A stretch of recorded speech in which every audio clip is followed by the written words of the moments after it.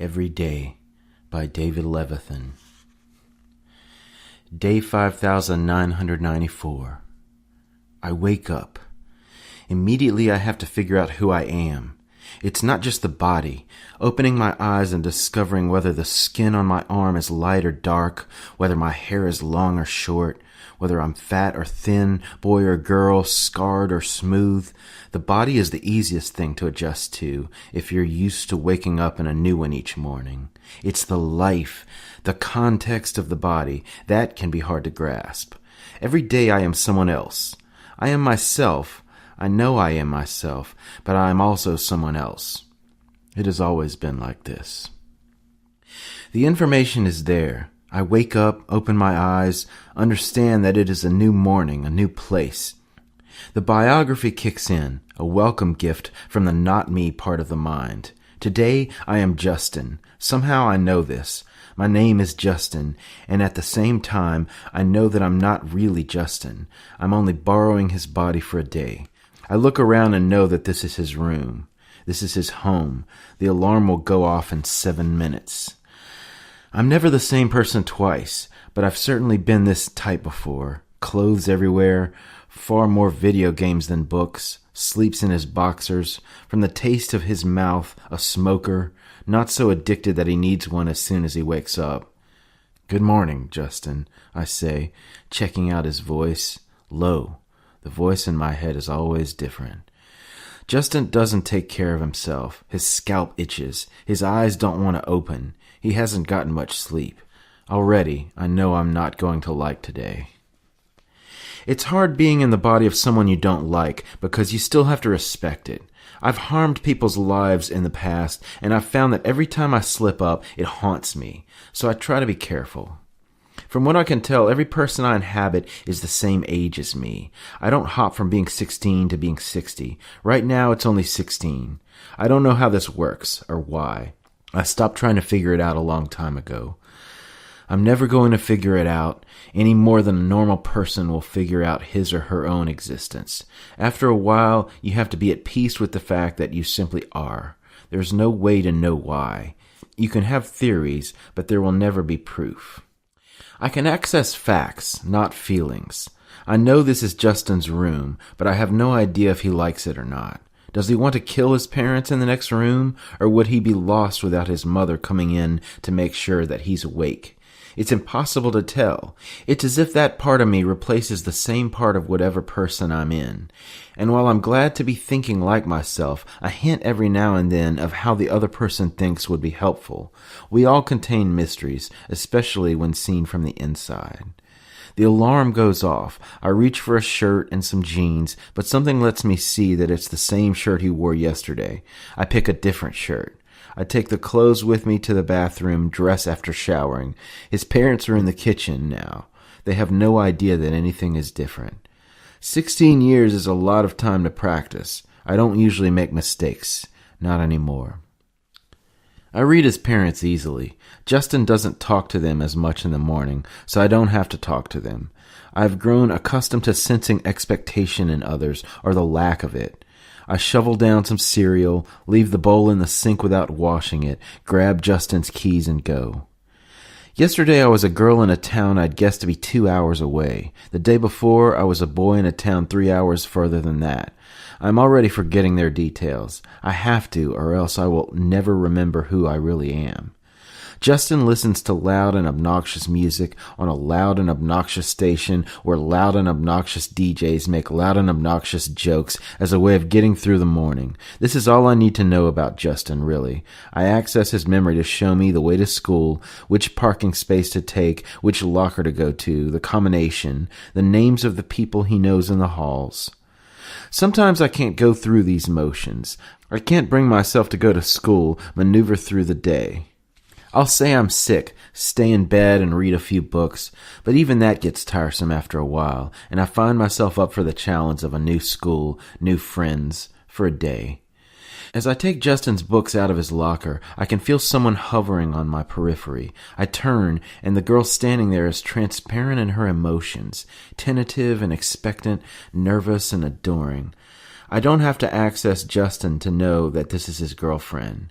No one else would have this reaction to him, so unsteady in his presence. She's pretty, but she doesn't see it. She's hiding behind her hair, happy to see me and unhappy to see me at the same time. Her name is Rhiannon, and for a moment, just the slightest beat, I think that yes, this is the right name for her. I don't know why. I don't know her, but it feels right. This is not Justin's thought. It's mine. I try to ignore it. I'm not the person she wants to talk to. Hey, I say, keeping it casual. Hey, she murmurs back. She's looking at the floor in her inked-in Converse. She's drawn cities there, skylines around the soles. Something's happened between her and Justin, and I don't know what it is. It's probably not something that Justin even recognized at the time. Are you okay? I ask. I see the surprise on her face, even as she tries to cover it. This is not something that Justin normally asks. And the strange thing is, I want to know the answer. The fact that he wouldn't care makes me want it more. Sure, she says, not sounding sure at all. I find it hard to look at her. I know from experience that beneath every peripheral girl is a central truth. She's hiding hers away, but at the same time she wants me to see it. That is, she wants Justin to see it. And it's there, just out of my reach, a sound waiting to be a word. She is so lost in her sadness that she has no idea how visible it is. I think I understand her for a moment. I presume to understand her, but then from within this sadness, she surprises me with a brief flash of determination, bravery even. Shifting her gaze away from the floor, her eyes matching mine, she asks, "Are you mad at me?" I can't think of any reason to be mad at her. If anything, I am mad at Justin for making her feel so diminished. It's there in her body language. When she is around him, she makes herself small. No, I say, I'm not mad at you at all. I tell her what she wants to hear, but she doesn't trust it. I feed her the right words, but she suspects they're threaded with hooks. This is not my problem, I know that. I'm here for one day. I cannot solve anyone's boyfriend problems. I should not change anyone's life. I turn away from her, get my books out, close the locker. She stays in the same spot, anchored by the profound, desperate loneliness of a bad relationship. Do you still want to get lunch today? She asks. The easy thing would be to say no. I often do this. Sense the other person's life drawing me in and run in the other direction. But there's something about her.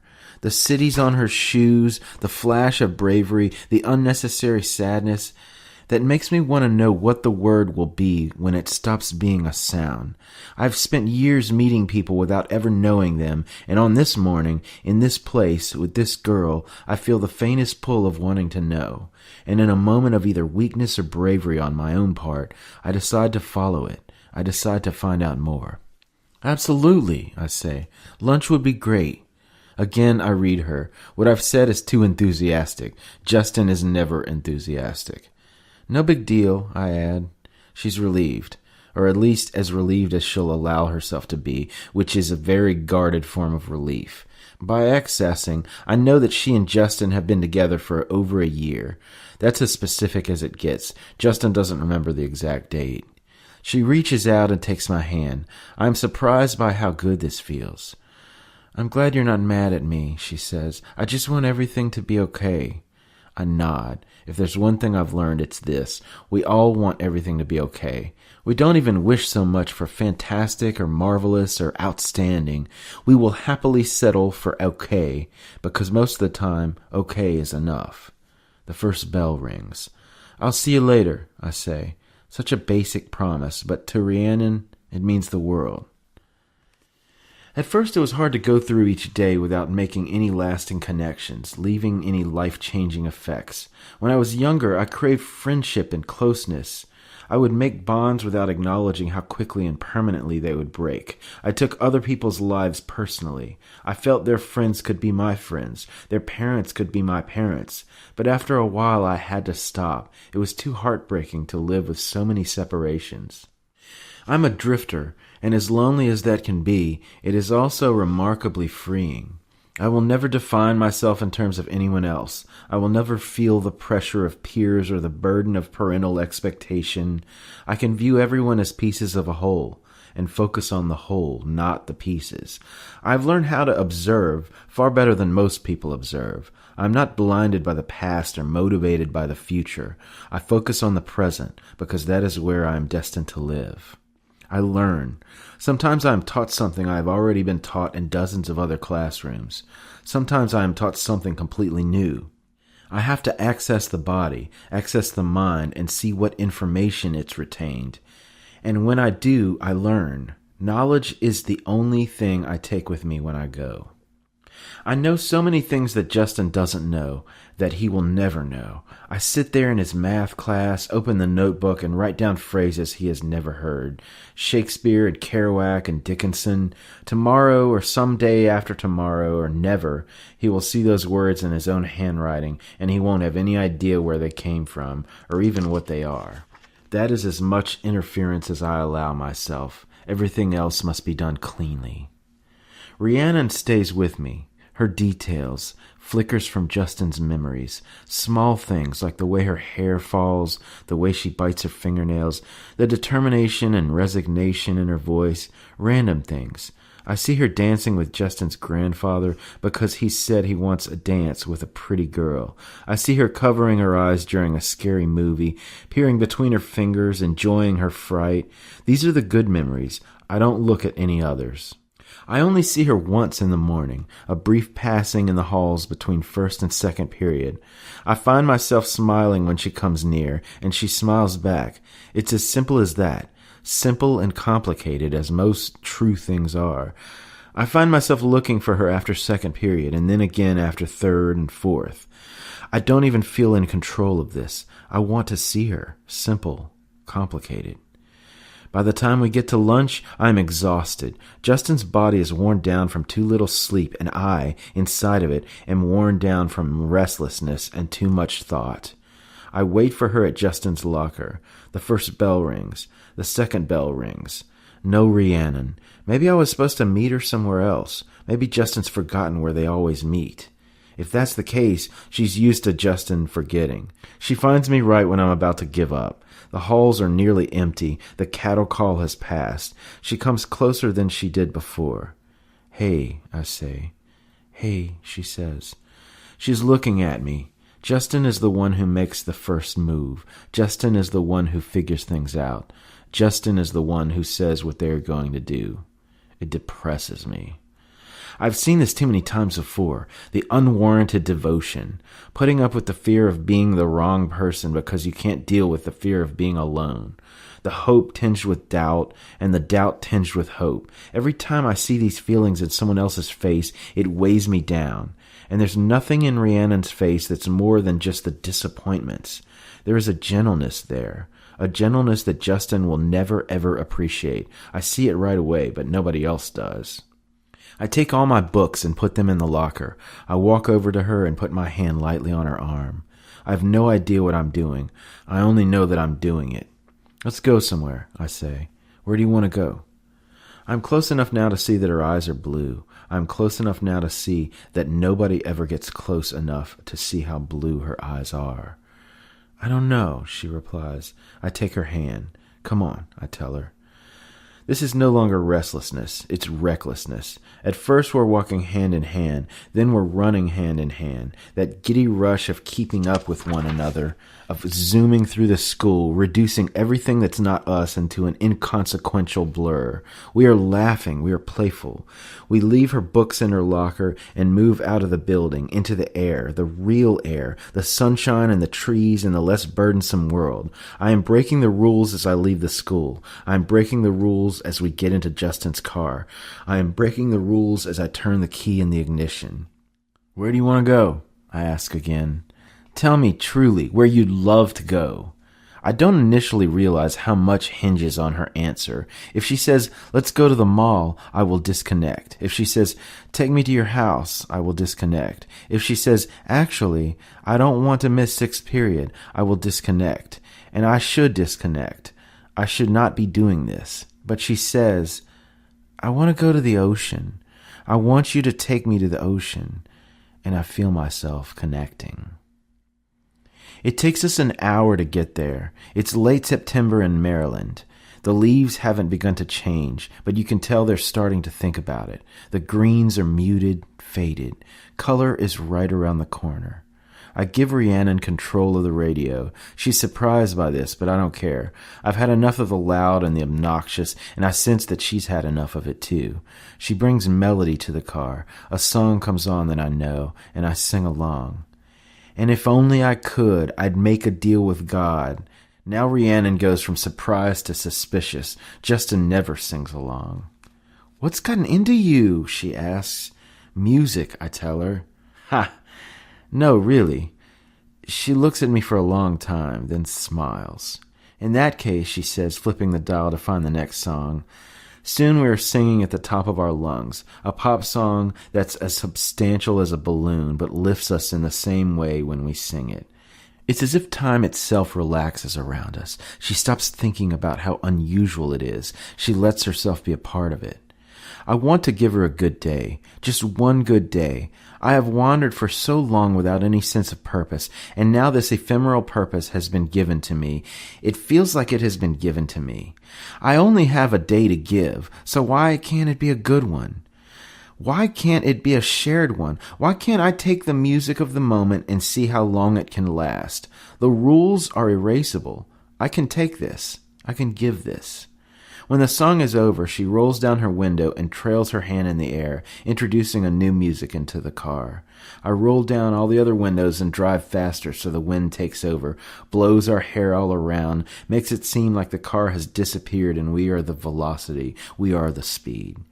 Then another song comes on and I enclose us again, this time taking her hand. I drive like that for miles and ask her questions, like how her parents are doing, what it's like now that her sister's off at college, if she thinks school is different at all this year. It's hard for her. Every single answer starts with the phrase, I don't know. But most of the time she does know, if I give her the time and the space in which to answer. Her mother means well, her father less so. Her sister isn't calling home, but Rhiannon can understand that. School is school. She wants it to be over, but she's afraid of it being over, because then she'll have to figure out what comes next. She asks me what I think, and I tell her, honestly, I'm just trying to live day to day. It isn't enough, but it's something. We watch the trees, the sky, the signs, the road. We sense each other. The world right now is only us. We continue to sing along, and we sing with the same abandon, not worrying too much if our voices hit the right notes or the right words. We look at each other while we're singing. These aren't two solos. This is a duet that isn't taking itself at all seriously. It is its own form of conversation. You can learn a lot about people from the stories they tell, but you can also know them from the way they sing along, whether they like the windows up or down, if they live by the map or by the world, if they feel the pull of the ocean. She tells me where to drive, off the highway, the empty back roads. This isn't summer. This isn't a weekend. It's the middle of a Monday, and nobody but us is going to the beach. I should be in English class, Rhiannon says. I should be in bayou, I say, accessing Justin's schedule. We keep going. When I first saw her, she seemed to be balancing on edges and points. Now the ground is more even, welcoming. I know this is dangerous. Justin is not good to her. I recognize that. If I access the bad memories, I see tears, fights, and remnants of passable togetherness. She is always there for him, and he must like that. His friends like her, and he must like that too. But that's not the same as love. She has been hanging on to the hope of him for so long that she doesn't realize there isn't anything left to hope for. They don't have silences together. They have noise, mostly his. If I tried, I could go deep into their arguments. I could track down whatever shards he's collected from all the times he's destroyed her. If I were really Justin, I would find something wrong with her, right now. Tell her, yell, bring her down, put her in her place. But I can't. I'm not Justin, even if she doesn't know it. Let's just enjoy ourselves, I say. Okay, she replies. I like that. I spend so much time thinking about running away. It's nice to actually do it. For a day. It's good to be on the other side of the window. I don't do this enough. There are so many things inside of her that I want to know. And at the same time, with every word we speak, I feel there may be something inside of her that I already know. When I get there, we will recognize each other. We will have that. I park the car and we head to the ocean. We take off our shoes and leave them under our seats. When we get to the sand, I lean over to roll up my jeans. While I do, Rhiannon runs ahead. When I look back up, she is spinning around the beach, kicking up sand, calling my name. Everything at that moment is lightness. She is so joyful, I can't help but stop for a second and watch, witness, tell myself to remember. "Come on," she cries. "Get over here." I am not who you think I am, I want to tell her, but there's no way. Of course there's no way. We have the beach to ourselves, the ocean to ourselves. I have her to myself. She has me to herself. There is a part of childhood that is childish, and a part that is sacred. Suddenly, we are touching the sacred part, running to the shoreline, feeling the first cold burst of water on our ankles, reaching into the tide to catch its shells before they ebb away from our fingers. We have returned to a world that is capable of glistening, and we are wading deeper within it. We stretch our arms wide, as if we are embracing the wind.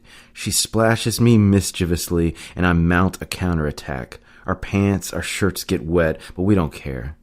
She asks me to help her build a sandcastle, and as I do, she tells me about how she and her sister would never work on sandcastles together. It was always a competition, with her sister going for the highest possible mountains, while Rhiannon paid attention to detail, wanting each castle to be the dollhouse she was never allowed to have.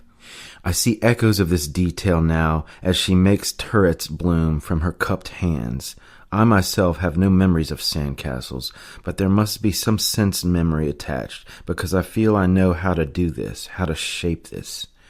When we are done, we walk back down to the water to wash off our hands. I look back and see the way our footsteps intermingle to form a single path. "What is it?" she asks, seeing me glance backward, seeing something in my expression. How can I explain this? The only way I know is to say, "Thank you." She looks at me as if she's never heard the phrase before. "For what?" she asks. "For this," I say. "For all of it." This escape, the water, the waves, her. It feels like we've stepped outside of time, even though there's no such place. There's still a part of her that's waiting for the twist, the moment when all of this pleasure will jackknife into pain. "It's okay," I tell her. "It's okay to be happy." The tears come to her eyes. I take her in my arms. It's the wrong thing to do, but it's the right thing to do. I have to listen to my own words. Happiness is so rarely a part of my vocabulary, because for me it's so fleeting. "I'm happy," she says. "Really, I am." Justin would be laughing at her. Justin would be pushing her down into the sand to do whatever he wanted to do. Justin would never have come here. I'm tired of not feeling. I'm tired of not connecting. I want to be here with her. I want to be the one who lives up to her hopes, if only for the time I'm given. The ocean makes its music. The wind does its dance. We hold on. At first we hold on to one another, but then it starts to feel like we are holding on to something even bigger than that, greater. "What's happening?" Rhiannon asks. "Shh," I say. "Don't question it." She kisses me. I have not kissed anyone in years. I have not allowed myself to kiss anyone for years. Her lips are soft as flower petals, but with the intensity behind them. I take it slow, let each moment pour into the next. Feel her skin, her breath, taste the condensation of our contact, linger in the heat of it. Her eyes are closed and mine are open. I want to remember this as more than a single sensation. I want to remember this whole. We do nothing more than kiss. We do nothing less than kiss. At times she moves to take it further, but I don't need that. I trace her shoulders as she traces my back. I kiss her neck. She kisses beneath my ear. The times we stop, we smile at each other. Giddy disbelief, giddy belief. She should be in English class. I should be in bio. We weren't supposed to come anywhere near the ocean today. We have defied the day as it was set out for us. We walk hand in hand down the beach as the sun dips in the sky. I am not thinking about the past. I'm not thinking about the future. I'm full of such gratitude for the sun, the water, the way my feet sink into the sand, the way my hand feels holding hers. We should do this every Monday, she says, and Tuesday and Wednesday and Thursday and Friday. We'd only get tired of it, I tell her. It's best to have it just once. Never again? She doesn't like the sound of that. Well, never say never. I'd never say never, she tells me. There are a few more people on the beach now, mostly older men and women taking the afternoon walk. They nod to us as we pass, and sometimes they say hello. We nod back, return their hellos. Nobody questions why we're here. Nobody questions anything. We're just a part of the moment, like everything else. The sun falls farther. The temperature drops alongside it. Rhiannon shivers, so I stop holding her hand and put my arm around her. She suggests we go back to the car and get the make-out blanket from the trunk. We find it there, buried under empty beer bottles, twisted jumper cables, and other guy crap. I wonder how often Rhiannon and Justin have used the make-out blanket for that purpose, but I don't try to access the memories. Instead, I bring the blanket back out onto the beach and put it down for both of us. I lie down and face the sky, and Rhiannon lies down next to me and does the same. We stare at the clouds, breathing distance from one another, taking it all in. This has to be one of the best days ever, Rhiannon says. Without turning my head, I find her hand with my hand. Tell me about some of the other days like this, I ask. I don't know. Just one, the first one that comes to mind. Rhiannon thinks about it for a second, then she shakes her head. It's stupid. Tell me. She turns to me and moves her hand to my chest, makes lazy circles there. For some reason, the first thing that comes to mind is this mother-daughter fashion show. Do you promise you won't laugh? I promise. She studies me, makes sure I'm sincere, continues. It was in 4th grade or something. Renwick's was doing a fundraiser for hurricane victims, and they asked for volunteers from our class. I didn't ask my mother or anything. I just signed up. And when I brought the information home, well, you know how my mom is. She was terrified. It's hard enough to get her out to the supermarket. But a fashion show? In front of strangers? I might as well have asked her to pose for Playboy. God, now there's a scary thought. Her hand is now resting on my chest. She's looking off to the sky. But here's the thing. She didn't say no. I guess it's only now that I realize what I put her through. She didn't make me go to the teacher and take it back. No, when the day came, we drove over to Renwick's and went where they told us to go. I had thought they would put us in matching outfits, but it wasn't like that. Instead, they basically told us we could wear whatever we wanted from the store. So there we were, trying all these things on. I went for the gowns, of course. I was so much more of a girl then. I ended up with this light blue dress, ruffles all over the place. I thought it was so sophisticated. I'm sure it was classy, I say.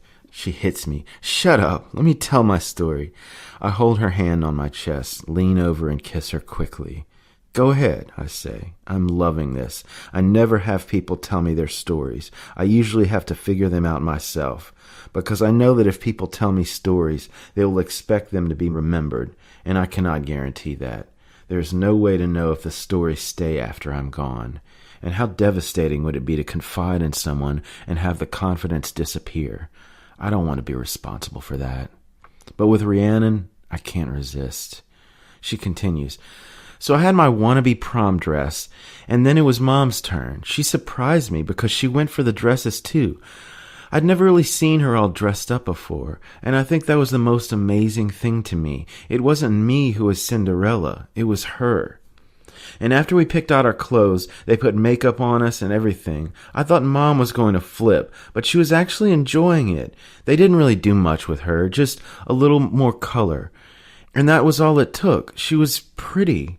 I know it's hard to believe knowing her now, but that day she was like a movie star. All the other moms were complimenting her.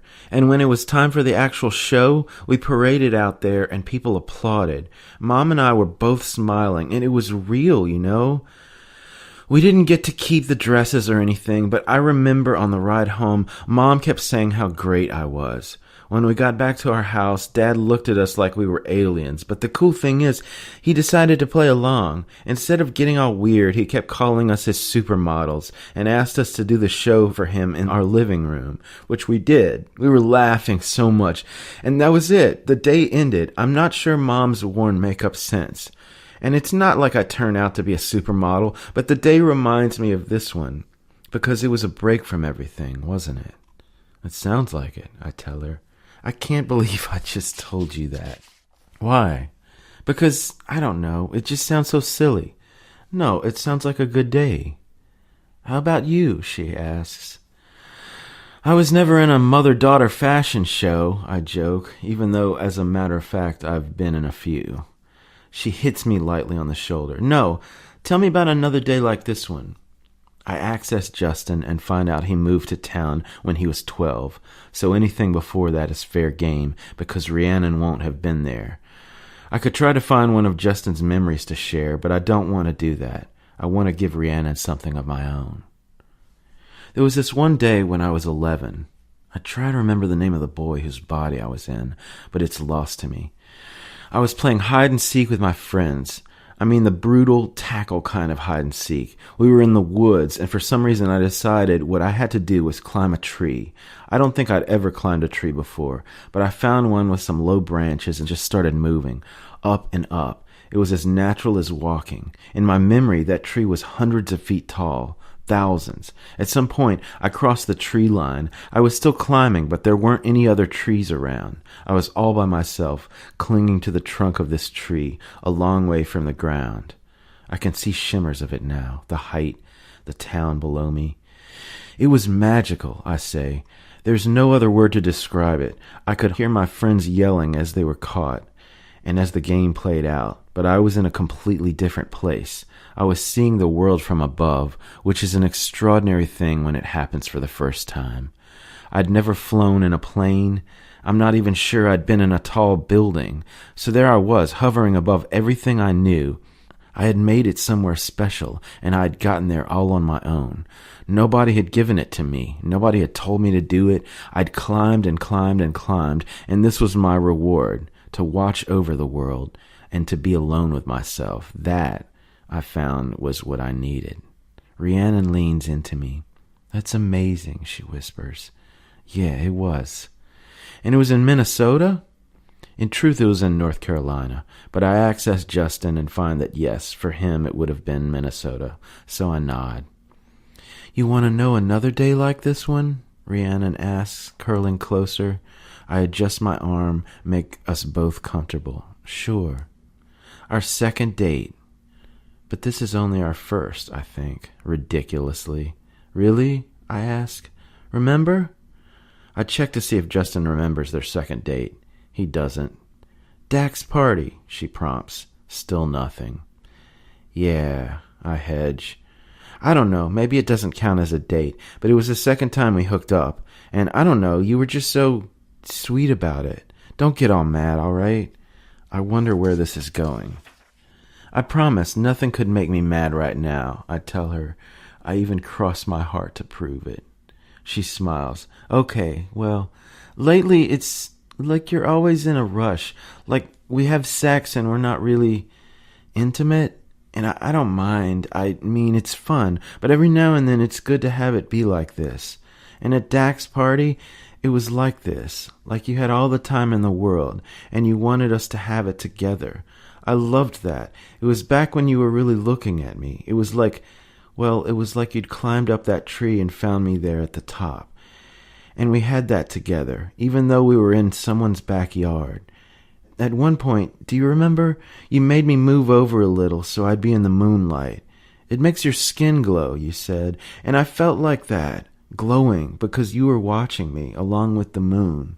Does she realize that right now she's lit by the warm orange spreading from the horizon as not quite day becomes not quite night? I lean over and become that shadow. I kiss her once, and we drift into each other, close our eyes, drift into sleep. And as we drift into sleep, I feel something I've never felt before. A closeness that isn't merely physical. A connection that defies the fact that we've only just met, a sensation that can only come from the most euphoric of feelings, belonging. What is it about the moment you fall in love? How can such a small measure of time contain such enormity?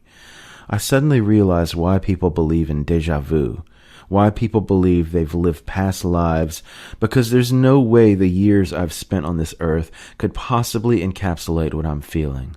The moment you fall in love feels like it has centuries behind it, generations, all of them rearranging themselves so that this precise, remarkable intersection could happen. In your heart, in your bones, no matter how silly you know it is, you feel that everything has been leading to this. All the secret arrows were pointing here. The universe and time itself crafted this long ago, and you are just now realizing it. You are just now arriving at the place you were always meant to be. We wake an hour later to the sound of her phone. I keep my eyes closed, hear her groan, hear her tell her mother she'll be home soon. The water has gone deep black and the sky has gone ink blue. The chill in the air presses harder against us as we pick up the blanket, provide a new set of footprints. She navigates, I drive. She talks, I listen. We sing some more. Then she leans into my shoulder and I let her stay there and sleep for a little longer, dream for a little longer. I am trying not to think of what will happen next. I am trying not to think of endings. I never get to see people while they're asleep, not like this. She is the opposite of when I first met her. Her vulnerability is open, but she's safe within it. I watch the rise and fall of her, the stir and rest of her. I only wake her when I need her to tell me where to go. The last 10 minutes, she talks about what we're going to do tomorrow. I find it hard to respond. Even if we can't do this, I'll see you at lunch, she asks. I nod. And maybe we can do something after school? I think so. I'm not sure what else is going on. My mind isn't really there right now. This makes sense to her. Fair enough. Tomorrow is tomorrow. Let's end today on a nice note. Once we get to town, I can access the directions to her house without having to ask her. But I want to get lost anyway, to prolong this, to escape this. Here we are, Rhiannon says as we approach her driveway. I pull her car to a stop. I unlock the doors. She leans over and kisses me.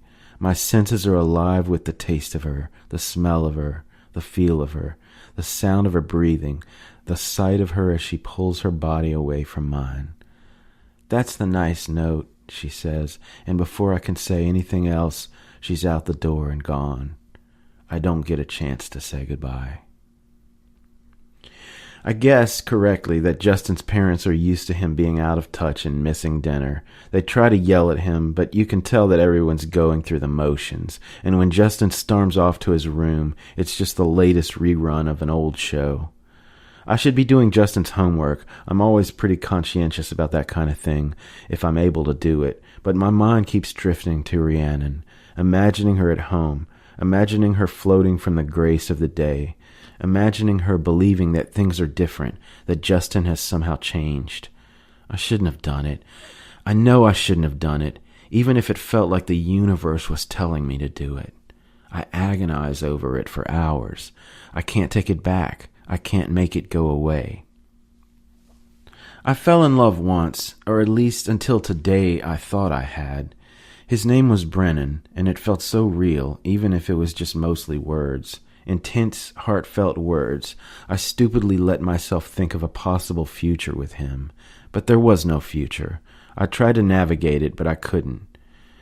That was easy compared to this. It's one thing to fall in love. It's another to feel someone else falling in love with you, and to feel a responsibility toward that love.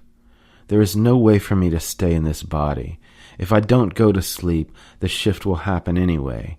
I used to think that if I stayed up all night, I'd get to remain where I was, but instead I was ripped from the body I was in, and the ripping felt exactly like you would imagine being ripped from a body would feel like, with every single nerve experiencing the pain of the break, and then the pain of being fused into someone new. From then on, I went to sleep every night. There was no use fighting it. I realize I have to call her. Her number's right there in his phone. I can't let her think tomorrow is going to be like today. Hey, she answers. Hey, I say. Thank you again for today. Yeah. I don't want to do this. I don't want to ruin it. But I have to, don't I? I continue. But about today? Are you going to tell me that we can't cut class every day? That's not like you. Not like me. Yeah, I say, but I don't want you to think every day is going to be like today, because they're not going to be, all right? They can't be. There's a silence. She knows something's wrong. I know that, she says carefully, but maybe things can still be better? I know they can be. I don't know, I tell her. That's all I wanted to say. I don't know. Today was something, but it's not like everything. I know that. Okay. I sigh. There's always a chance that in some way I will have brushed off on Justin. There's always a chance that his life will in fact change, that he will change, but I have no way of knowing. It's rare that I get to see a body after I've left it, and even then it's usually months or years later, if I recognize it at all. I want Justin to be better to her, but I can't have her expecting it. That's all, I tell her. It feels like a Justin thing to say. Well, I'll see you tomorrow. Yeah, you will. Thanks again for today. No matter what trouble we get into tomorrow for it, it was worth it. Yeah. I love you, she says, and I want to say it. I want to say I love you too. Right now, right at this moment, every part of me would mean it. But that will only last for a couple more hours. Sleep well, I tell her, then I hang up. There's a notebook on his desk. Remember that you love Rhiannon, I write in his handwriting. I doubt he'll remember writing it. I go into his computer. I open up my own email account. Then, as I type out her name, her phone number, her email address, as well as Justin's email and password, I write about the day, and I send it to myself. As soon as I'm through, I clear Justin's history. This is hard for me. I've gotten so used to what I am and how my life works. I never want to stay. I'm always ready to leave. But not tonight. Tonight I'm haunted by the fact that tomorrow he'll be here and I won't be. I want to stay. I pray to stay. I close my eyes and wish to stay. Day 5995. I woke up thinking of yesterday. The joy is in remembering. The pain is in knowing it was yesterday. I am not there. I am not in Justin's bed, not in Justin's body.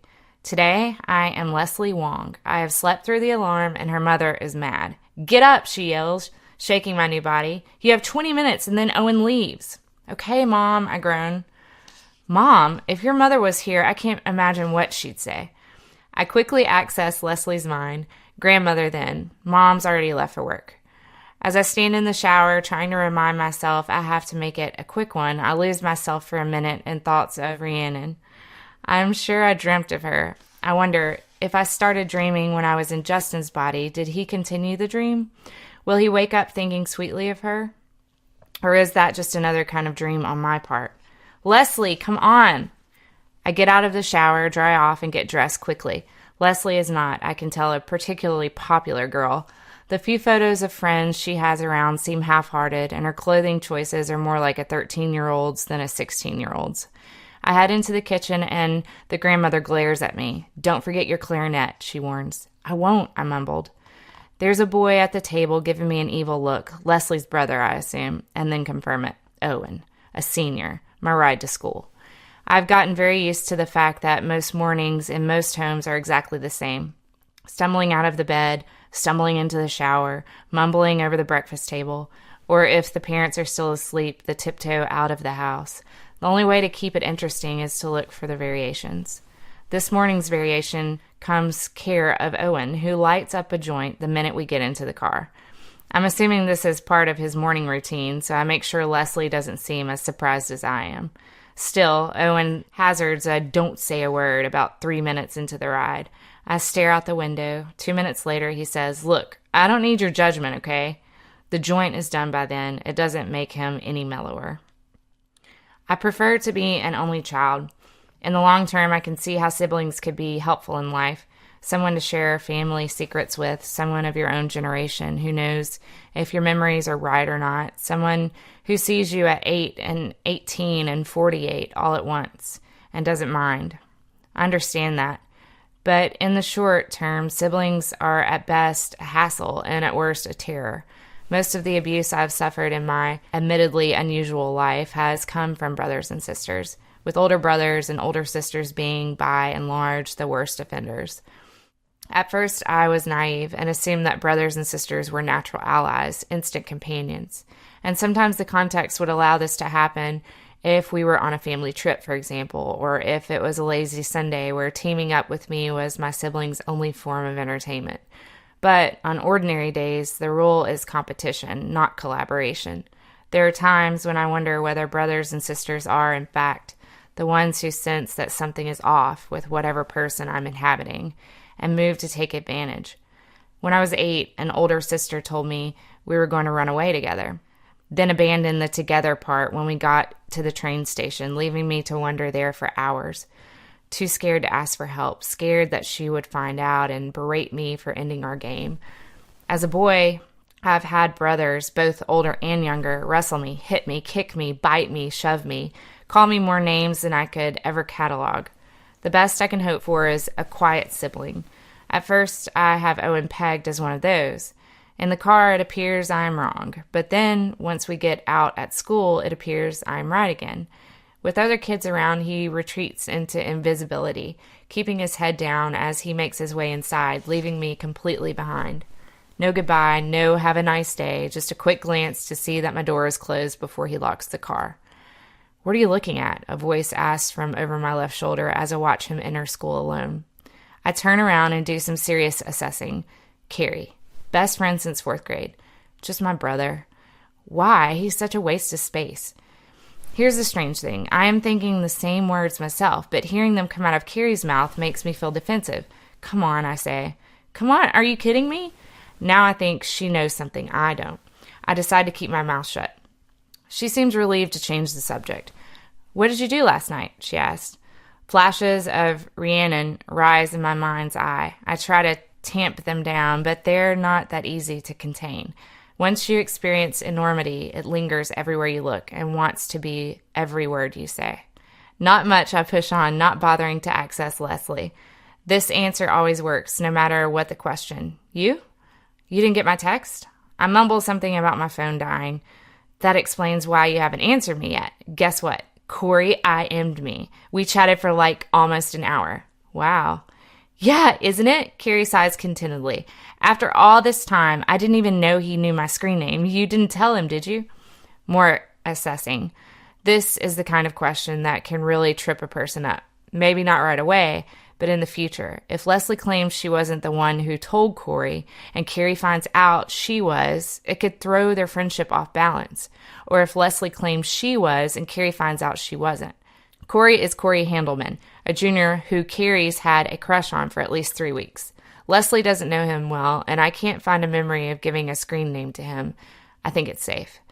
No, I say, shaking my head. I didn't. Well, I guess he really had to work hard to find it, she says. Or I think he just saw it on your Facebook profile. I immediately feel guilty for my snarky thoughts. This is the hard part about having best friends that I feel no attachment to. I don't give them any benefit of the doubt.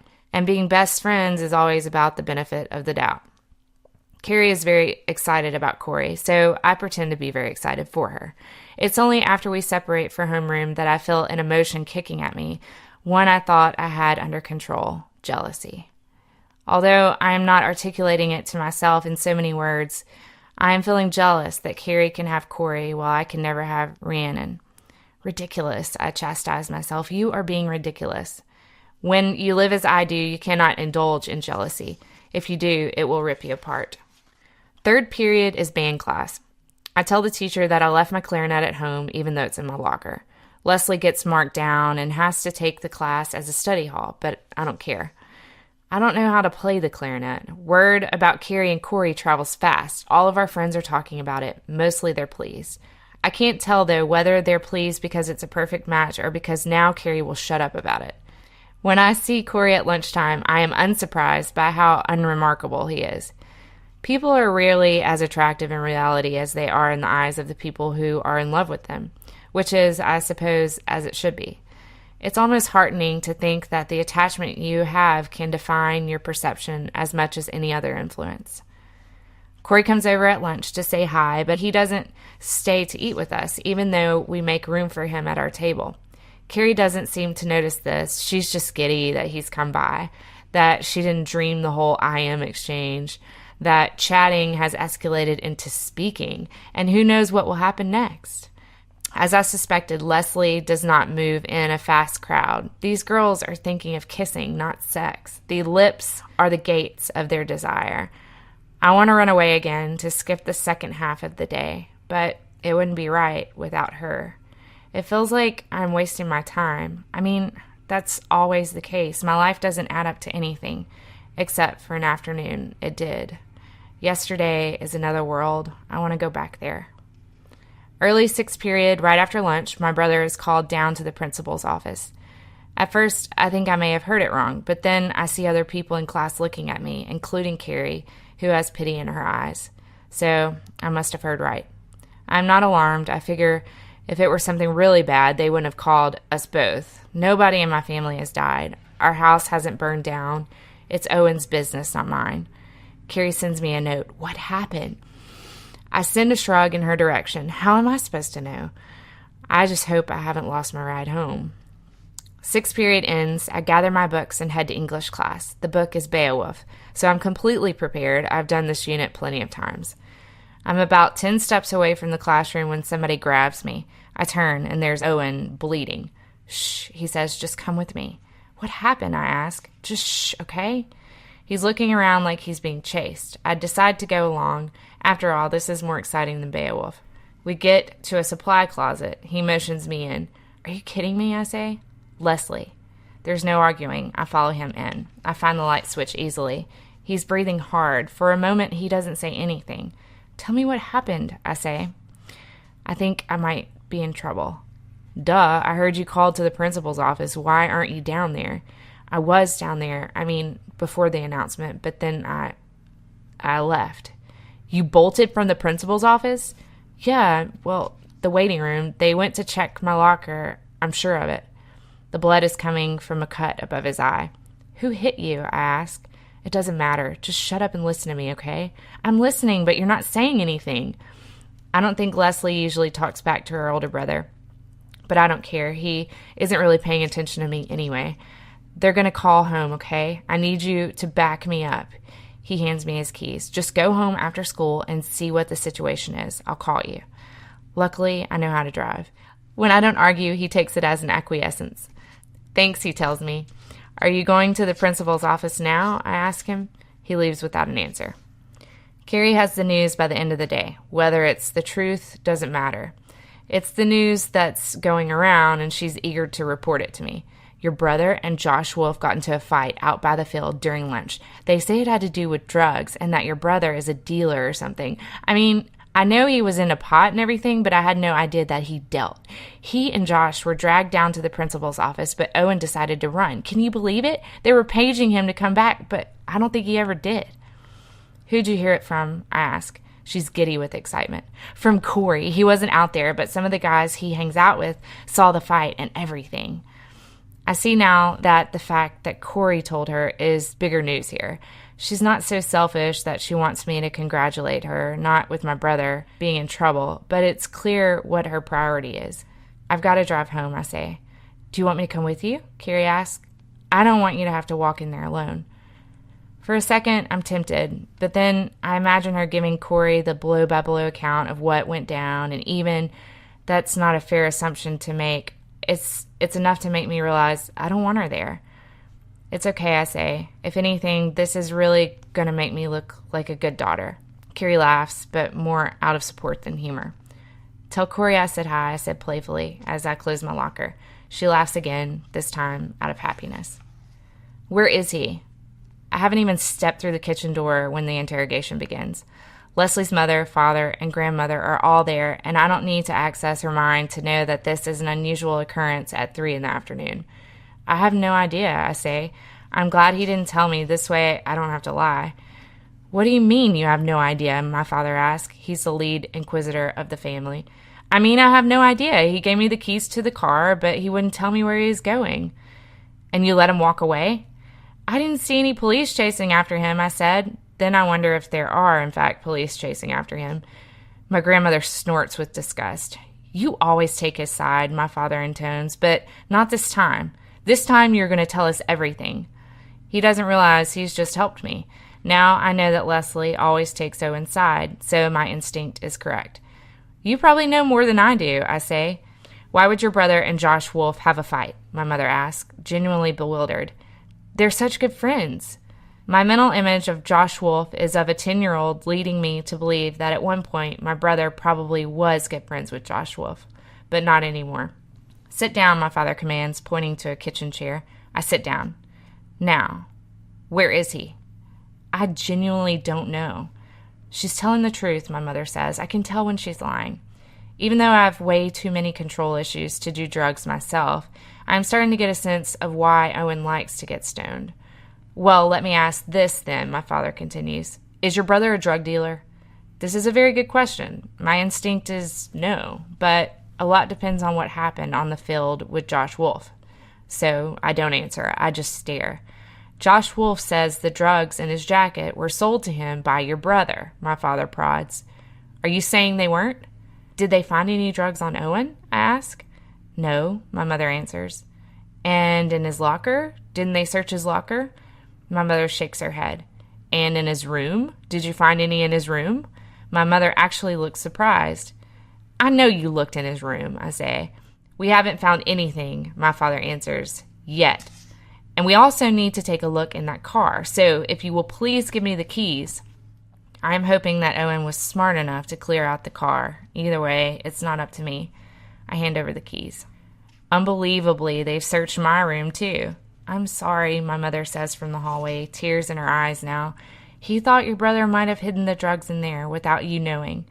It's fine, I say, more to get her out of the room than anything else. I'm just going to clean up now. But I'm not quick enough. My phone rings. I hold it so my mom can't see Owen's name on the display. Hi, Carrie, I say. Owen is at least smart enough to keep his voice down so it won't be overheard. Are they mad? He whispers. I want to laugh. What do you think? That bad? They've ransacked his room, but they haven't found anything. They're looking in his car now. Don't tell her that, my mother says. Get off the phone. Sorry, Mom's here and not happy about me talking to you about this. Where are you? Are you at home? Can I call you back? I don't know what to do.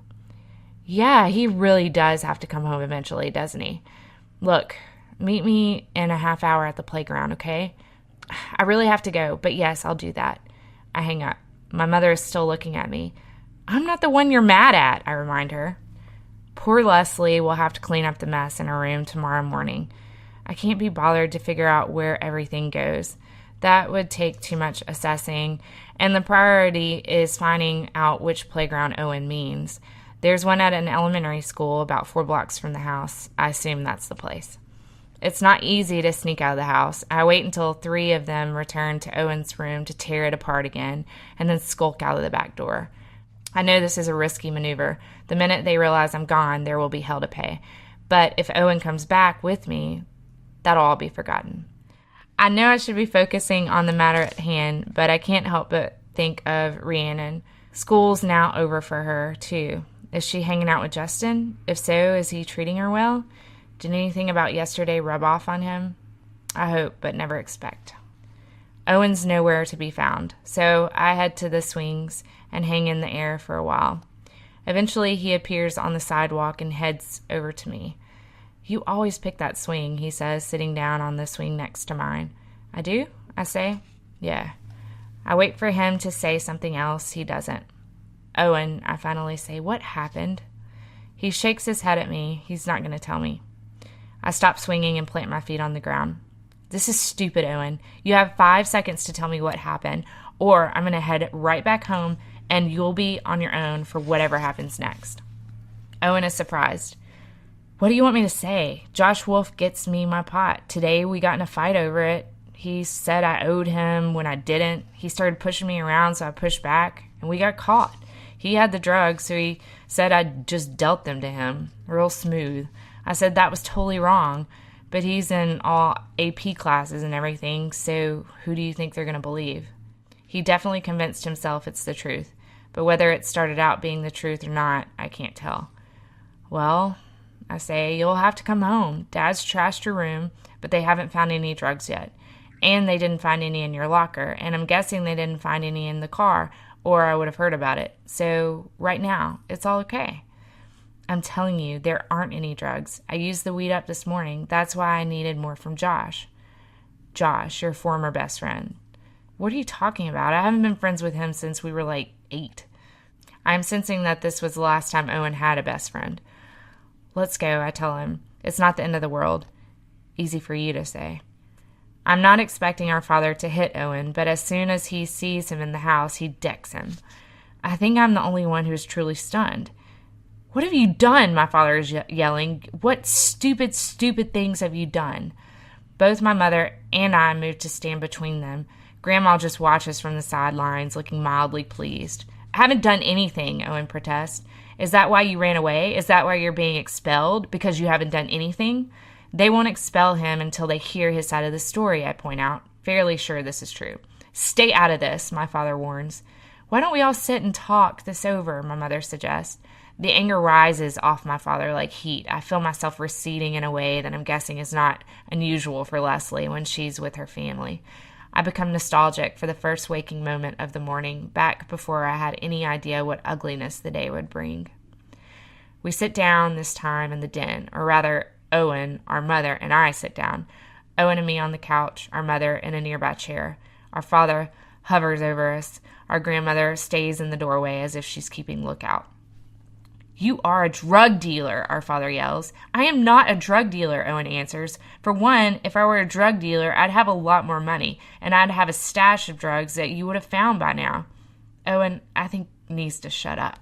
Josh Wolf was a drug dealer, I volunteer, not Owen. So what was your brother doing? Buying from him? Maybe I think I'm the one who needs to shut up.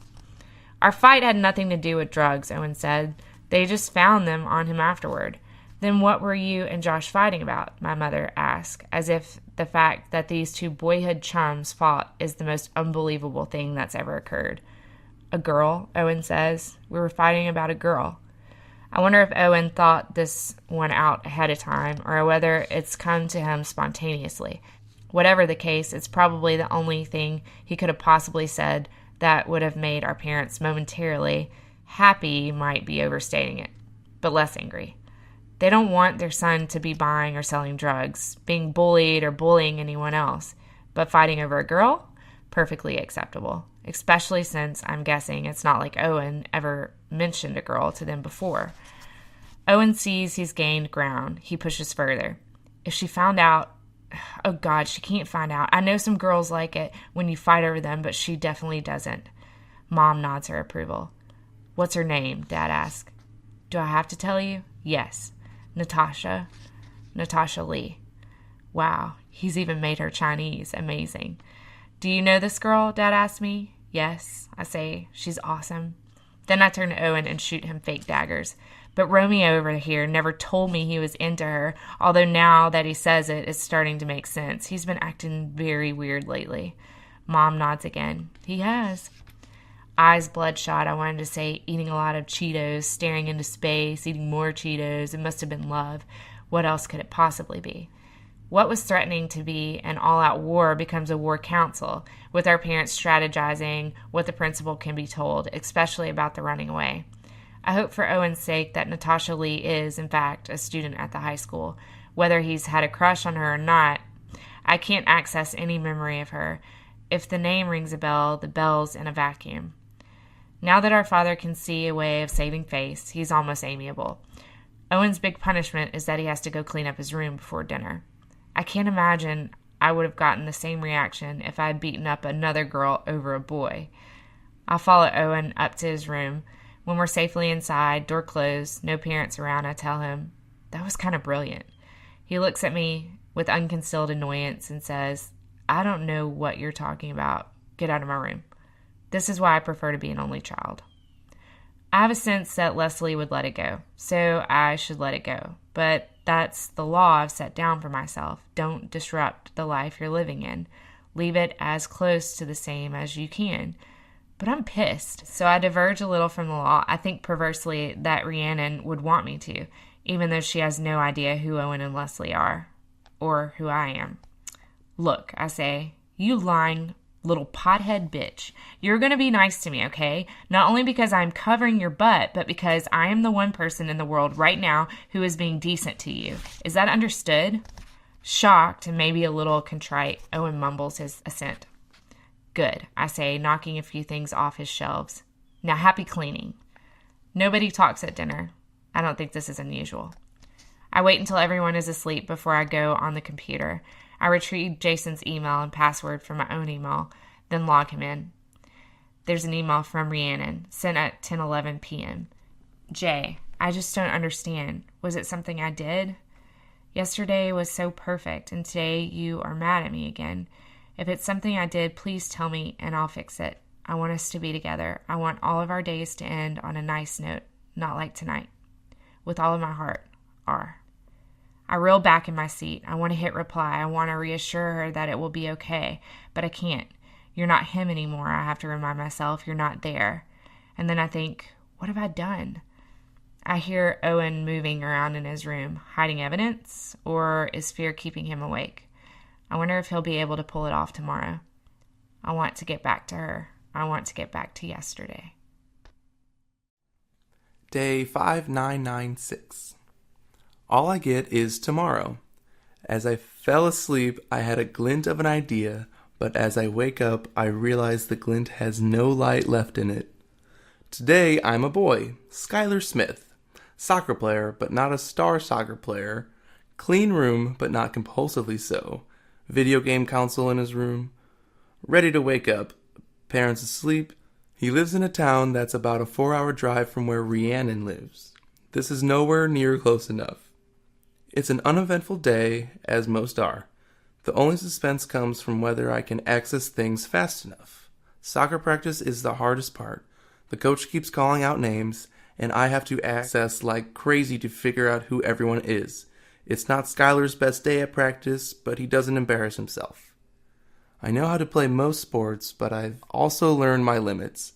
I found this out the hard way when I was 11. I woke up in the body of some kid who was in the middle of a ski trip. I thought that, hey, skiing had always looked fun to me, so I figured I'd try. Learn it as I went. How hard could it be? The kid had already graduated from the bunny slopes, and I didn't even know there was such a thing as a bunny slope. I thought skiing was like sledding. One hill fits all. I broke the kid's leg in 3 places. The pain was pretty bad, and I honestly wondered if, when I woke up the next morning, I would still feel the pain of the broken leg, even though I was in a new body. But instead of pain, I felt something just as bad. The fierce, living weight of terrifying guilt. Just as I had rammed him with a car, I was consumed by the knowledge that a stranger was lying in a hospital bed because of me. And if he'd died, I wondered if I would have died too. There was no way for me to know. All I know is that, in a way, it doesn't matter. Whether I die or just wake up the next morning as if nothing happened. The fact of death will destroy me, so I'm careful. Soccer, baseball, field hockey, football, softball, basketball, swimming, track. All of these are fine, but I've also woken up in the body of an ice hockey player, a fencer, an equestrian, and once, recently, a gymnast. I've sat all those out. If there's one thing I'm good at, it's video games. It's a universal presence like TV or the internet. No matter where I am, I usually have access to these things, and video games especially help me calm my mind. After soccer practice, Skylar's friends come over to play World of Warcraft. We talk about school and talk about girls, except for his friends, Chris and David, who talk about boys. This, I've discovered, is the best way to waste time, because it isn't really wasted. Surrounded by friends, talking crap and sometimes talking for real, with snacks around and something on a screen. I might even be enjoying myself if I could only unmoor myself from the place I want to be. Day 5997. It's almost eerie how well the next day works out. I wake up early, 6 in the morning. I wake up as a girl with a car and a license, in a town only an hour away from Rhiannon's. I apologize to Amy Tran as I drive away from her house, a half hour after waking up. What I'm doing is, no doubt, a strange form of kidnapping. I strongly suspect that Amy Tran wouldn't mind. Getting dressed this morning, the options were black, or black. Not in a goth sense. None of the black came in the form of lace gloves, but more in a rock and roll sense. The mix in her car stereo puts Janis Joplin and Brian Eno side by side, and somehow it works. I can't rely on Amy's memory here. We're going somewhere she's never been. So I did some Google mapping right after my shower, typed in the address of Rhiannon's school, and watched it pop up in front of me. That's simple. I printed it out, then cleared the history. I have become very good at clearing histories. I know I shouldn't be doing this. I know I'm poking a wound, not healing it. I know there's no way to have a future with Rhiannon. All I'm doing is extending the past by a day. Normal people don't have to decide what's worth remembering. You're given a hierarchy, recurring characters, the help of repetition, of anticipation, the firm hold of a long history. But I have to decide the importance of each and every memory. I only remember a handful of people, and in order to do that, I have to hold tight, because the only repetition available, the only way I am going to see them again, is if I conjure them in my mind. I choose what to remember, and I am choosing Rhiannon. Again and again I am choosing her, I am conjuring her, because to let go for an instant will allow her to disappear. The same song that we heard in Justin's car comes on, and if I only could, I'd make a deal with God. I feel the universe is telling me something, and it doesn't even matter if it's true or not. What matters is that I feel it and believe it. The enormity rises within me. The universe nods along to the songs. I try to hold on to as few mundane, everyday memories as possible. Facts and figures, sure. Books I've read or information I need to know. The rules of soccer, for instance. The plot of Romeo and Juliet. The phone number to call if there's an emergency. I remember those. But what about the thousands of everyday memories, the thousands of everyday reminders that every person accumulates? The place you keep your house keys, your mother's birthday, the name of your first pet, the name of your current pet, your locker combination, the location of the silverware drawer, the channel number for MTV, your best friend's last name. These are the things I have no need for. And over time, my mind has rewired itself, so all this information falls away as soon as the next morning comes, which is why it's remarkable, but not surprising, that I remember exactly where Rhiannon's locker is. I have my cover story ready. If anyone asks, I am checking out the school because my parents might be moving to town. I don't remember if there are assigned parking spaces, so just in case, I park far from the school. Then I simply walk in. I am just another random girl in the halls. The freshmen will think I'm a senior, and the seniors will think I'm a freshman. I have Amy's school bag with me, black with anime details, filled with books that won't really apply here. I look like I have a destination, and I do. If the universe wants this to happen, she will be there at her locker. I tell myself this, and there she is, right there in front of me. Sometimes memory tricks you. Sometimes beauty is best when it's distant. But even from here, 30 feet away, I know that the reality of her is going to match my memory. 20 feet away. Even in the crowded hallway, there is something in her that radiates out to me. 10. She is carrying herself through the day, and it's not an easy task. 5. I can stand right here and she has no idea who I am. I can stand right here and watch her. I can see that the sadness has returned. And it's not a beautiful sadness. Beautiful sadness is a myth. Sadness turns our features to clay, not porcelain. She is dragging. "Hey," I say, my voice thin, "a stranger here." At first she doesn't understand that I'm talking to her. Then it registers. "Hey," she says back. Most people, I've noticed, are instinctively harsh to strangers. They expect every approach to be an attack, every question to be an interruption. But not Rhiannon. She doesn't have any idea who I am, but she's not going to hold that against me. She's not going to assume the worst. "Don't worry, you don't know me," I say quickly. It's my first day here. I'm checking the school out, and I really like your skirt and your bag. So I thought, I'd say hello, because to be honest, I am completely alone right now. Again, some people would be scared by this, but not Rhiannon. She offers her hand, introduces herself as we shake, and asks me why there isn't someone showing me around. "I don't know," I say. "Well, why don't I take you to the office? I'm sure they can figure something out." I panic. "No," I blurt out. Then I try to cover for myself and prolong my time with her. It's just, I'm not here officially. Actually, my parents don't even know I'm doing this. They just told me we're moving here, and I wanted to see it and decide whether I should be freaking out or not. Rhiannon nods. "That makes sense. So you're cutting school in order to check school out." "Exactly." "What year are you?" "A junior." "So am I. Let's see if we can pull this off. Do you want to come around with me today?" I'd love that. I know she's just being nice. Irrationally, I also want there to be some kind of recognition. I want her to be able to see behind this body, to see me inside here, to know that it's the same person she spent an afternoon with on the beach.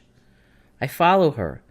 Along the way, she introduces me to a few of her friends, and I am relieved to meet each one, relieved to know that she has more people in her life than Justin. The way she includes me, the way she takes this total stranger and makes her feel part of this world, makes me care about her even more. It's one thing to be love-worthy when you are interacting with your boyfriend. It's quite another when you act the same way with a girl you don't know. I no longer think she's just being nice. She's being kind, which is much more a sign of character than mere niceness. Kindness connects to who you are, while niceness connects to how you want to be seen. Justin makes his first appearance between second and third period. We pass him in the hall. He barely acknowledges Rhiannon and completely ignores me. He doesn't stop walking, just nods at her. She's hurt, I can tell, but she doesn't say anything about it to me. By the time we get to math class, fourth period, the day has turned into an exquisite form of torture. I am right there next to her, but I can't do a thing. As the teacher reduces us to theorems, I must remain silent. I write her a note as an excuse to touch her shoulder, to pass her some words. But they are inconsequential. They are the words of a guest. I want to know if I changed her. I want to know if that day changed her, if only for a day. I want her to see me, even though I know she can't. He joins us at lunch.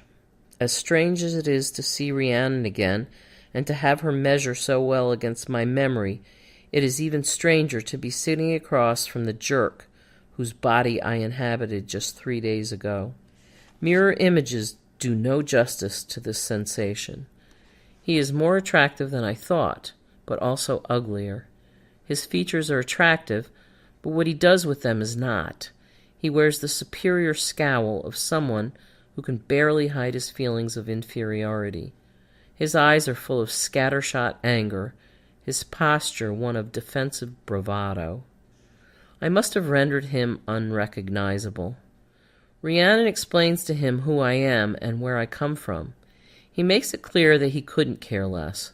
He tells her he left his wallet at home, so she goes and buys him food. When she gets back to the table with it, he says thanks, and I'm almost disappointed that he does, because I'm sure that a single thank you will go a long way in her mind. I want to know about 3 days ago, about what he remembers. How far is it to the ocean, I ask Rhiannon. It's so funny you should say that, she tells me. We were just there the other day. It took about an hour or so. I am looking at him, looking again for some recognition, but he just keeps eating. Did you have a good time? I ask him. She answers, it was amazing. Still no response from him. I try again. Did you drive? He looks at me like I'm asking really stupid questions, which I suppose I am. Yes, I drove, is all he'll give me. We had such a great time, Rhiannon goes on, and it's making her happy. The memory is making her happy, which only makes me sadder. I should not have come here. I should not have tried this. I should just go. But I can't. I am with her. I try to pretend that this is what matters. I play along. I don't want to love her. I don't want to be in love. People take love's continuity for granted, just as they take their body's continuity for granted. They don't realize that the best thing about love is its regular presence. Once you can establish that, it's an added foundation to your life. But if you cannot have that regular presence, you only have the one foundation to support you, always. She is sitting right next to me. I want to run my finger along her arm. I want to kiss her neck. I want to whisper the truth in her ear. But instead, I watch as she conjugates verbs. I listen as the air is filled with a foreign language, spoken in haphazard bursts. I try to sketch her in my notebook, but I am not an artist, and all that comes out are the wrong shapes, the wrong lines. I cannot hold on to anything that's her. The final bell rings. She asks me where I've parked, and I know that this is it. This is the end. She is writing her email address on a piece of paper for me. This is goodbye. For all I know, Amy Tran's parents have called the police. For all I know, there's a manhunt going on an hour away. It is cruel of me, but I don't care. I want Rhiannon to ask me to go to a movie, to invite me over to her house, to suggest we drive to the beach. But then Justin appears, impatient. I don't know what they are going to do, but I have a bad feeling. He wouldn't be so insistent if sex weren't involved. Walk me to my car, I ask. She looks at Justin for permission. I'll get my car, he says. We have a parking lot's length of time left with each other. I know I need something from her, but I'm not sure what. Tell me something nobody else knows about you, I say. She looks at me strangely. What? It's something I always ask people. Tell me something about you that nobody else knows. It doesn't have to be a major, just something. Now that she gets it, I can tell she likes the challenge of the question, and I like her even more for liking it. Okay, she says. When I was 10, I tried to pierce my own ear with a sewing needle. I got it halfway through and then I passed out. Nobody was home, so nobody found me. I just woke up with this needle halfway in my ear, drops of blood all over my shirt. I pulled the needle out, cleaned up, and never tried it again. It wasn't until I was 14 that I went to the mall with my mom and got my ears pierced for real. She had no idea. How about you? There are so many lives to choose from, although I don't remember most of them. I also don't remember whether Amy Tran has pierced ears or not, so it won't be an ear-piercing memory. I stole Judy Blume's Forever from my sister when I was 8, I say. I figured if it was by the author of Superfudge, it had to be good. Well, I soon realized why she kept it under her bed. I'm not sure I understood it all, but I thought it was unfair that the boy would name his, organ, and the girl wouldn't name hers, so I decided to give mine a name. Rhiannon is laughing. What was its name? Helena. I introduced everyone to her at dinner that night. It went over really well. We're at my car. Rhiannon doesn't know it's my car, but it's the farthest car, so it's not like we can keep walking. It was great to meet you, she says. Hopefully I'll see you around next year. Yeah, I say, it was great to meet you too. I thank her about 5 different ways. Then Justin drives over and honks. Our time is up. Amy Tran's parents haven't called the police. They haven't even gotten home yet. I checked the house phone's voicemail, but the school hasn't called. It's the one lucky thing that's happened all day. Day 5998. Something is wrong the minute I wake up the next morning. Something chemical. It's barely even morning. This body has slept until noon.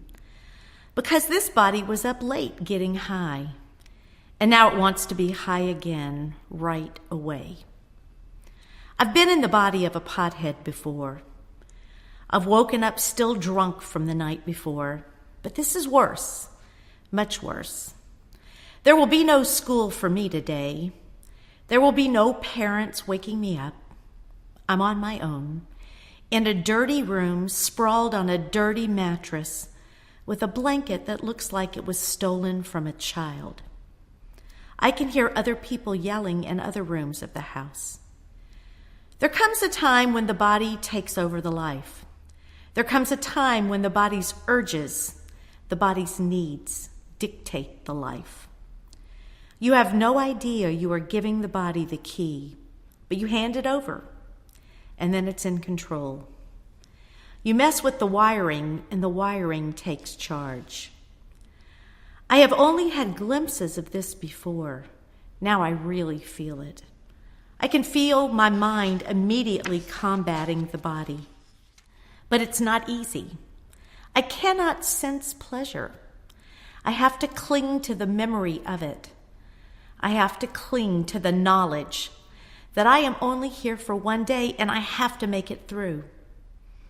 I try to go back to sleep, but the body won't let me. The body is awake now, and it knows what it wants. I know what I have to do, even though I don't really know what's going on. Even though I have not been in this situation before, I have been in situations before where it's been me against the body. I have been ill, seriously ill, and the only thing to do is to power through the day. At first I thought there was something I could do within a single day that could make everything better. But very soon I learned my own limitations. Bodies cannot be changed in a day, especially not when the real mind isn't in charge. I don't want to leave the room. If I leave the room, anything and anyone can happen. Desperately, I look around for something to help me through. There is a decrepit bookshelf, and on it is a selection of old paperbacks. These will save me, I decide. I open up an old thriller and focus on the first line. Darkness had descended on Manassas, Virginia. The body does not want to read. The body is alive with electric barbed wire. The body is telling me there is only one way to fix this, only one way to end the pain, only one way to feel better. The body will kill me if I don't listen to it. The body is screaming. The body demands its own form of logic. I read the next sentence. I lock the door. I read the third sentence. The body fights back. My hand shakes. My vision blurs. I'm not sure I have the strength to resist this. I have to convince myself that Rhiannon is on the other side. I have to convince myself that this isn't a pointless life, even though the body is telling me it is. The body has obliterated its memories in order to hone its argument. There isn't much for me to access. I must rely on my own memories, the ones that are separate from this. I must remain separate from this. I read the next sentence, then the next sentence. I don't even care about the story. I'm moving from word to word, fighting the body from word to word. It's not working. The body makes me feel like it wants to defecate and vomit. First in the usual way.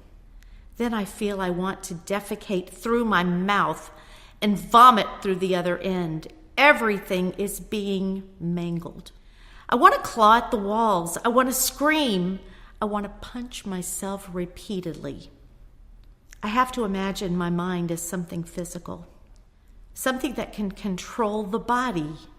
I have to picture my mind holding the body down. I read another sentence, then another. There is pounding on the door. I scream that I'm reading.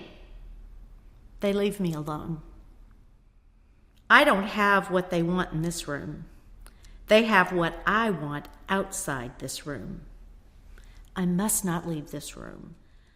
I must not let the body out of this room. I imagine her walking the hallways. I imagine her sitting next to me. I imagine her eyes meeting mine. Then I imagine her getting in his car, and I stop. The body is infecting me. I'm getting angry. Angry that I'm here. Angry that this is my life. Angry that so many things are impossible. Angry at myself. Don't you want it to stop? The body asks. I must push myself as far away from the body as I can, even as I'm in it. I have to go to the bathroom. I really have to go to the bathroom. Finally, I pee in a soda bottle. It splashes all over. But it's better than leaving this room. If I leave the room, I will not be able to stop the body from getting what it wants. I am 90 pages into the book. I can't remember any of it, word by word.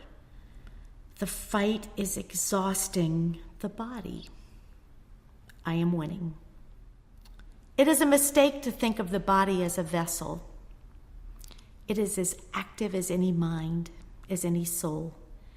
And the more you give yourself to it, the harder your life will be.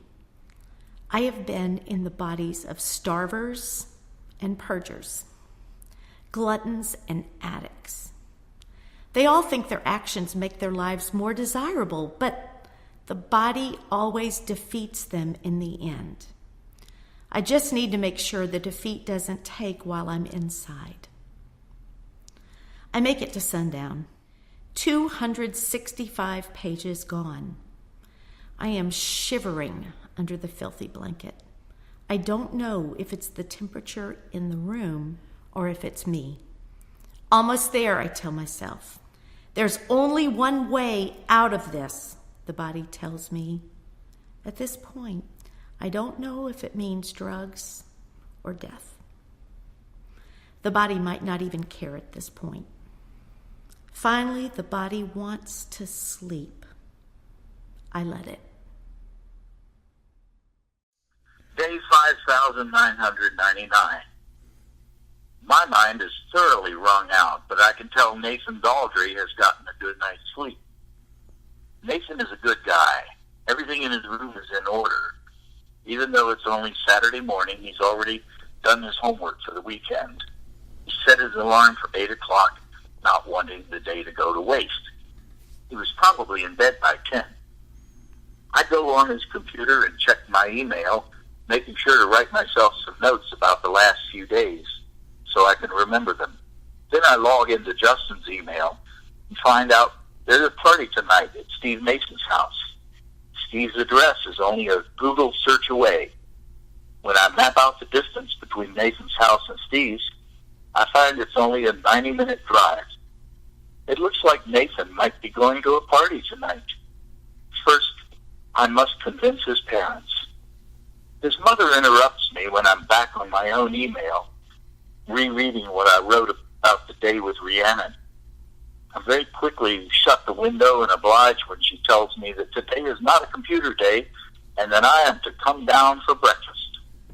I very quickly discovered that Nathan's parents are a very nice couple who make it very clear that their niceness shouldn't be challenged or pressed. Can I borrow the car, I asked. The school musical is tonight, and I'd like to go see it. Have you done your homework? I nod. Your chores? I will. And you'll be back by midnight? I nod. I decide not to mention to them that if I'm not back by midnight, I'll be ripped from my current body. I don't think they'd find that reassuring. It's clear to me that they won't need the car tonight. They are the type of parents who don't believe in having a social life. They have television instead. I spend most of the day doing chores. After I'm done with them and have had a family dinner, I'm good to go. The party's supposed to start at 7, so I know I have to wait until 9 to show up. So there'll be enough people there to hide my presence. If I get there and it ends up being open to only a dozen kids, I'll have to turn back around. But that doesn't strike me as Justin's kind of party. Nathan's kind of party, I'm guessing, involves board games and Dr. Pepper. As I drive back to Rhiannon's town, I access some of his memories. I'm a firm believer that every person, young or old, has at least one good story to tell. Nathan's, however, is pretty hard to find. The only tremor of emotion I can find in his life is when he was 9 and his dog April died. Ever since then, nothing seems to have disturbed him too much. Many of his memories involve homework. He has friends, but they don't do very much outside of school. When Little League was over, he gave up sports. He has never, from what I can tell, sipped anything stronger than a beer, and even it was during a Father's Day barbecue at his uncle's prodding. Normally, I would take these as parameters. Normally, I would stay within Nathan's safe zone. But not today, not with a chance of seeing Rhiannon again. I remember yesterday and how the trail that got me through the darkness seemed to be attached in some way to her. It's as if when you love someone, they become your reason. And maybe I've gotten it backward. Maybe it's just because I need a reason that I find myself falling in love with her. But I don't think that's it. I think I would have continued along oblivious if I hadn't happened to meet her. Now I'm letting my life hijack these other lives for a day. I'm not staying within their parameters, even if that's dangerous. I'm at Steve Mason's house by 8, but Justin's car is nowhere in sight. In fact, there aren't that many cars out front, so I wait and watch. After a while, people start arriving. Even though I've just spent a day and a half at their school, I don't recognize any of them. They were all peripheral. Finally, just after 9:30, Justin's car pulls up. Rhiannon is with him, as I hoped she'd be. As they head in, he walks a little bit in front, with her a little behind. I get out of my car and follow them inside. I'm worried there will be someone at the door, but the party's already spiraled into its own form of chaos. The early guests are well past the point of drunkenness, and everyone else is quickly catching up. I know I look out of place. Nathan's wardrobe is more suited to a debate tournament than a Saturday night house party. But nobody really cares. They're too caught up in each other or themselves to notice a random geek in their midst. The lights are dim, the music is loud, and Rhiannon is hard to find. But just the fact that I'm in the same place as her has me nervously exhilarated. Justin is in the kitchen, talking with some guys. He looks at ease, in his element. He finishes one beer and immediately goes for another. I push past him, push through the living room, and find myself in the den. The instant I step in the room, I know she's there. Even though the music's blaring from a laptop connected to some speakers, she's over by the CD collection, thumbing through cases. 2 girls are talking nearby, and I had a sense that at one point she was part of their conversation, then decided to drop out. I walk over and see that one of the CDs she's looking at has a song we listened to on our car ride. I really like him, I say, gesturing to the CD. Do you? She startles, as if this is a quiet room and I'm a sudden noise. I notice you, I want to say. Even when no one else does, I do. I will. Yeah, she says, I like them too. I start to sing the song, the one from the car. Then I say, I like that one in particular. Do I know you? She asks. I'm Nathan, I say, which isn't a no or a yes. I'm Rhiannon, she says. That's a beautiful name. Thanks. I used to hate it, but I don't so much anymore. Why? It's just a pain to spell.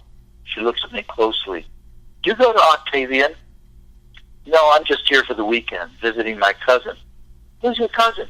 Steve. This is a dangerous lie, since I have no idea which of the guys is Steve, and I have no way of accessing the information. Oh, that explains it. She's starting to drift away from me, just as I imagined she drifted away from the girls talking next to us. I hate my cousin, I say. That gets her attention. This gets her attention. I hate the way he treats girls. I hate the way he thinks he can buy all his friends by throwing parties like this. I hate the way that he only talks to you when he needs something. I hate the way he doesn't seem capable of love. I realize I'm now talking about Justin, not Steve. Then why are you here? Rhiannon asks. Because I want to see it fall apart. Because when this party gets busted, and if it stays this loud, it will get busted, I want to be a witness, from a safe distance away, of course. And you're saying he's incapable of loving Stephanie? They've been going out for over a year.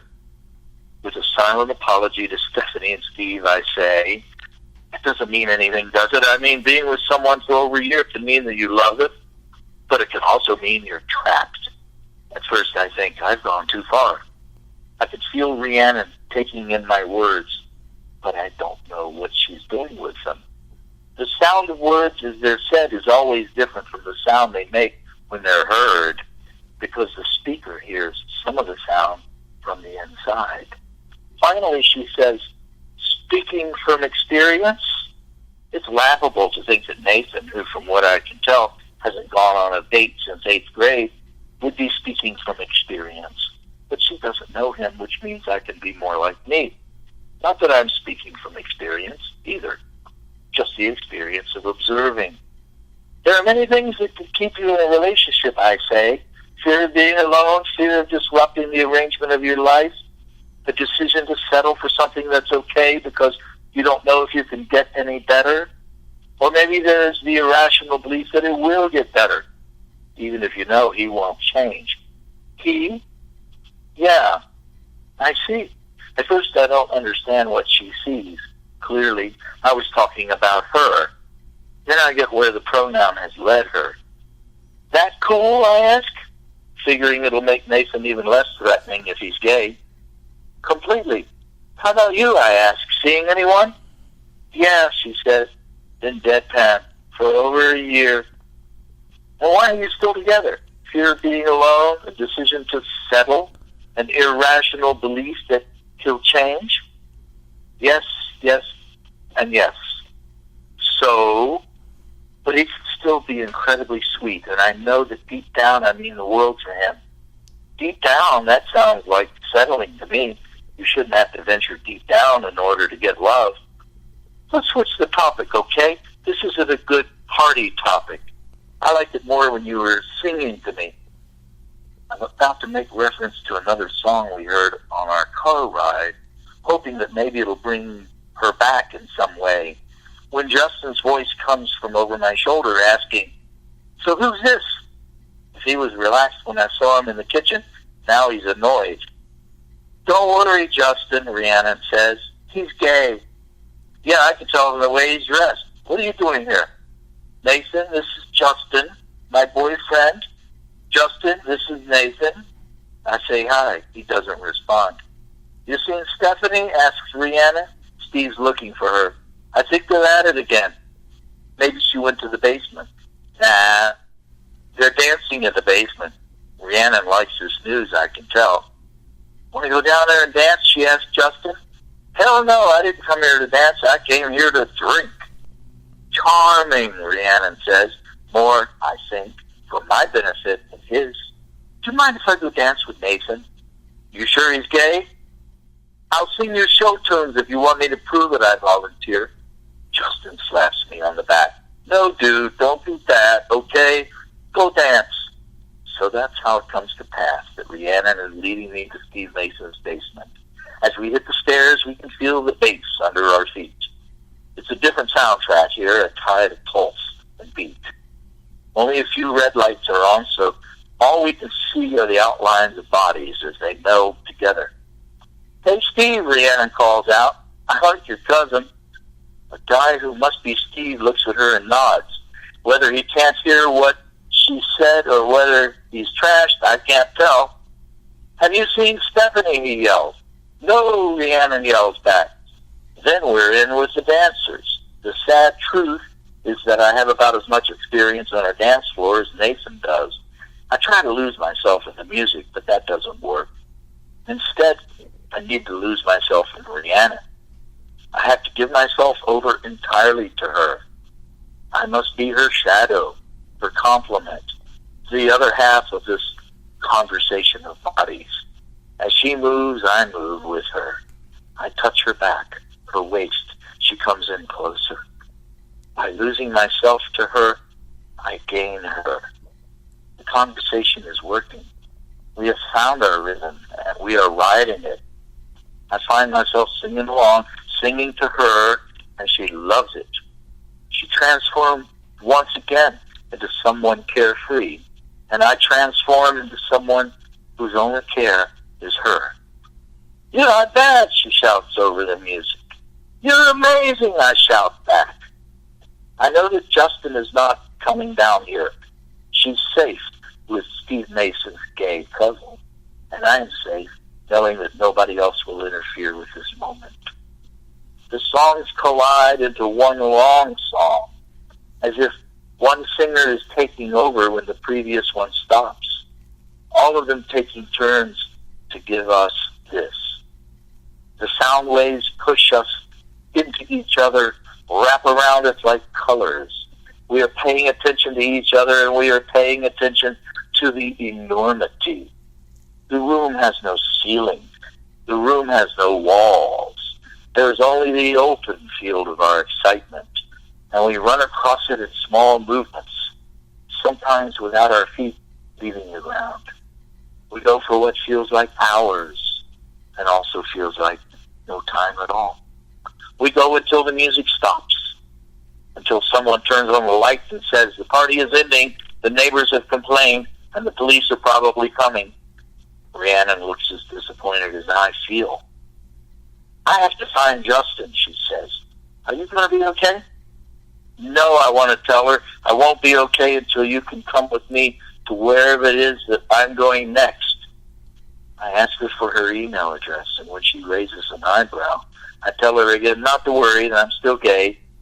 "That's too bad," she says. "I want her to say more." But then she's giving me her email address, and in response, I'm giving her a fake email address that I'll have to set up as soon as I get home. People are starting to run from the house. Sirens can be heard in the distance, probably waking up as many people as the party has. Rhiannon leaves me to find Justin, promising me that she'll be the one to drive. I don't see them as I run to my car. I know it's late, but I don't know how late it is until I turn on the car and look at the clock. 11:15. There's no way I'll get there in time. 70 miles an hour. 80 miles an hour. 85. I drive as fast as I can, but it's not fast enough. At 11:50, I pull over to the side of the road. If I close my eyes, I should be able to fall asleep before midnight. That is the blessing of what I have to go through. I'm able to fall asleep in minutes. Poor Nathan Daldry. He's going to wake up by the side of an interstate an hour away from his home.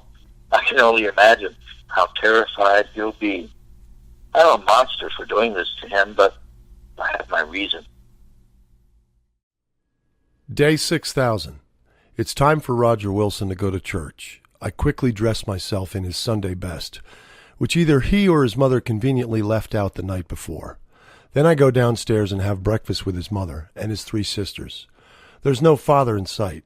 It doesn't take much accessing to know he just left after the youngest daughter was born, and it's been a struggle for their mom ever since. There's only one computer in the house, and I have to wait until Roger's mother is getting the girls ready to go before I can quickly boot it up and create the email address I gave Rihanna last night.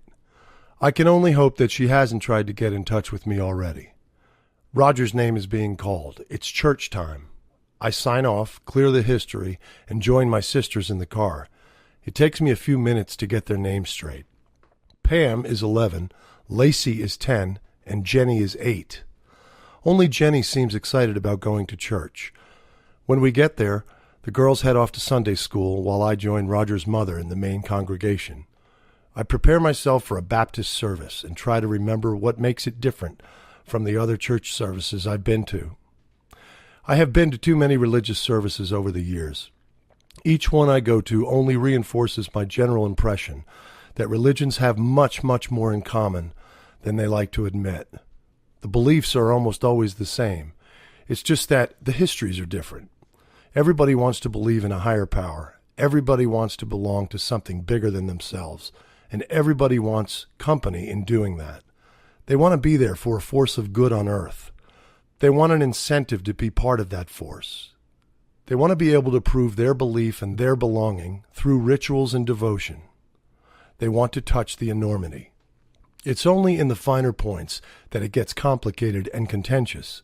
The inability to realize that no matter what our religion or gender or race or geographic background, we all have about 98% in common with each other.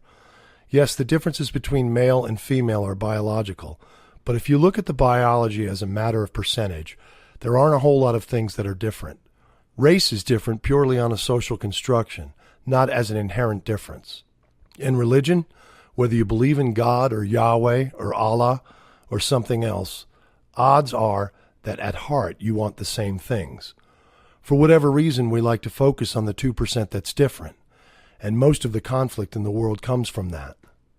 The only way I can navigate through my life is because of the 98% that every life has in common. I think of this as I go through the rituals of a Sunday morning at church. I keep looking at Roger's mother, who was so tired, so taxed. I feel as much belief in her as I do in God. I find faith in human perseverance. Even as the universe throws challenge after challenge our way, this might be one of the things I saw in Rhiannon too, her desire to persevere. After church, we head to Roger's grandmother's house for Sunday dinner. There's no computer, and even if it weren't a 3-hour drive away, there wouldn't be any way for me to get to Rhiannon. So I take it as a day of rest. I play games with my sisters and make a ring of hands with the rest of my family when it's time to say grace. The only discord comes when we're driving home and a fight breaks out in the back seat. As sisters, they probably have close to 99% in common. But they're not about to recognize that. They'd rather fight over what kind of pet they're going to get. Even though I'm not sensing any indication from their mother that a pet is in their near future, it's an argument for its own sake. When we get home, I bide my time before asking if I can use the computer. It's in a very public place, and I will need everyone to be in another room in order to check my email. While the 3 girls run around, I retire to Roger's room, do his weekend homework the best that I can. I am banking on the fact that Roger has a later bedtime than his sisters, and in this I am correct. After Sunday supper, the girls get an hour of television in the same room as the computer. Then Roger's mother tells them it's time to get ready for bed. There's much protest, but it falls on deaf ears. This is its own kind of ritual, and Mom always wins. While Roger's mother is getting the girls in their pajamas and getting out their clothes for tomorrow, I have a few minutes on my own. I quickly check the email I set up in the morning, and there's no message from Rhiannon yet. I decide it can't hurt to be proactive here, so I type in her address and start an email before I can stop myself. Hi, Rhiannon. I just wanted to say that it was lovely meeting you and dancing with you last night. I'm sorry the police came and separated us. Even though you're not my type gender-wise, you're certainly my type person-wise. Please keep in touch. N. That seems safe enough to me. Clever, but not self-congratulatorially so. Sincere, but not overbearing. It's only a few lines, but I reread it at least a dozen times before I hit send. I let go of the words and wonder what words will come back, if any. Bedtime seems to be taking a while. It sounds like there's some argument about which chapter their read aloud left off on. So I load up my personal email. Such an ordinary gesture. One click and the instant appearance of the inbox in all its familiar rows. But this time, it's like walking into a room and finding a bomb right in the middle of it. There, under a bookstore newsletter, is an incoming message from none other than Nathan Daldry. The subject line is Warning. I read, I don't know who you are or what you did to me yesterday, but I want you to know you won't get away with it. I will not let you possess me or destroy my life. I will not remain quiet. I know what happened, and I know you must be in some way responsible. Leave me alone. I am not your host. Are you okay? I turn and find Roger's mother in the doorway. I'm fine, I say, positioning myself in front of the screen. All right, then. You have 10 minutes more, then I want you to help me unload the dishwasher and head to bed. We have a long week ahead of us. Okay, Mom, I'll be there in 10 minutes. I turn back to the email. I don't know how to respond or if I should respond. I have a vague recollection of Nathan's mother interrupting me while I was on the computer. I must have closed the window without clearing the history. So when Nathan loaded up his email, it must have been my address that popped up. But he doesn't know my password, so the account itself should be safe. Just in case, though, I know I need to change my password and move all my old emails quick. I will not remain quiet. I wonder what this means. I can't forward all of my old emails in the 10 minutes that I have, but I start to make a dent in them. Roger! Roger's mother calls me, and I know I have to go. But clearing the history and turning off the computer can't stop my thoughts. I think about Nathan waking up on the side of the road. I try to imagine what he must have felt, but the truth is I don't know. Did he feel like it was something that he had gotten himself into? Or did he immediately know that something was wrong, that something else had been in control? Was he sure of this when he went to his computer and saw my email address? Who does he think I am? What does he think I am? I head into the kitchen and Roger's mother gives me another look of concern. She and Roger are close, I can tell. She knows how to read her son. Over the years, they've been there for each other. He's helped raise his sisters, and she raised him. If I really were Roger, I could tell her everything. If I really were Roger, no matter how hard it was to understand, she would be on my side, fiercely, unconditionally. But I am not really her son, or anyone's son. I can't disclose what's bothering Roger today because it doesn't have much bearing on who he'll be tomorrow. So I brush off his mother's concern, tell her it's no big deal, then help her take the dishes out of the dishwasher. We work in quiet camaraderie until the task is done and sleep calls. For a while, though, I can't go to sleep. I lie in bed, stare at the ceiling. This is the irony.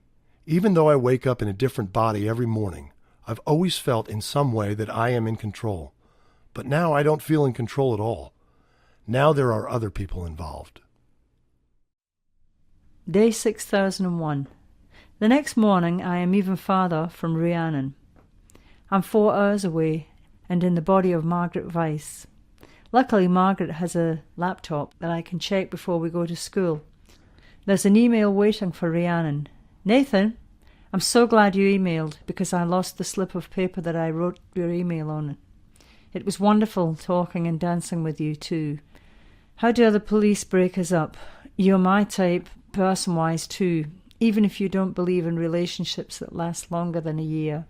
I'm not saying you're wrong, by the way. Jury's still out. I never thought I'd say this, but I hope Steve has another party soon. If only so you can bear witness to its evil. Love, Rhiannon. I can imagine her smiling when she wrote this, and this makes me smile too. Then I open my other account, and there's another email from Nathan. I have given the police this email address. Don't think you can get away with this. The police? Quickly I type Nathan's name into a search engine. A news item comes up, dated this morning. The devil made him do it. Local boy pulled over by the police. Claims demonic possession. When police officers found Nathan Daldry, 16 of 22 Arden Lane, sleeping in his vehicle alongside of Route 23 on Saturday night, they had no idea the story he would tell. Most teenagers would blame their condition on alcohol use, but not Daldry. He claimed no knowledge of how he had gotten where he was. The answer, he said, was that he must have been possessed by a demon. It was like I was sleepwalking, Daldry tells the crier. The whole day this thing was in charge of my body. It made me lie to my parents and drive to a party in a town I've never been to. I don't really remember the details, I only know it wasn't me. To make matters more mysterious, Daldry says that when he returned home, someone else's mail was on his computer. I wasn't myself, he says. Officer Lance Houston of the state police says that because there was no sign of alcohol use and because the car wasn't reported stolen, Daldry was not being charged with any offence. Look, I'm sure he has reasons for saying what he's saying. All I can tell you is that he didn't do anything illegal, says Houston. But that's not enough for Daldry. If anyone else has experienced this, I want them to come forward, he says. I can't be the only one. It's a local paper's website, nothing to worry too much about, and the police don't seem to feel it's a particularly pressing case. But still, I'm worried. In all my years, I've never had someone do this to me before. It's not that I can't imagine how it happened. Nathan is woken up on the side of the road by a police officer tapping on his window. Maybe there are even sirens bathing the darkness in red and blue. Within seconds, Nathan realizes what kind of trouble he's in. It's well past midnight, and his parents are going to kill him. His clothes smell like cigarettes and alcohol, and he has no way of remembering whether or not he was drunk or high. He is a blank, a sleepwalker waking up. Only he has a sense of me, some lone memory of not being himself. When the officer asks him what's going on, he says he doesn't know. When the officer asks him where he's been, he also says he doesn't know. The officer gets him out of the car, makes him take a breathalyzer test. Nathan proves to be stone cold sober. But the officer still wants answers, so Nathan tells him the truth, that his body was taken over. Only he can't imagine anyone who takes over bodies except for the devil. This is going to be his story. He is a good kid. He knows that everyone will back him up on that. They're going to believe him. The officer just wants to get home safely. Maybe he even escorts Nathan home, calling ahead to his parents. They're awake when Nathan gets there. They're angry and concerned. He repeats his story to them. They don't want to believe. Meanwhile, some reporter hears the officer talking about it on the shortwave, or maybe it gets around the station. The teenager who snuck off to a party and then tried to blame it on the devil. The reporter calls the Daldry home on Sunday, and Nathan decides to talk, because that will make it more real, won't it? I feel both guilty and defensive. Guilty because I did this to Nathan, whatever my intentions. Defensive because I certainly didn't force him to react in this way, which will only make it worse for him, if not me. In the 1 in a million chance that Nathan can persuade someone to trace my emails, I realise I can't check this account from people's homes anymore. Because if he can do that, he'll be able to chart most of the houses I've been in over the past 2 or 3 years, which will lead to a lot of confusing conversations. Part of me wants to write back to him to explain, but I'm not sure any explanation will be enough, especially because I don't have most of the answers. I gave up on figuring out why a long time ago. I'm guessing Nathan won't give up as easily. Margaret Weiss's boyfriend, Sam, likes to kiss her a lot. Public, private, it doesn't matter. If he gets a chance to make a move, he does. I am not in the mood. Margaret quickly comes down with a cold. The kissing stops and the doting begins. Sam is rather smitten, and he surrounds Margaret with the sweet quicksand of his love. From recent memories I can tell that Margaret is usually just as willing to do the same. Everything comes second to being with Sam. It's a miracle that she still has friends. There's a quiz in science. Judging from my accessing, it appears that I know more about the subject than Margaret does. It's her lucky day. I'm dying to get on one of the school computers, but I have to get rid of Sam first. Even though I've separated them at the lips, I can't seem to get Sam and Margaret separated at the hips. At lunch, he puts one of his hands on her back pocket while he eats, and then pouts when Margaret doesn't do the same thing. They then have study hall together, and he spends all of it stroking her and talking to her about the movie they saw last night. 8th period is the only class they don't have together, so I decided to run with it. As soon as Sam drops her off at the classroom door, I have her to go to the teacher, say she's going to the nurse, and head straight to the library. First, I finish forwarding all my emails from my old account. All that remains are the 2 emails from Nathan, I can't bring myself to delete them, just as I can't bring myself to delete the account. For some reason I want him to be able to contact me. I feel that much responsibility. I load up the new email account with the intention of writing Rhiannon back. Much to my surprise, there's already another email from her. Giddy, I open it.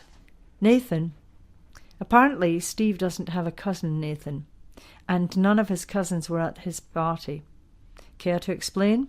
Rhiannon. I don't deliberate. I don't weigh my options. I just type and hit send. Rhiannon, I can, indeed, explain. Can we meet up? It's the kind of explanation that needs to be done in person. Love, Nathan. It's not that I'm planning to tell the truth. I just want to give myself time to think of the best lie. The last bell rings, and I know Sam will be looking for Margaret soon. When I find him at his locker, he acts as if we haven't seen each other in weeks. When I kiss him, I pretend I am practicing for Rhiannon. When I kiss him, it feels almost disloyal to Rhiannon. When I kiss him, my mind is hours away with her. Day 6002. The universe, it seems, is on my side the next morning, because when I wake up in the body of Megan Powell, I also wake up a mere hour away from Rhiannon. Then, when I check my email, there is a message from her. Nathan, this better be a good explanation. I'll meet you in the coffee shop at the Clover bookstore at 5. Rhiannon. To which I reply, Rhiannon, I'll be there, although not in a way you might expect. Bear with me and hear me out. A. Megan Powell is going to have to leave cheerleading practice a little early today. I go through her closet and pick the outfit that most looks like something Rhiannon would wear. I found that people tend to trust other people who dress like them, and whatever I do, I'm going to need all the trust I can get. The whole day, I think about what I'm going to say to her and what she's going to say. It feels entirely dangerous to tell her the truth. I have never told anyone the truth. I have never come close. But none of the lies fit well, and the more I stumble through possible lies, I realize that I'm heading in the direction of telling her everything. I'm learning that a life isn't real unless someone else knows its reality. And I want my life to be real. If I've gotten used to my life, could somebody else? If she believes in me, if she feels the enormity like I do, she will believe in this.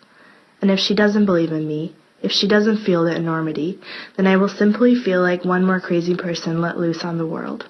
There's not much to lose in that. But of course, it will feel like losing everything.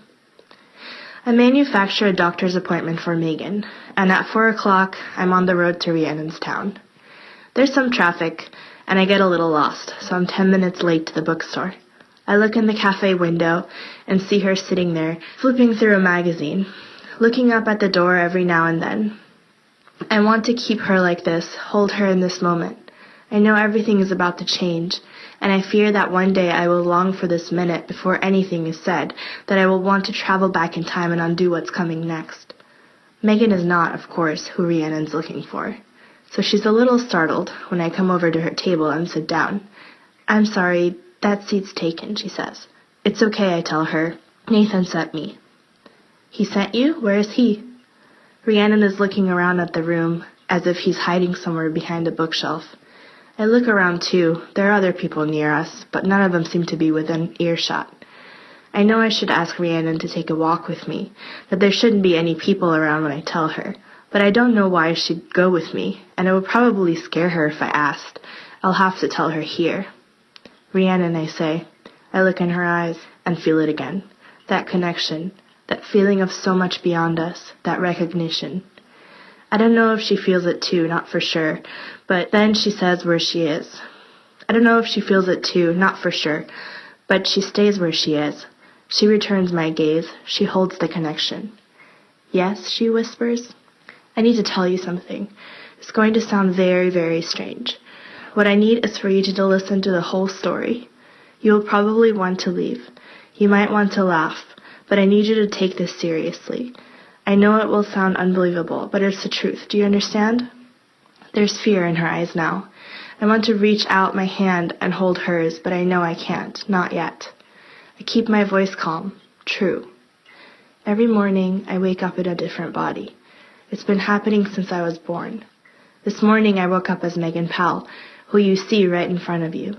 3 days ago last Saturday, it was Nathan Daldry. 2 days before that, it was Amy Tran, who visited your school and spent the day with you. And last Monday, it was Justin, your boyfriend.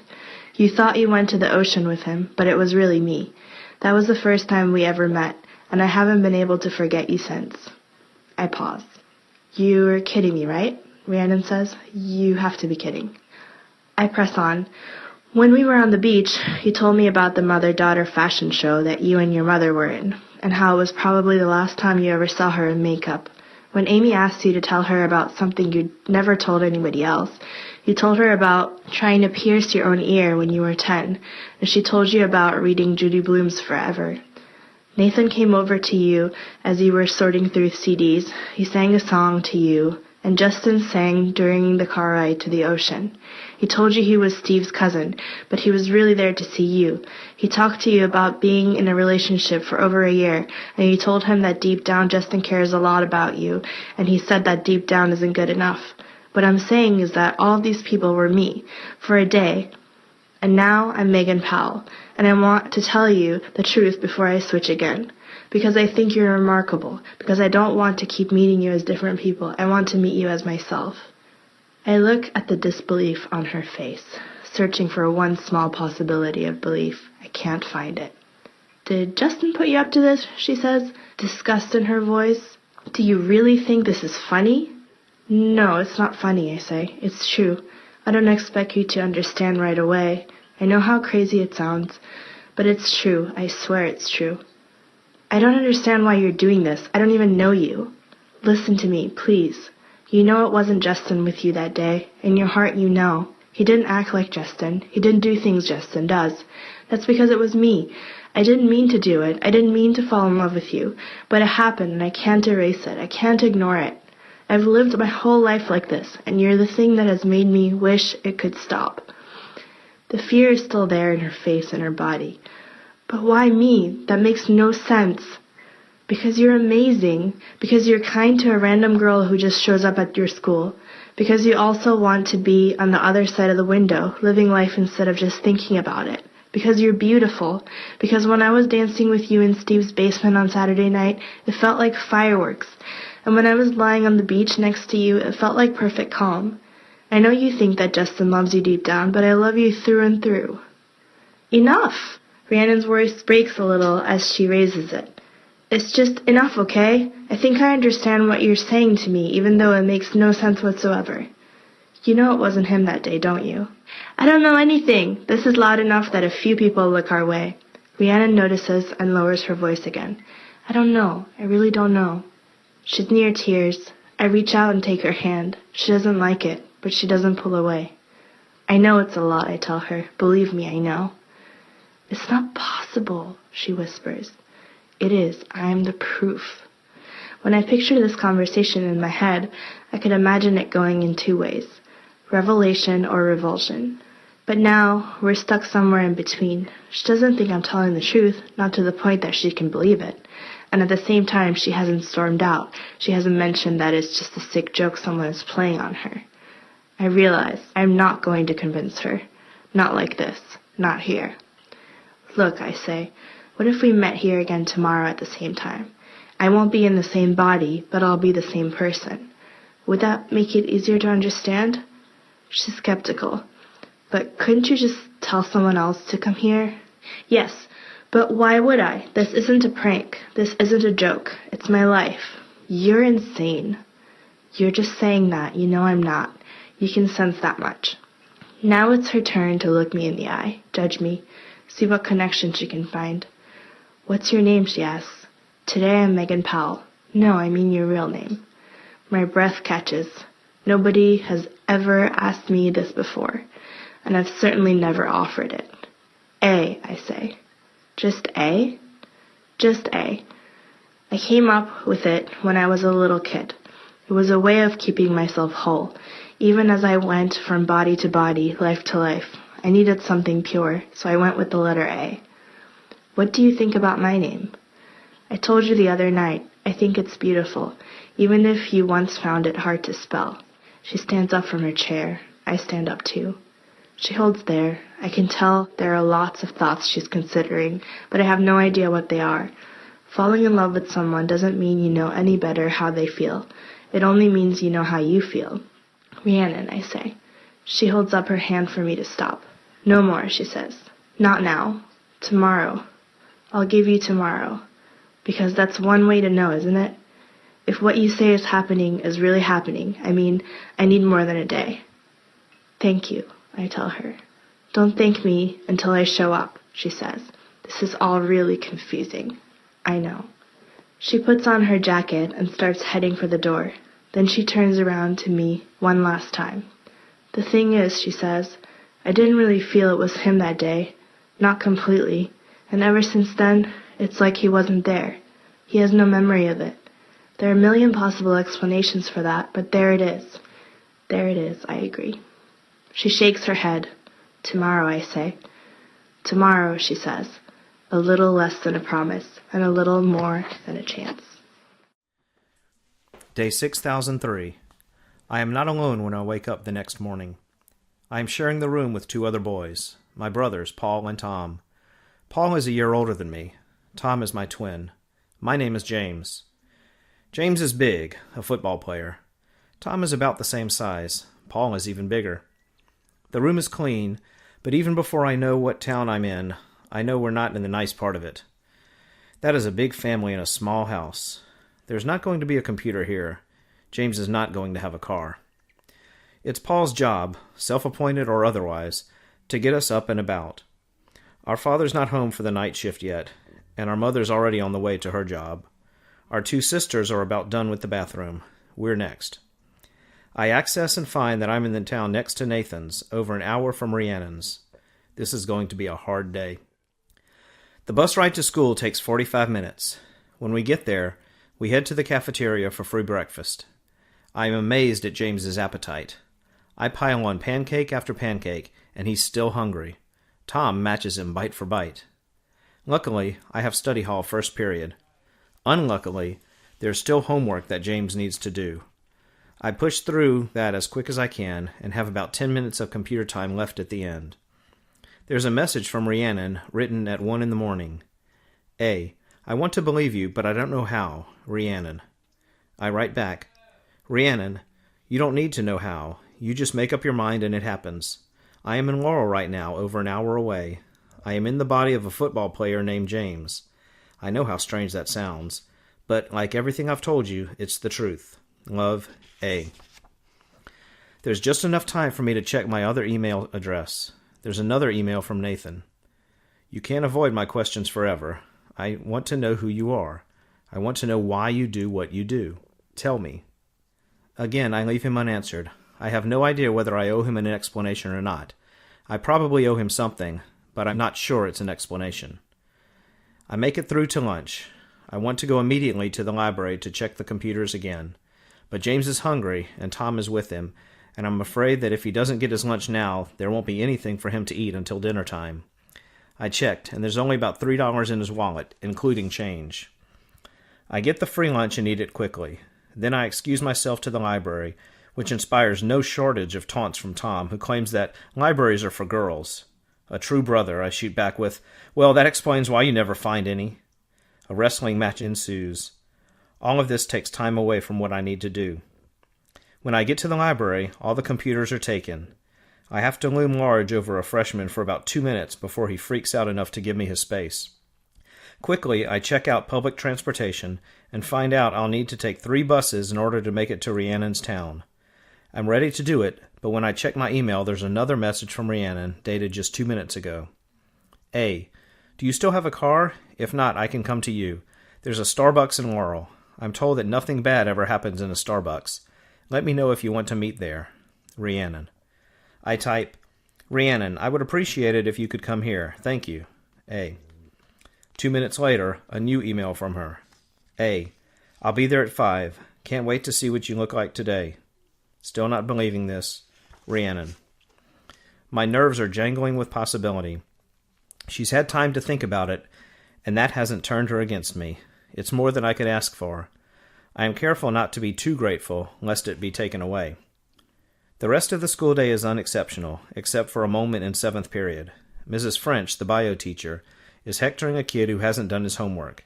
It's a lab assignment, and he's come up blank. I don't know what's got into me, the slacker says. I must have been possessed by the devil. The rest of the class laughs, and even Mrs. French shakes her head. Yeah, I was possessed by the devil too, another guy says, after I drank 7 beers. Okay, class, Miss French intones, enough of that. It's the way they say it. I know Nathan's story must be spreading. Hey, I say to Tom as we head to football practice, did you hear about that kid in Monroeville who says he was possessed by the devil? Dude, he replies, we were just talking about that yesterday. It was all over the news. Yeah, I mean, did you hear anything more about it today? What more is there to say? Kid got caught in a crazy lie, and now the religious crazies want to make him a poster child. I almost feel sorry for him. This, I think, is not good. Our coach has to go to his wife's Lamaze class, which he bitches about to us in detail, but it forces him to end practice early. I tell Tom that I'm going to make a Starbucks run, and he looks at me like I've been totally, irredeemably girlified. I was counting on his disgust, and I'm relieved to get it. She's not there when I arrive, so I get a small black coffee, pretty much the only thing I can afford, and sit and wait for her. It's crowded, and I have to look brutish in order to keep the other chair at my table unoccupied.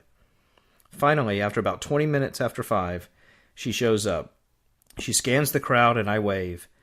Even though I told her I was a football player, she's still a little startled. She comes over anyway. Okay, she says, sitting down. Before we say another word, I want to see your phone. I'm also confused because she adds, I want to see every single call you've made in the past week and every single call you've received. If this isn't some big joke, then you have nothing to hide. I hand over James's phone, which she knows how to work better than I do. After a few minutes of searching, she appears satisfied. Now I quiz you, she says, handing back the phone. First, what was I wearing on the day that Justin took me to the beach? I try to picture it. I try to grab hold of those details, but they've already eluded me. I remember her, not what she was wearing. I don't know, I say. Do you remember what Justin was wearing? She thinks about it for a second. Good point. Did we make out? I shake my head. We used the make-out blanket, but we didn't make out. We kissed, and that was enough. And what did I say to you before I left the car? That's the nice note. Correct. Quick, what's Steve's girlfriend's name? Stephanie. And what time did the party end? 11:15. And when you were in the body of that girl who I took to all my classes, what did the note you passed me say? Something like, the classes here are just as boring as the school I'm going to now. And what were the buttons on your backpack that day? Annie Mae kittens. Well, either you're an excellent liar or you switch bodies every day. I've no idea which one is true. It's the second one. I see over Rhiannon's shoulder a woman looking at us quizzically. Has she overheard what we're saying? Let's go outside, I whisper. I feel we may be getting an unintended audience.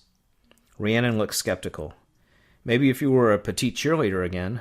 But I'm not sure if you fully realize this. You're a big, threatening dude today. My mother's voice is very loud and clear in my head. No dark corners. I point out the window to a bench along the road. Totally public, only without people listening in. Fine. As we head out, the woman who was eavesdropping seems disappointed. I realize how many people sitting around us have open laptops and open notebooks and hope that none of them have been taking notes. When we get to the bench, Rhiannon lets me sit down first so she can determine the distance that we'll sit apart, which is significant. So you say you've been like this since the day you were born? Yes, I can't remember it being any different. So how did that work? Weren't you confused? I guess I got used to it. I'm sure that, at first, I figured it was just how everybody's lives work. I mean, when you're a baby, you don't really care much about who's taking care of you, as long as someone's taking care of you. And as a little kid, I thought it was some kind of a game, and my mind learned how to access, look at the body's memories naturally. So I always knew what my name was and where I was. It wasn't until I was 4 or 5 that I started to realize I was different, and it wasn't until 9 or 10 that I really wanted it to stop. You did? Of course. Imagine being homesick, but without having a home. That's what it was like. I wanted friends, a mom, a dad, a dog, but I couldn't hold on to any of them more than a single day. It was brutal. There are nights I remember screaming and crying, begging my parents not to make me go to bed. They could never figure out what I was afraid of. They thought it was a monster under the bed or a ploy to get a few more bedtime stories. I could never really explain, not in a way that made sense to them. I'd tell them I didn't want to say goodbye, and they'd assure me it wasn't goodbye, it was just good night. I'd tell them that it was the same thing, but they thought I was being silly. Eventually I came to peace with it. I had to. I realized that this was my life, and there was nothing I could do about it. I couldn't fight the tide, so I decided to float along. How many times have you told this story? None, I swear. You're the first. This should make her feel special. It's meant to make her feel special, but it seems to worry her. You have to have parents, don't you? I mean, we all have parents. I shrug. I have no idea. I would think so. But it's not like there's anyone I can ask. I've never met anyone else like me. Not that I would necessarily know.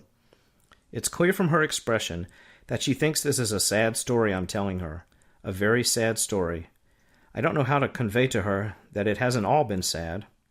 I've glimpsed things, I say. Then I stop. I don't know what's next. Go on, she tells me. It's just, I know it sounds like an awful way to live, but I've seen so many things. It's so hard when you're in one body to get a sense of what life is really like. You're so grounded in who you are. But when who you are changes every day, you get to touch the universal more. Even the most mundane details. You see how cherries taste different to different people. Blue looks different. You see all the strange rituals boys have to show affection without admitting it. You learn that if a parent reads to you at the end of the day, it's a good sign that it's a good parent, because you've seen so many other parents who don't make the time. You learn how much a day is truly worth, because they're all so different. If you ask most people what the difference was between Monday and Tuesday, they might tell you what they had for dinner each night. Not me. By seeing the world from so many angles, I get more of a sense of its dimensionality. But you never get to see things over time, do you? Rhiannon asks. I don't mean to cancel out what you just said.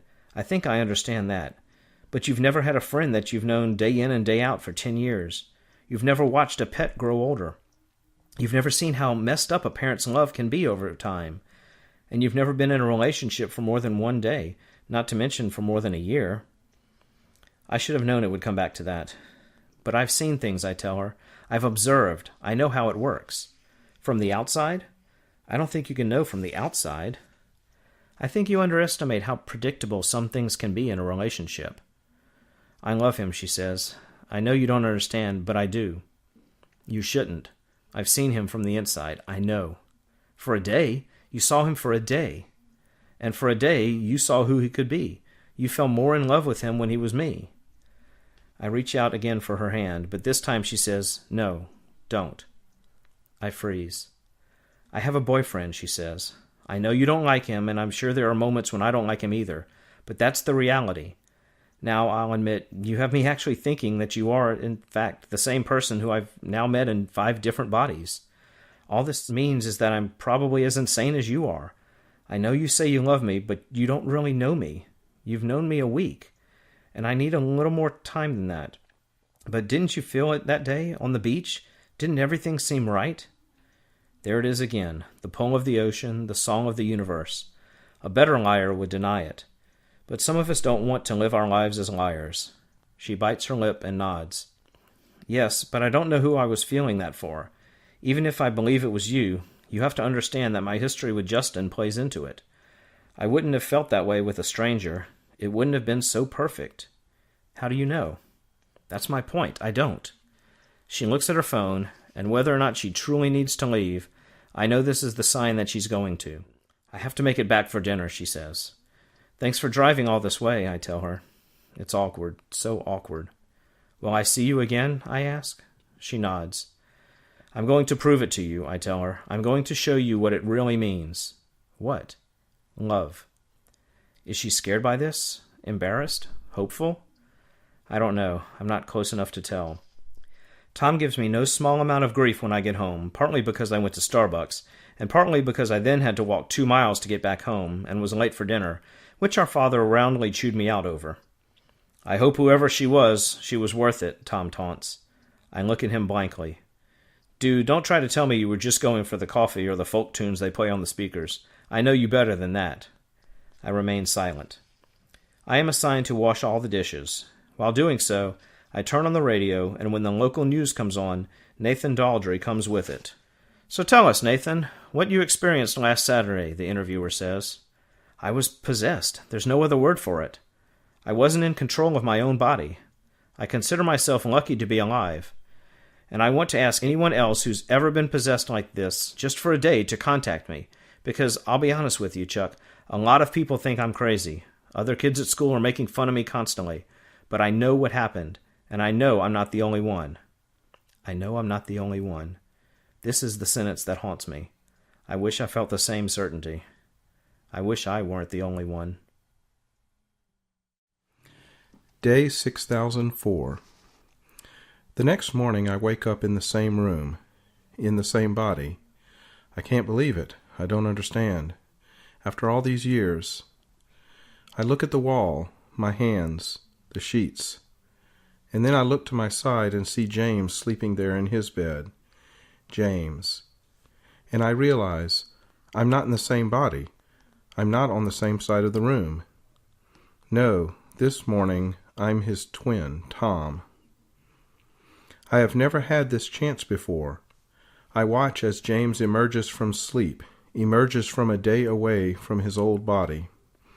I am looking for the traces of that oblivion, that bafflement of that waking. But what I get is the familiar scene of a football player stretching himself into the day. If he feels at all strange, at all different, he's not showing it. Dude, what are you staring at? This doesn't come from James, but from our other brother, Paul. Just getting up, I mumble. But really, I don't take my eyes off James. Not through the ride to school, not at breakfast. He seems a little out of it now, but nothing that couldn't be explained by a bad night's sleep. How are you doing? I ask him. He grunts. Fine, thanks for caring. I decide to play dumb. He expects me to be dumb, so it shouldn't be much of a stretch. What did you do after practice yesterday? I ask. I went to Starbucks. Who with? He looks at me like I've just sung the question to him in falsetto. I just wanted coffee, okay? I wasn't with anyone. I study him to see if he's trying to cover his conversation with Rhiannon. I don't think, though, that such duplicity would be anything but obvious on him. He really doesn't remember seeing her, talking to her, being with her. Then why'd it take so long? I ask him. What, were you timing it? I'm touched. Well, who were you emailing at lunch? I was just checking my email. Your own email? Who else's email would I be checking? You're asking seriously weird questions, dude. Isn't he, Paul? Paul chews on some bacon. I swear, whenever you two talk, I just tune it right out. I have no idea what you're saying. Paradoxically, I wish I were still in James's body, so I could see exactly what his memories of yesterday are. From where I sit, it appears that he recalls the places he was, but has somehow concocted an alternate version of events, one that fits closer to his life. Has his mind done this? Some kind of adaptation? Or did my mind, right before it left, leave behind this storyline? James does not feel like he was possessed by the devil. He thinks yesterday was just another day. Again, the morning becomes a search to find a few minutes' worth of email access. I should have given her my phone number, I think. Then I stop myself. I stand there right in the middle of the hallway, shocked. It's such a mundane, ordinary observation, but that's what stops me. In the context of my life, it's nonsensical. There was no way for me to give her a phone number. I know this, and yet the ordinary thought crept in, made me trick myself for a moment into thinking that I too was ordinary. I have no idea what this means, but I suspect it's dangerous. At lunch, I tell James I'm going to the library. Dude, he says, libraries are for girls. There aren't any new messages from Rhiannon, so I write to her instead. Rhiannon, you'd actually recognize me today. I woke up as James's twin. I thought this might help me figure things out, but so far, no luck. I want to see you again. A.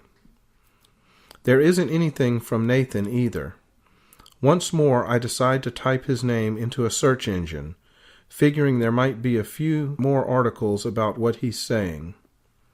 I find over 2,000 results, all from the past 3 days. Word is spreading, mostly from evangelical Christian sites, which have bought Nathan's devil claims wholesale. He is, for them, just another example of the world going to HE double hockey sticks.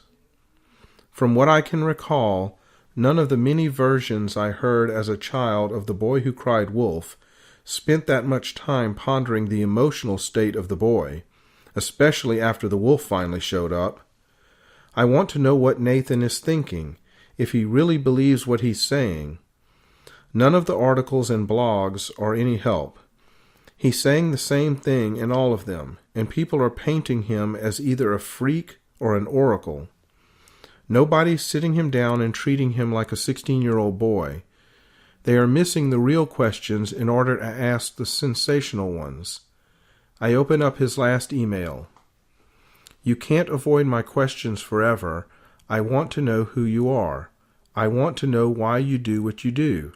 Tell me. But how can I respond without confirming at least part of the story he's created? I feel that he's right in some way. I can't avoid his questions forever. They will start to dig into me. They will follow me wherever I wake up. But to give him any answer will give him a reassurance I know I shouldn't give. It will keep him on his path. My best bet is for him to start feeling that he is indeed crazy, which is an awful thing to wish upon someone, especially when he's not crazy. I want to ask Rhiannon what to do, but I can't imagine what she'd say. Or maybe I'm just projecting my better self onto her, because I know the answer. Self-preservation isn't worth it if you can't live with the self you're preserving. I am responsible for this situation, so he's become my responsibility. I know this, even as I hate it. I'm not going to write immediately. I need to give it some thought. I need to help him without confirming anything. Finally, by last period, I think I have it. I know who you are. I've seen your story on the news. It doesn't have anything to do with me. You must have made a mistake. Still, it appears to me that you're not considering all the possibilities. I'm sure what happened to you was very stressful, but blaming the devil is not the answer. I send it off quickly before football practice. I also checked for an email from Rhiannon. Nothing. The rest of the day is uneventful, and I find myself wondering once again when I started to think my days would contain actual events. Up until now, I have lived for uneventfulness, and have found smaller satisfaction in the art of getting by. I resent that the hours seem boring now, emptier. Going through the motions gives you plenty of time to examine the motions. I used to find this interesting. Now it is taking on the taint of meaninglessness. I practice football, I get a ride home, I do some homework, I eat some dinner, I watch TV with my family. This is the trap of having something to live for. Everything else seems lifeless. James and I go to bed first. Paul is in the kitchen, talking to our mother about his work schedule for the weekend. James and I don't say anything as we change into our sleep clothes, as we parade to the bathroom and back. I get in bed and he turns out the light. I expect to hear him getting into bed next, but instead he hovers in the middle of the room. Tom? Yeah? Why did you ask me about what I was up to yesterday? I sit up. I don't know. You just seemed a little off. I just thought it was strange. You asking, I mean. He heads to his bed now. I hear his weight fall on the mattress. So nothing seemed off to you? I ask, hoping that there will be something, anything that rises to the surface. Not that I can think of. I thought it was pretty funny that Snyder had to end practice so he could go, learn how to help his baby mama breathe. But I think that was the highlight. It's just, Do I seem off today, too? The truth is that I haven't been paying much attention. Not since breakfast. Why do you ask? No reason. I feel fine. I just don't, want to look like there's something wrong when there's nothing wrong. You seem fine, I assure him.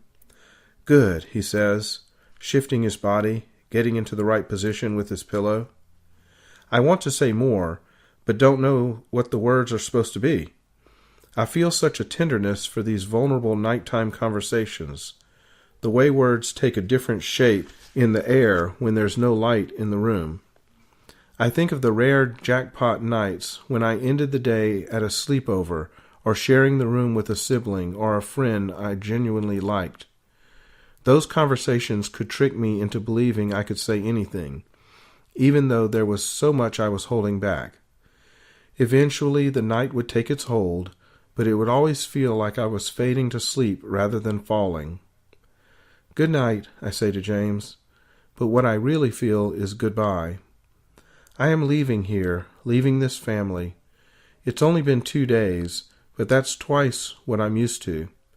It's just a hint, the smallest hint, of what it would be like to wake up in the same place every morning. I have to let that go. Day 6005. Some people think mental illness is a matter of mood, a matter of personality. They think depression is simply a form of being sad, that OCD is a form of being uptight. They think the soul is sick, not the body. It is, they believe, something that you have some choice over. I know how wrong this is. When I was a child, I didn't understand. I would wake up in a new body and wouldn't comprehend why things felt muted, dimmer. Or the opposite. I'd be supercharged, unfocused, like a radio at top volume, flipping quickly from station to station. Since I didn't have access to the body's emotions, I assumed the ones I was feeling were my own. Eventually, though, I realized these inclinations, these compulsions, were as much a part of the body as its eye color or its voice. Yes, the feelings themselves were intangible, amorphous, but the cause of the feelings was a matter of chemistry, biology. It's a hard cycle to conquer. The body is working against you, and because of this you feel even more despair, which only amplifies the imbalance. It takes uncommon strength to live with these things, but I've seen that strength over and over again. When I fall into the life of someone grappling, I have to mirror their strength and sometimes surpass it because I am less prepared. I know the signs now. I know when to look for the pill bottles, when to let the body take its course. I have to keep reminding myself, this is not me. It is chemistry. It is biology. It is not who I am. It is not who any of them are. Kelsey Cook's mind is a dark place. Even before I open my eyes, I know this. Her mind is an unquiet one, words and thoughts and impulses constantly crashing into each other. My own thoughts try to assert themselves within this noise. The body responds by breaking into a sweat. I try to remain calm, but the body conspires against that, tries to drown me in distortion. It is not usually this bad first thing in the morning. If it's this bad now, it must be pretty bad at all times. Underneath the distortion is a desire for pain. I open my eyes and see the scars. Not just on the body, although those are there, the hairline fractures across the skin, the web you create to catch your own death. The scars are in the room as well, across the walls, along the floor.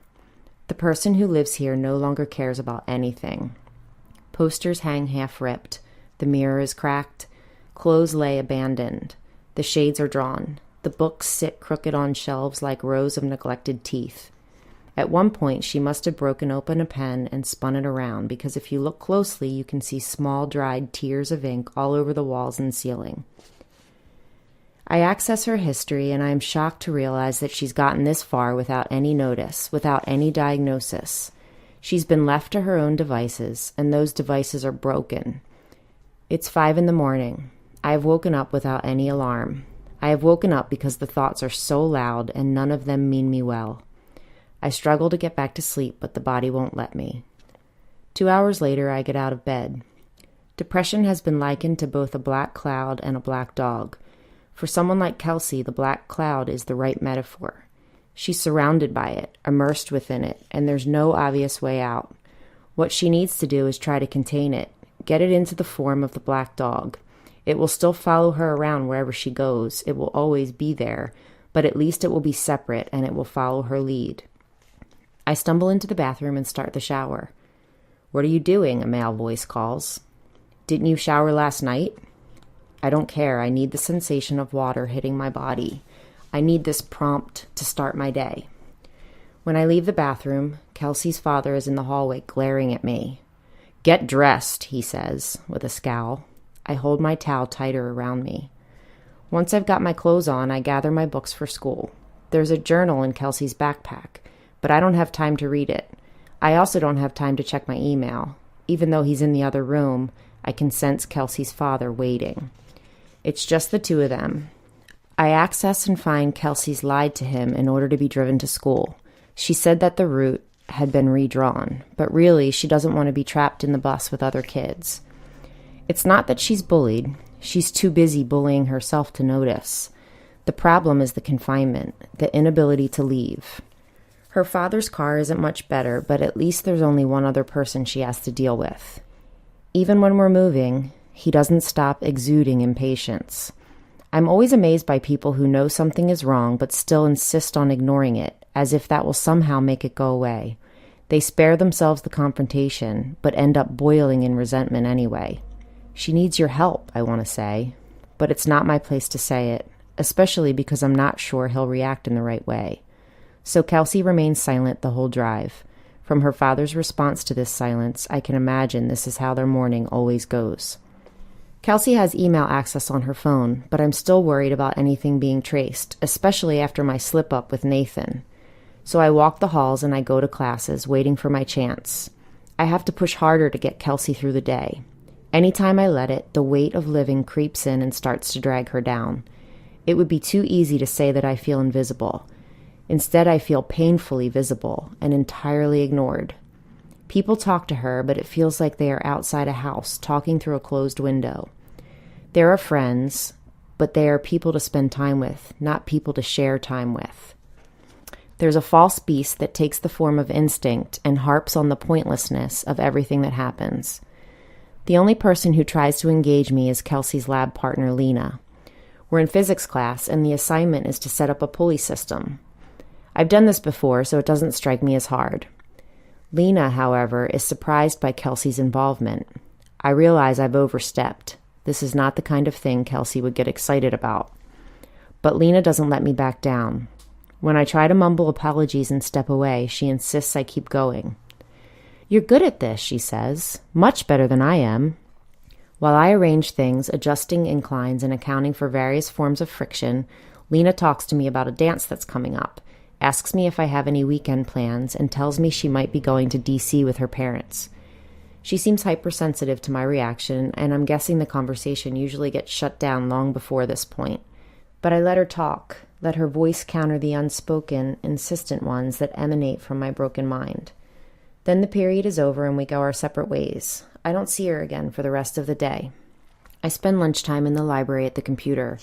I don't imagine anyone at lunch will miss me, but maybe that's just what Kelsey would think. Part of growing up is making sure your sense of reality isn't entirely grounded in your own mind. I feel Kelsey's mind isn't letting her get anywhere near that point, and I wonder how much of my own thoughts are getting stuck there as well. Logging into my own email is a nice jolt to remind me that I am in fact me, not Kelsey.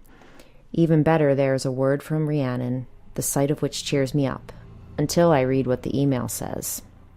A. So who are you today? What a strange question to ask. But I guess it makes sense, if any of this makes sense. Yesterday was a hard day. Justin's grandmother is sick, but instead of admitting he's upset about it, he just lashes out at the world more. I'm trying to help him, but it's hard. I don't know if you want to hear this or not. I know how you feel about Justin. If you want me to keep that part of my life hidden from you, I can, but I don't think that's what you want. Tell me how your day is going. Rhiannon. I reply and tell her a little bit about what Kelsey is up against. Then I end with this. I want you to be honest with me, even if it hurts, although I would prefer for it not to hurt. Love, A. Next, I switch accounts and I find a reply from Nathan. I know I haven't made a mistake. I know what you are, and I will find out who you are. The Reverend says he is working on that. You want me to doubt myself, but I am not the only one. You will see. Confess now before we find you.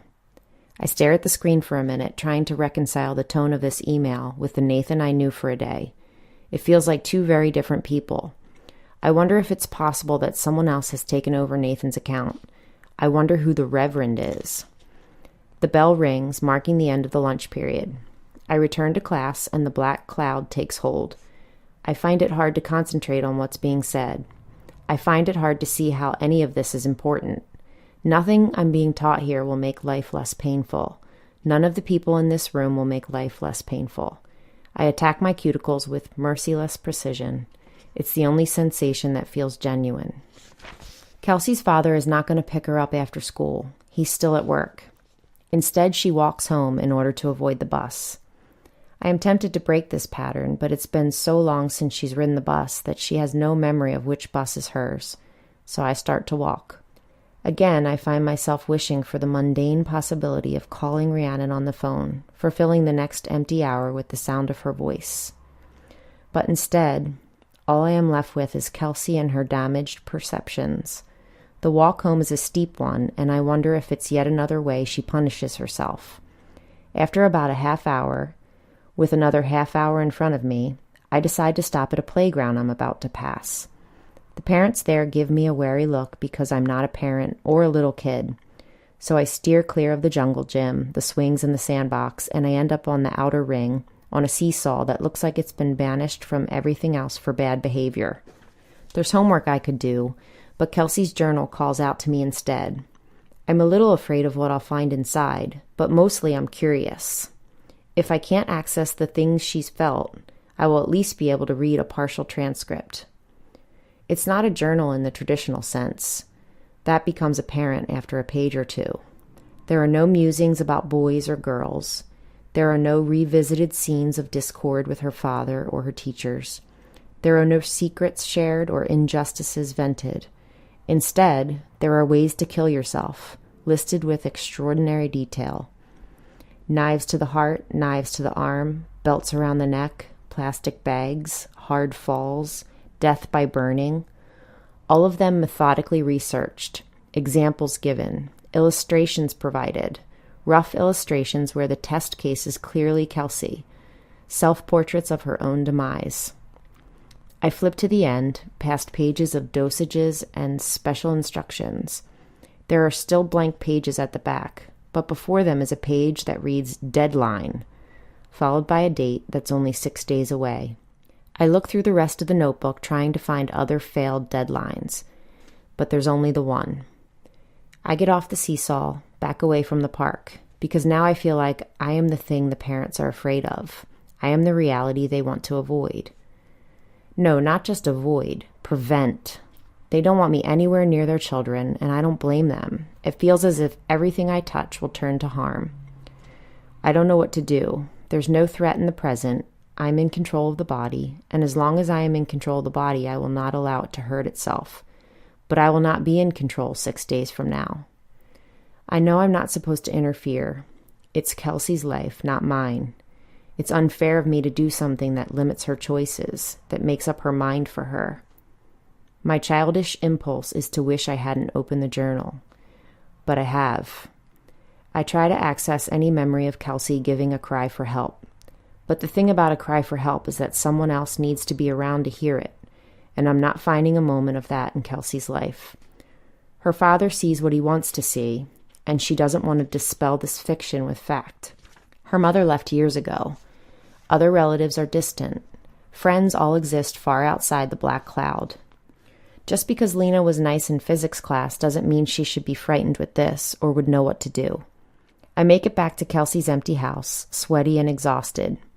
I turn on her computer and everything I need to know is there in her history. The sites where these plans come from, where this information can be gleaned. Right there, one click away for everyone to see. Only no one is looking. We both need to talk to someone. I email Rhiannon. I really need to speak to you right now. The girl whose body I'm in wants to kill herself. This is not a joke. I give her Kelsey's home phone number, figuring there will be no obvious record of it and that it can always be discounted as a wrong number. 10 minutes later, she calls. Hello, I answer. Is that you? She asks. Yeah. I've forgotten that she doesn't know the sound of my voice. It's me. I got your email. Wow. Yeah, wow. How do you know? I tell her briefly about Kelsey's journal. That poor girl, Rhiannon says. What are you going to do? I have no idea. Don't you have to tell someone? There was no training for this, Rhiannon. I really don't know. All I know is that I need her, but I'm afraid to say it, because saying it might scare her away. Where are you? She asks. I tell her the town. Well, that's not far. I can be there in a little while. Are you alone?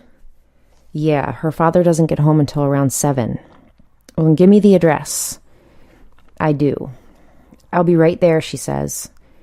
I don't even need to ask. It means more that she just knows. I wonder what would happen if I straightened up Kelsey's room. I wonder what would happen if she woke up tomorrow morning and found everything in its right place. Would it give her some unexpected calm? Would it make her understand that her life does not have to be chaos? Or would she just take one look and destroy it again? Because that's what her chemistry, her biology would tell her to do. The doorbell rings. I have spent the past 10 minutes staring at the ink stains on the walls, hoping that they will rearrange themselves into an answer, and knowing that they never will. The black cloud is so thick at this point that not even Rhiannon's presence can send it away. I'm happy to see her in the doorway, but that happiness feels more like resigned gratitude than pleasure. She blinks, takes me in. I have forgotten that she's not used to this, that she's not expecting a new person every day. It's one thing to acknowledge it theoretically, and quite another thing to have a thin, shaky girl standing on the other side of the precipice. Thank you for coming, I say. It's a little after 5, so we don't have much time before Kelsey's father comes home. We head to Kelsey's room. Rhiannon sees the journal sitting on Kelsey's bed and picks it up. I watch and wait until she's done reading. This is serious, she says. I've had thoughts, but nothing like this. She sits down on the bed and I sit down next to her. You have to stop her, she says. But how can I? And is that really my right? Shouldn't she decide that for herself? So what? You just let her die? Because you didn't want to get involved? I take her hand. We don't know for sure that the deadline's real. This could just be her way of getting rid of the thoughts, putting them on paper so she doesn't do them. She looks at me. But you don't believe that, do you? You wouldn't have called me if you believed that. She looks down at her hands. This is weird, she says. What? She squeezes once and then pulls her hand away. This. What do you mean? It's not like the other day. I mean, it's a different hand. You're different. But I'm not. You can't say that. Yes, you're the same person inside, but the outside matters too. You look the same, no matter what eyes I'm seeing you through. I feel the same. It's true, but it doesn't really address what she's saying. You never get involved in the people's lives? The ones you're inhabiting? I shake my head. You try to leave the lives the way you found them? Yeah. But what about Justin? What made that so different? You, I say. Just one word and she finally understands. Just one word and the door to the enormity is finally unlocked. That makes no sense, she says. And the only way to show her how it makes sense, the only way to make the enormity real, is for me to lean over and kiss her. Like last time, but not at all like last time. Not our first kiss, but also our first kiss. My lips feel different against hers, our bodies fit differently. And there's also something else that surrounds us, the black cloud, as well as the enormity. I'm not kissing her because I want to, and I'm not kissing her because I need to. I'm kissing her for a reason that transcends want and need, that feels elemental to our existence, a molecular component on which our universe will be built. It's not our first kiss, But it is the first kiss where she knows me, and that makes it more of a first kiss than the first kiss ever was. I find myself wishing that Kelsey could feel this too. Maybe she does. It's not enough. It's not a solution. But it does lessen the weight for a moment. Rhiannon is not smiling when we pull away from each other. There is none of the giddiness of the earlier kiss. This is definitely weird, she says. Why? Because you're a girl. Because I still have a boyfriend. Because we're talking about someone else's suicide. In your heart, does any of that matter? In my heart, it doesn't. Yes, it does. Which part? All of it. When I kiss you, I'm not actually kissing you, you know? You're inside there somewhere, but I'm kissing the outside part. And right now, although I can feel you underneath, all I'm getting is the sadness. I'm kissing her and I want to cry. That's not what I want, I tell her. I know, but that's what there is. She stands up and looks around the room, searching for clues to a murder that has yet to happen. If she were bleeding in the street, what would you do? She asks. That's not the same situation. If she were going to kill someone else, I would turn her in. So then how is this different? It's her own life, not anyone else's. But it's still killing. If she really wants to do it, there's nothing I can do to stop it. Even as I say this, it feels wrong. Okay. I continue before Rhiannon can correct me. Putting up obstacles can help. Getting other people involved can help. Getting her to the proper doctors can help. Just like if she had cancer or were bleeding in the street. This is what I need. It's not enough to hear these things in my own voice. I need to hear them told to me by somebody I trust. So, who do I tell? A guidance counselor, maybe? I look at the clock. School's closed, and we only have until midnight, remember? Well, who's her best friend? I shake my head. Boyfriend? Girlfriend? No. A suicide hotline? If we call one, they'd only be giving me advice, not her. We have no way of knowing if she'll remember it tomorrow, or if it will have any effect. Believe me, I've thought about these options. So it has to be your father, right? I think he checked out a while ago. Well, you need to get him to check back in. She makes it sound so easy, but both of us know it's not easy. What do I say? You say, Dad, I want to kill myself. Just come right out and say it. And if he asks me why, you tell him that you don't know why. Don't commit to anything. She'll have to work that out starting tomorrow. You've thought this through, haven't you? It was a busy drive over. Well, what if he doesn't care? What if he doesn't believe her? Then you grab his keys and you drive to the nearest hospital and bring the journal with you. Hearing her say it, it all makes sense. She sits back down on the bed. Come here, she says. But this time we don't kiss. Instead, she hugs my frail body. I don't know if I can do this, I whisper. You can, she tells me. Of course you can. I'm alone in Kelsey's room when her father comes home. I hear him throw down his keys, take something out of the refrigerator. I hear him walk to his bedroom, then come back out. He doesn't call out a hello. I don't even know if he realizes that I'm here. 5 minutes pass, 10 minutes. Finally, he calls out, Dinner! I haven't heard any activity in the kitchen, so I'm not surprised to find a KFC bucket on the table. He's already started on a drumstick. I can guess how this usually works. He takes his dinner into the den in front of the TV. She takes hers back to her room, and that marks the rest of the night for them. But tonight's different. Tonight, she says, I want to kill myself. At first, I don't think he's heard me. I know you don't want to hear this, I say, but it's the truth. He drops his hand to his side, still holding the drumstick. What are you saying? He asks. I want to die, I tell him. Come on now, he says. Really? If I were Kelsey, I'd probably leave the room in disgust. I'd give up. You need to get me help, I say. This is something that I've been thinking about for a long time. I put the journal on the table and shove it over to him. This might ultimately be my biggest betrayal of Kelsey. I feel awful, but then I conjure Rhiannon's voice in my ear, telling me that I'm doing the right thing. Kelsey's father puts down the drumstick, picks up the journal, and starts reading it. I try to decode his expression. He doesn't want to be seeing this. Resents that it's happening. Hates it even. But not her. He keeps reading because even if he hates the situation, he doesn't hate her. Kelsey? He chokes out. I wish she could see how it hits him, the look on his face, his life caving in. Because then maybe she'd realize, if only for a split second, that even though the world doesn't matter to her, she matters to the world. This isn't just some thing, he asks. I shake my head. It's a stupid question, but I'm not going to call him on it.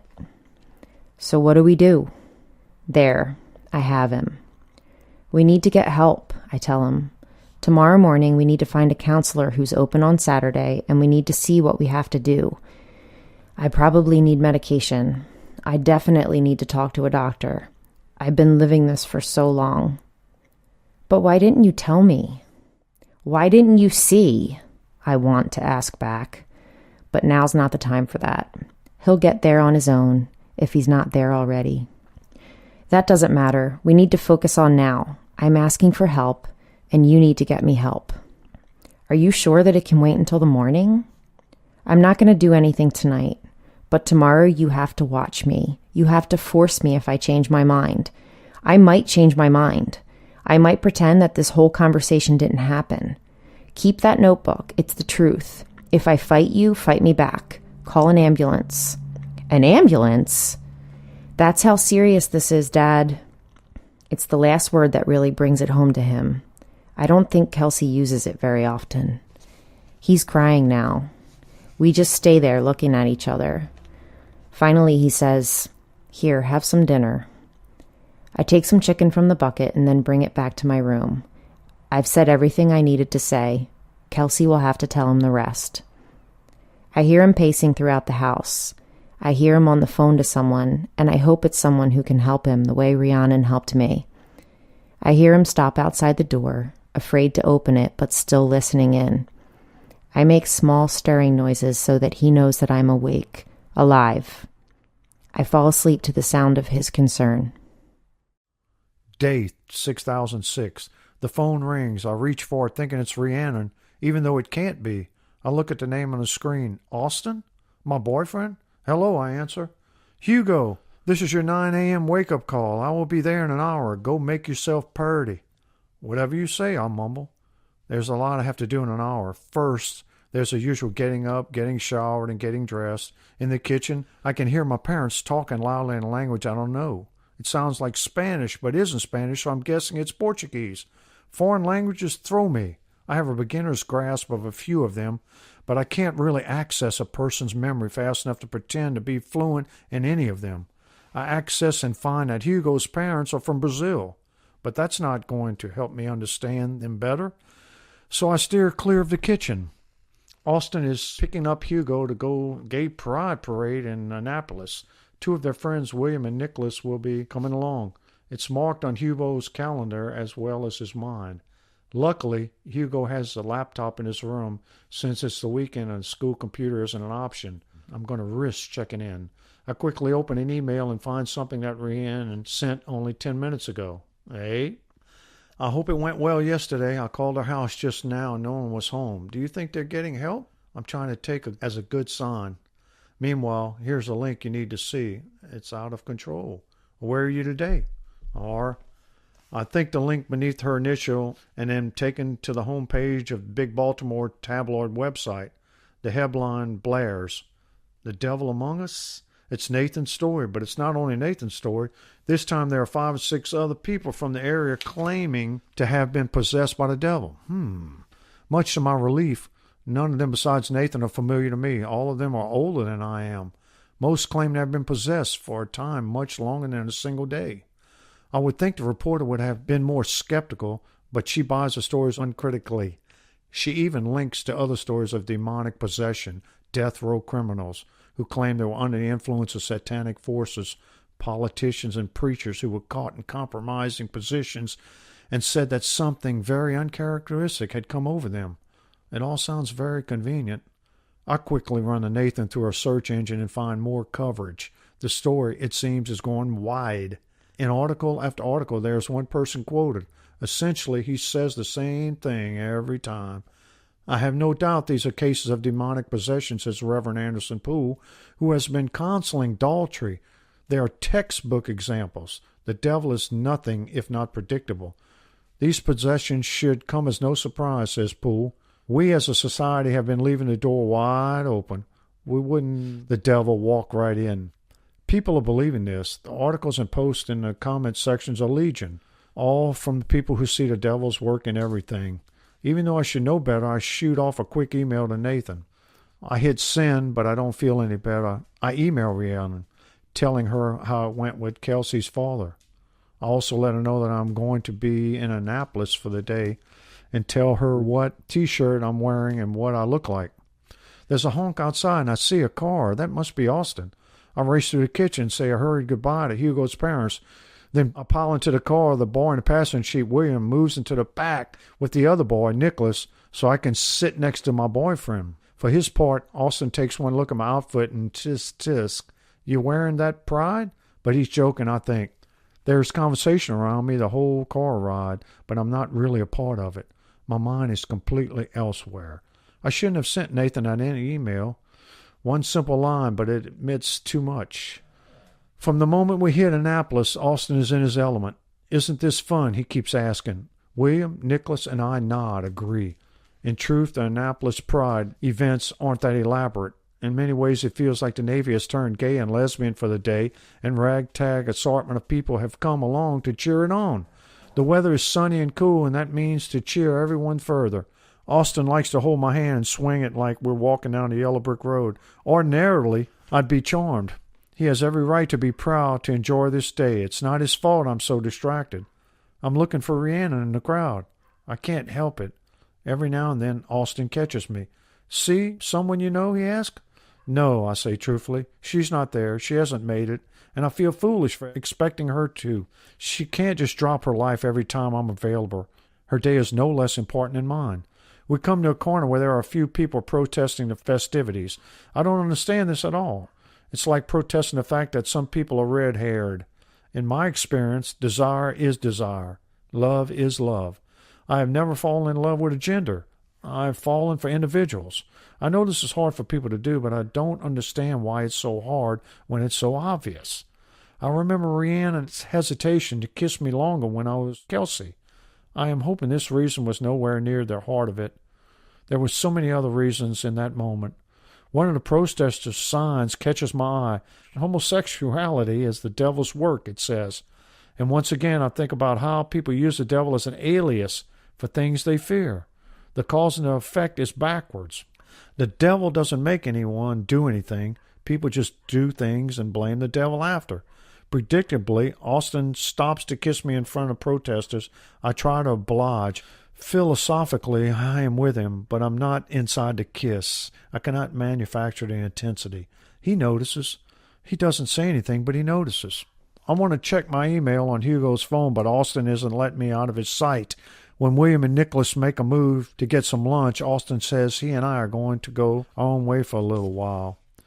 I'm assuming we're going to get lunch, but instead he pulls me in a hip clothing store and spends the next hour trying things on, with me giving my outside the changing room opinion. At one point he pulls me into the changing room to steal some kisses, and I oblige. But at the same time, I'm thinking that if we're inside, there's no way Rhiannon is going to find me. While Austin debates whether the skinny jeans are skinny enough, I find myself wondering what Kelsey is doing at this moment. Is she unburdening herself, going along with, or is she defiant, denying that she ever wanted to help in the first place? I picture Tom and James in their rec room playing video games, not having any sense that their week was disrupted. I think of Roger Wilson later tonight, preparing his clothes for church tomorrow morning. What do you think, Austin asks. They're great, I say. You didn't even look. I can't argue this. He's right, I didn't. I look at him. Now I need to pay more attention. I like him, I tell him. Well, I don't, he says. Then he storms back into the changing room. I haven't been a good guest in Hugo's life. I access his memories and discover that he and Austin first became boyfriend at this very celebration a year ago this weekend. They've been friends for a little while, but they never talked about how they felt. They were each afraid of ruining the friendship, and instead of making it better, their caution made everything awkward. So finally, as a pair of 20-something men passed by holding hands, Austin said, "Hey, that could be us in 10 years. And Hugo said, "Or 10 months. And Austin said, "Or 10 days. And Hugo said, "Or 10 minutes. And Austin said, "Or 10 seconds. Then they each counted to 10 and held hands for the rest of the day. The start of it. Hugo would have remembered this, but I didn't. Austin senses something has changed. He comes back from the dressing room without any clothes in his arms, looks at me, and makes a decision. "Let's get out of here," he says. "I don't want to have this particular conversation in this particular store." He leads me down to the water, away from the celebration, away from the crowds. He finds somewhat secluded bench, and I follow him there. Once we sit down, it all comes out. "You haven't been with me once this whole day," he says. "You aren't listening to a word I say. You keep looking around for someone else, and kissing you is like kissing a block of wood. And today, of all days, I thought you said you were going to give it a chance. I thought you said you were snapping out whatever that's been afflicting you for the past couple of weeks. I'm sure I recall you saying there wasn't anything else, but maybe I'm mistaken. Maybe I was willing to bend over backward, Hugo, but I can bend over backward and walk around at the same time. I can't bend over backward and have a conversation. I guess when it all comes down to it, I'm just not that damn flexible, okay? Austin, I'm sorry," I say. "Do you even love me?" I have no idea if Hugo loves him or not. If I tried, I'm sure I could access moments when he loved him and moments when he didn't. But I can't answer the question and be sure I'm being truthful. I'm caught.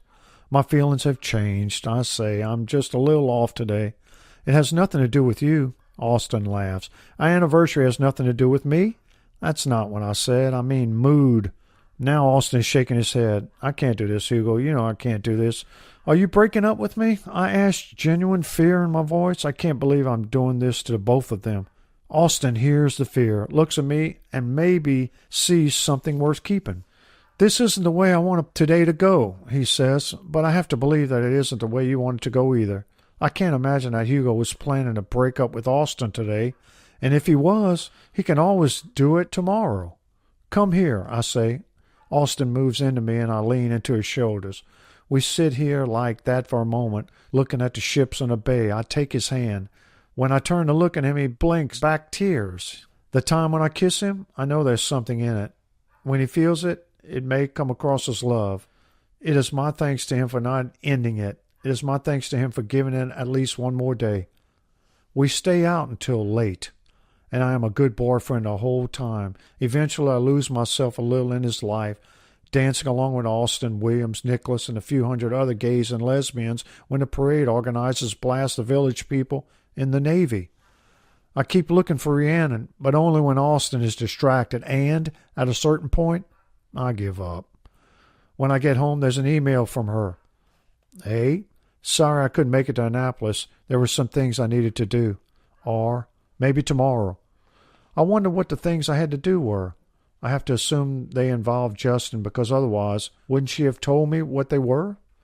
I'm pondering this when Austin texts me to say he ended up having a great day. I text him back and say I had a great day too. I can only hope that's the way Hugo remembers it, because now Austin has proof if he denies it. Hugo's mother comes in and says something to me in Portuguese. I only get about half of it. I'm tired. I'll tell her in English. I think it's time for bed. I don't think I've addressed her questions, but she shakes her head. I'm a typical unforthcoming teenager and heads back to the room. Before I go to sleep, I decide to see if Nathan has written me back. He has. 2 words. Prove it. Day 6007. I wake up the next morning Beyoncé's body. Not the real Beyoncé, but a body remarkably like hers. All the curves in all the right places. I open my eyes to a blur. I reach for the glasses on the nightstand, but they're not there, so I stumble into the bathroom to put in my contact lenses. Then I look in the mirror. I'm not pretty. I'm not beautiful. I am top to bottom gorgeous.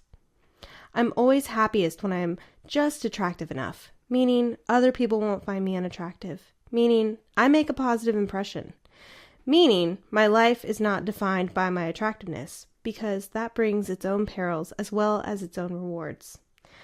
Ashley Ashton's life is defined by her attractiveness. Beauty can come naturally, but it's hard to be stunning by accident.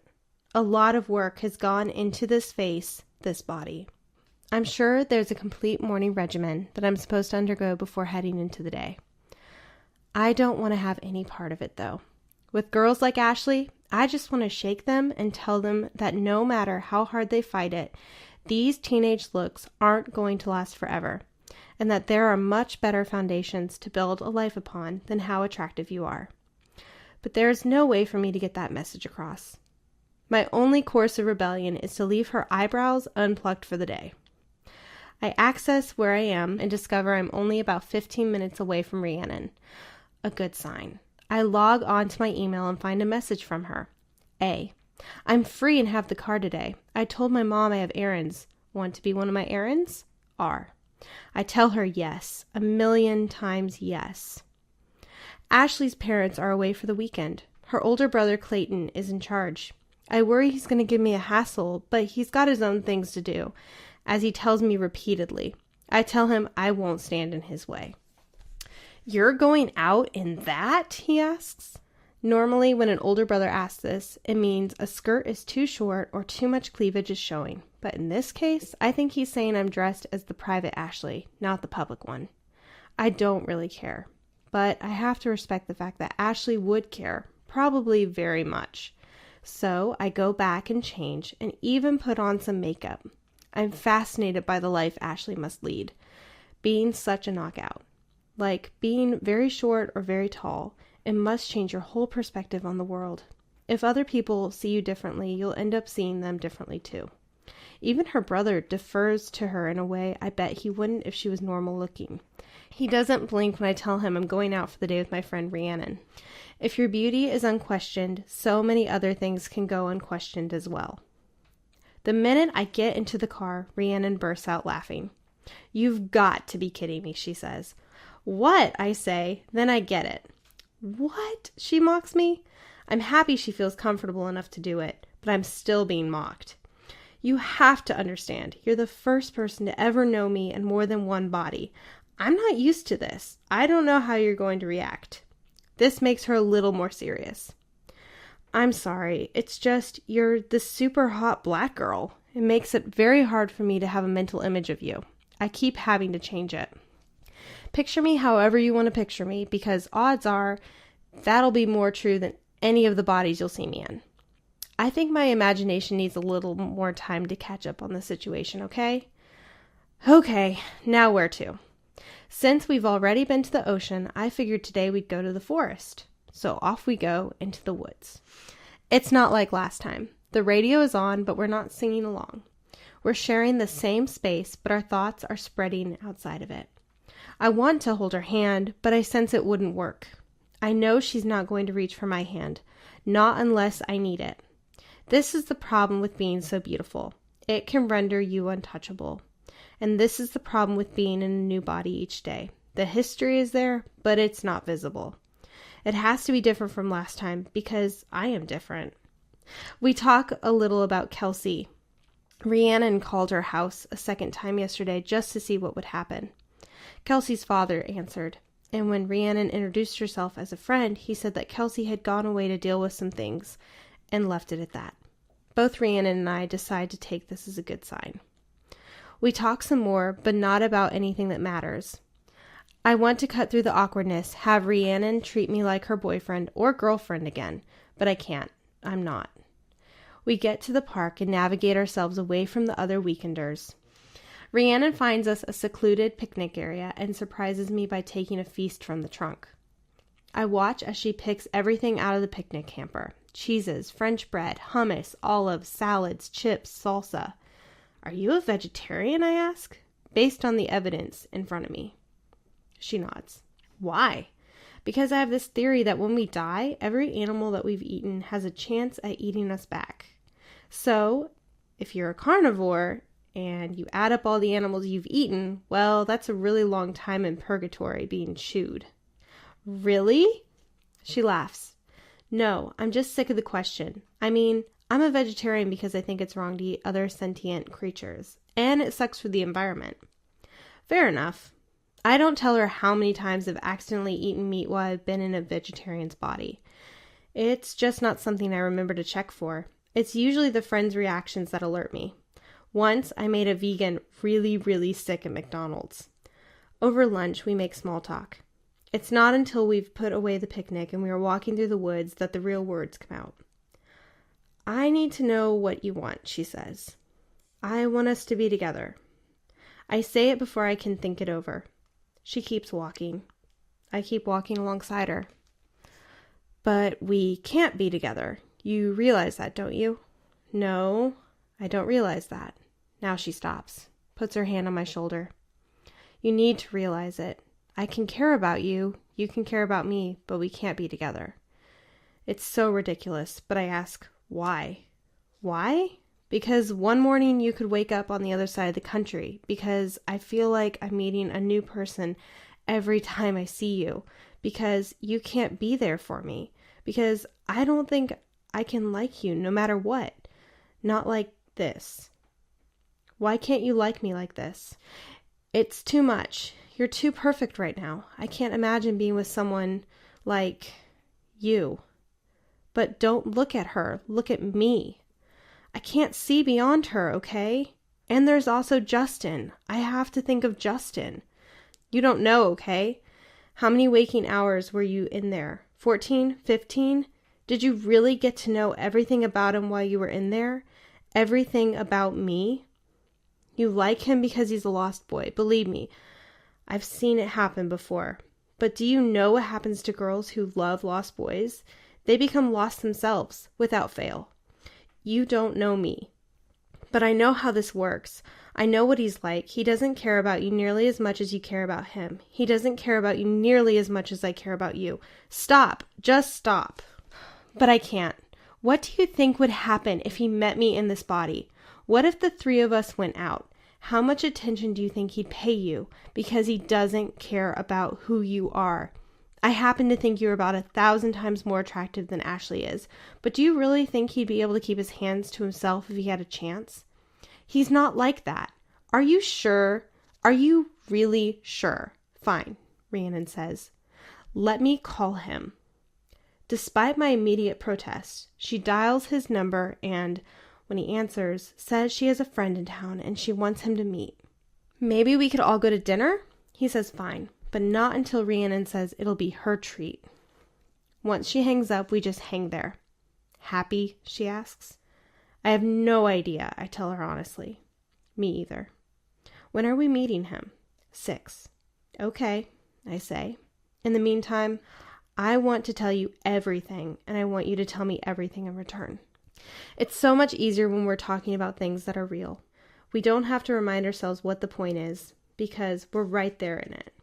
She asked me when I first knew. I was probably 4 or 5. Obviously, I knew before that about changing bodies, having a different mom and dad each day, or grandmother, or babysitter, or whoever. There was always someone to take care of me, and I assumed that was just what living was. A new life every morning. If I got something wrong, a name, a place, a rule, people would correct me. There was never that big disturbance. I didn't think of myself as a boy or a girl. I never have. I would just think of myself as a boy or a girl for a day. It was like a different set of clothes. The thing that ended up tripping me up was the concept of tomorrow, because after a while, I started to notice people kept talking about doing things tomorrow, together, and if I argued, I would get strange looks.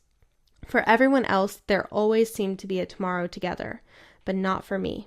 I'd say, you won't be there, and they'd say, of course I'll be there, and then I'd wake up and they wouldn't be, and my new parents would have no idea why I was so upset. There were only 2 options. Something was wrong with everyone else, or something was wrong with me. Because either they were tricking themselves into thinking there was a tomorrow together, or I was the only person who was leaving. Rhiannon asks, did you try to hold on? I tell her, I'm sure I did, but I don't remember it now.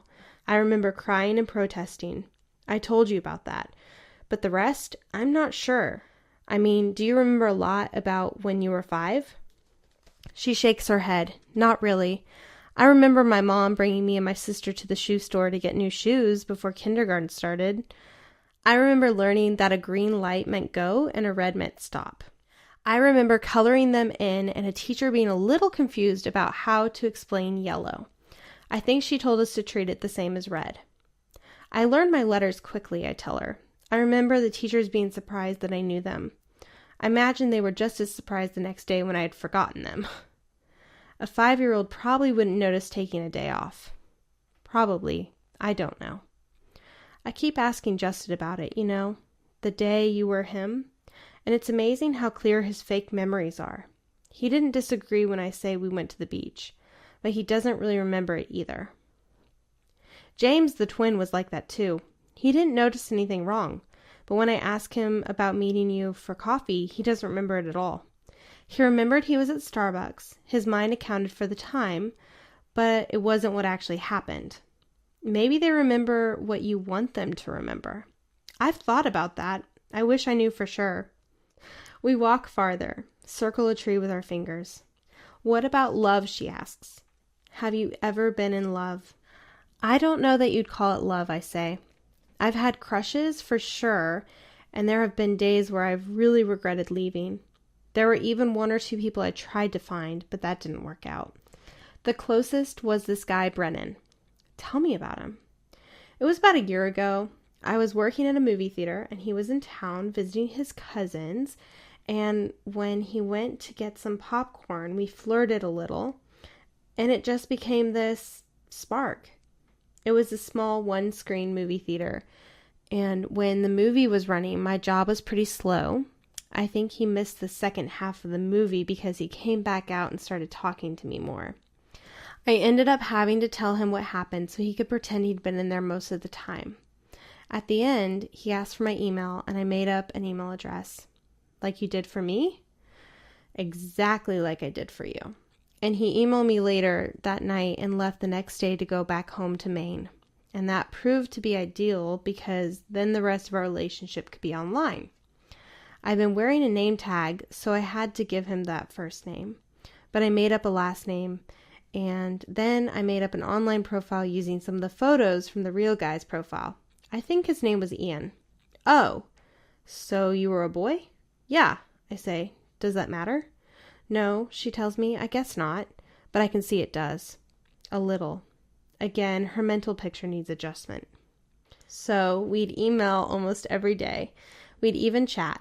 And while I couldn't tell him what was really happening, I emailed him from some very strange places. I still felt like I had something out there in the world that was consistently mine. And that was a pretty new feeling. The only problem was he wanted more photos. Then he wanted to Skype. Then, after about a month of those intense conversations, he started talking about visiting again. His aunt and uncle had already invited him back, and the summer was coming. Uh-oh. Yep, uh-oh. I couldn't figure out a way around it. And the more I tried to dodge it, the more he noticed. All of our conversations became about us. Every now and then, a tangent would get in there, but he'd always drag it back. So I had to end it, because there wasn't going to be a tomorrow for us. Why didn't you tell him the truth? Because I didn't think he could take it. Because I didn't trust him enough, I guess. So you called it off? I told him I met someone else. I borrowed photos from the body I was in at the time. I changed my fake profile's relationship status. Brennan never wanted to talk to me again. Poor guy. I know. After that, I promised myself I wouldn't get into any more virtual entanglements, as easy as they might seem to be, because what's the point of something virtual if it doesn't end up being real? And I could never give anyone something real. I could only give them deception. Like impersonating their boyfriends, Rhiannon says. Yeah, but you have to understand, you were the exception to the rule, and I didn't want it to be based on deception, which is why you're the first person I've ever told. The funny thing is, you say it like it's unusual, that you've only done it once, but I bet a whole lot of people go through their lives without ever telling the truth, not really. And they wake up in the same body and the same life every single morning. Why? What aren't you telling me? Rhiannon looks me in the eye. If I'm not telling you something, it's for a reason. Just because you trust me doesn't mean I have to automatically trust you. Trust doesn't work like that. That's fair. I know it is, but enough of that. Tell me about, I don't know, 3rd grade. The conversation continues. She learns the reason I now have to assess information about allergies before eating anything, after having been nearly killed by a strawberry when I was 9. And I learned the origin of her fear of bunny rabbits, a particularly malevolent creature named Swizzle that liked to escape its cage and sleep on people's faces. She learns about the best mom I ever had. A water park is involved. And I learn about the highs and lows of living with the same mother for your entire life, about how no one can make you angrier, but how you can't really love anyone more. She learns that I haven't always been in Maryland, but I move great distances only when the body I'm in moves great distances. I learn that she's never been on an airplane. She still keeps a physical space between us. There will be no leaning on shoulders or holding hands right now. But if our bodies keep apart, our words do not. I don't mind that. We return to the car and pick at the remains of the picnic. Then we walk around and talk some more. I am astonished at the number of lives I can remember to tell Rhiannon about, and she is amazed that her single life bears as many stories as my multiple one. Because her normal existence is so foreign to me, so intriguing to me, it starts to feel a little more interesting to her as well. I could go on like this until midnight. But at 5:15, Rhiannon looks at her phone and says, "We better get going. Justin will be waiting for us." Somehow, I'd managed to forget. It should be a foregone conclusion. I am a seriously attractive girl. Justin is a typically horny boy. I'm hoping that Rhiannon's theory is right and that Ashley will only remember what I want her to remember, or what her mind wants her to remember. Not that I'm going to take this far. All I need is the confirmation of Justin's willingness, not actual contact. Rhiannon's picked a clam house off the highway. True to form, I confirm that Ashley doesn't have any shellfish allergies. In truth, Ashley has tricked herself into thinking she's allergic to a number of things as a way of narrowing down her diet. But shellfish never hit that particular watch list. When she walks into the room, heads actually turn. Most of them are attached to men a good 30 years older than her. I'm sure she's used to it, but it freaks me out. Even though Rhiannon was concerned about Justin having to wait for us, he ends up coming 10 minutes after we do. The look on his face when he first sees me is priceless. When Rhiannon said she had a friend in town, Ashley was not what he had pictured. He gives Rhiannon her hello, but he's gaping at me when he does. We take our seats. At first, I'm so focused on his reaction that I don't notice Rhiannon's. She's receding into herself, suddenly quiet, suddenly timid. I can't tell whether it's Justin's presence that's making this happen, or whether it's the combination of his presence and mine. We've been so wrapped up in our own day that we haven't really prepared for this. So when Justin starts asking the obvious questions, how do Rhiannon and I know each other? And how come he hasn't heard about me before? I have to jump into the breach. For Rhiannon, fabrication is a ruminative act, whereas lying is part of my necessary nature. I tell him that my mother and Rhiannon's mother were best friends in high school. I'm now living in Los Angeles. Why not? Auditioning for TV shows, because I can. My mother and I are visiting the East Coast for a week, and she wanted to check in on her old friend. Rhiannon and I have seen each other off and on through the years, but this is the first time in a while. Justin appears to be hanging on my every word, but he isn't listening at all. I brush his leg accidentally under the table. He pretends he doesn't notice. Rhiannon pretends to. I'm brazen, but careful with my brazenness. I touch Rhiannon's hand a few times when I'm making a point, so it doesn't seem unusual when I do it to Justin. I mention a Hollywood star that I once kissed at a party, but make it clear it was no big deal. I want Justin to flirt back, but he appears incapable, especially once there's food in front of him. Then the order of attention goes food, then Ashley, then Rhiannon. I dip my crab cakes into tartar sauce and imagine Ashley yelling at me for doing so. When the food is finished, he focuses back on me. Rhiannon comes alive a little and tries to mimic my movements, first by holding his hand.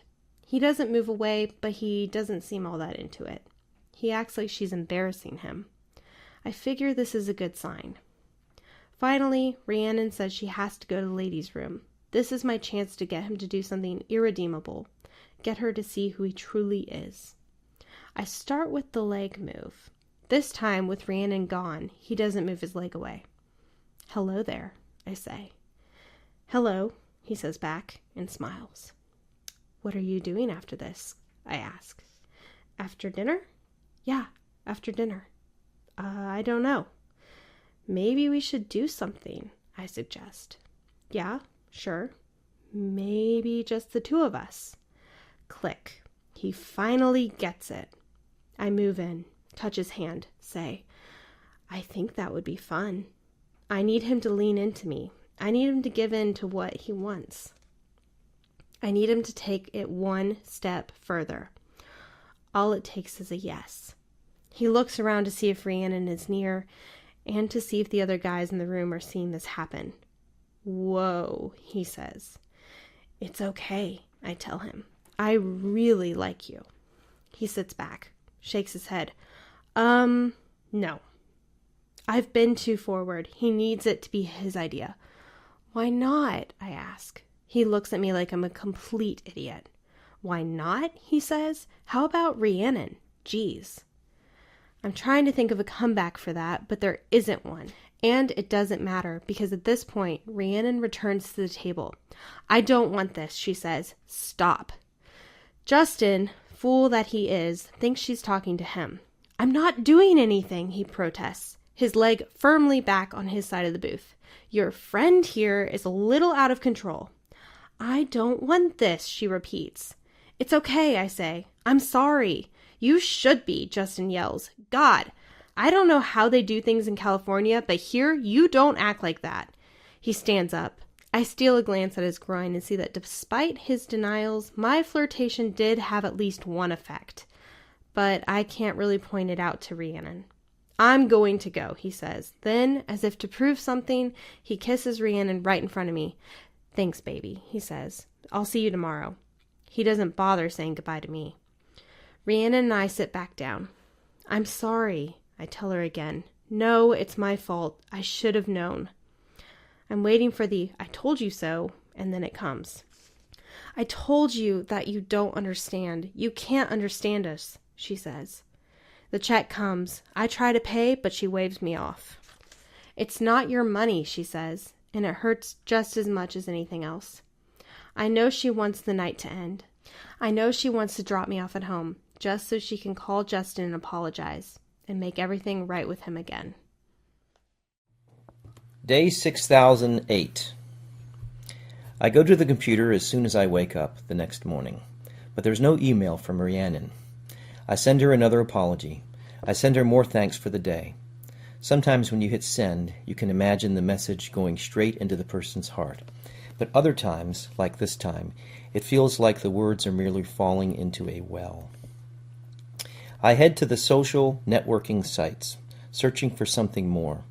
I see that Austin and Hugo still list their relationship status as being together, a good sign. Kelsey's page is locked to non-friends, so there's proof of one thing I managed to save and another where saving is possible. I have to remind myself it's not all bad. Then there's Nathan. The coverage of him continues. Reverend Poole is getting more testimony by the day, and the news sites are eating it up. Even the Onion is getting into the act, with the headline, "William Carlos Williams to the Reverend Poole. The devil made me eat the plum." If smart people are parodying it, that's a sure sign that some less smart people are believing it. But what can I do? Nathan wants his proof, but I'm not sure I have any to give. All I have is my word, and what kind of proof is that? Today, I'm a boy named AJ. He has diabetes, so I have a whole other layer of concerns on top of my usual ones. I've been diabetic a couple of times, and the first time was harrowing. Not because diabetes isn't controllable, but because I had to rely on the body's memories to tell me what to look out for and how to manage it. I ended up pretending I wasn't feeling well, just so my mother would stay at home and monitor my health with me. Now I feel I can handle it, but I am very attentive to what the body is telling me, much more so than I usually am. AJ is full of idiosyncrasies that probably don't seem all that idiosyncratic to him anymore. He's a sports fanatic. He plays soccer on the JV squad, but his real love is baseball. His head is full of statistics, facts, and figures, extrapolating into thousands of different combinations and comparisons. In the meantime, his room is a shrine to the Beatles, and it appears that George is by far his favorite. It isn't hard to figure out what he's going to wear, because his entire wardrobe is blue jeans and different variations of the same button-down shirt. There are also more baseball caps than I can imagine anyone needing, but I figure he's not allowed to wear those at school. It's a relief in many ways to be a guy who doesn't mind riding the bus, who has friends waiting for him when he gets on, who doesn't have to deal with anything more troubling than the fact that he ate breakfast and is still hungry.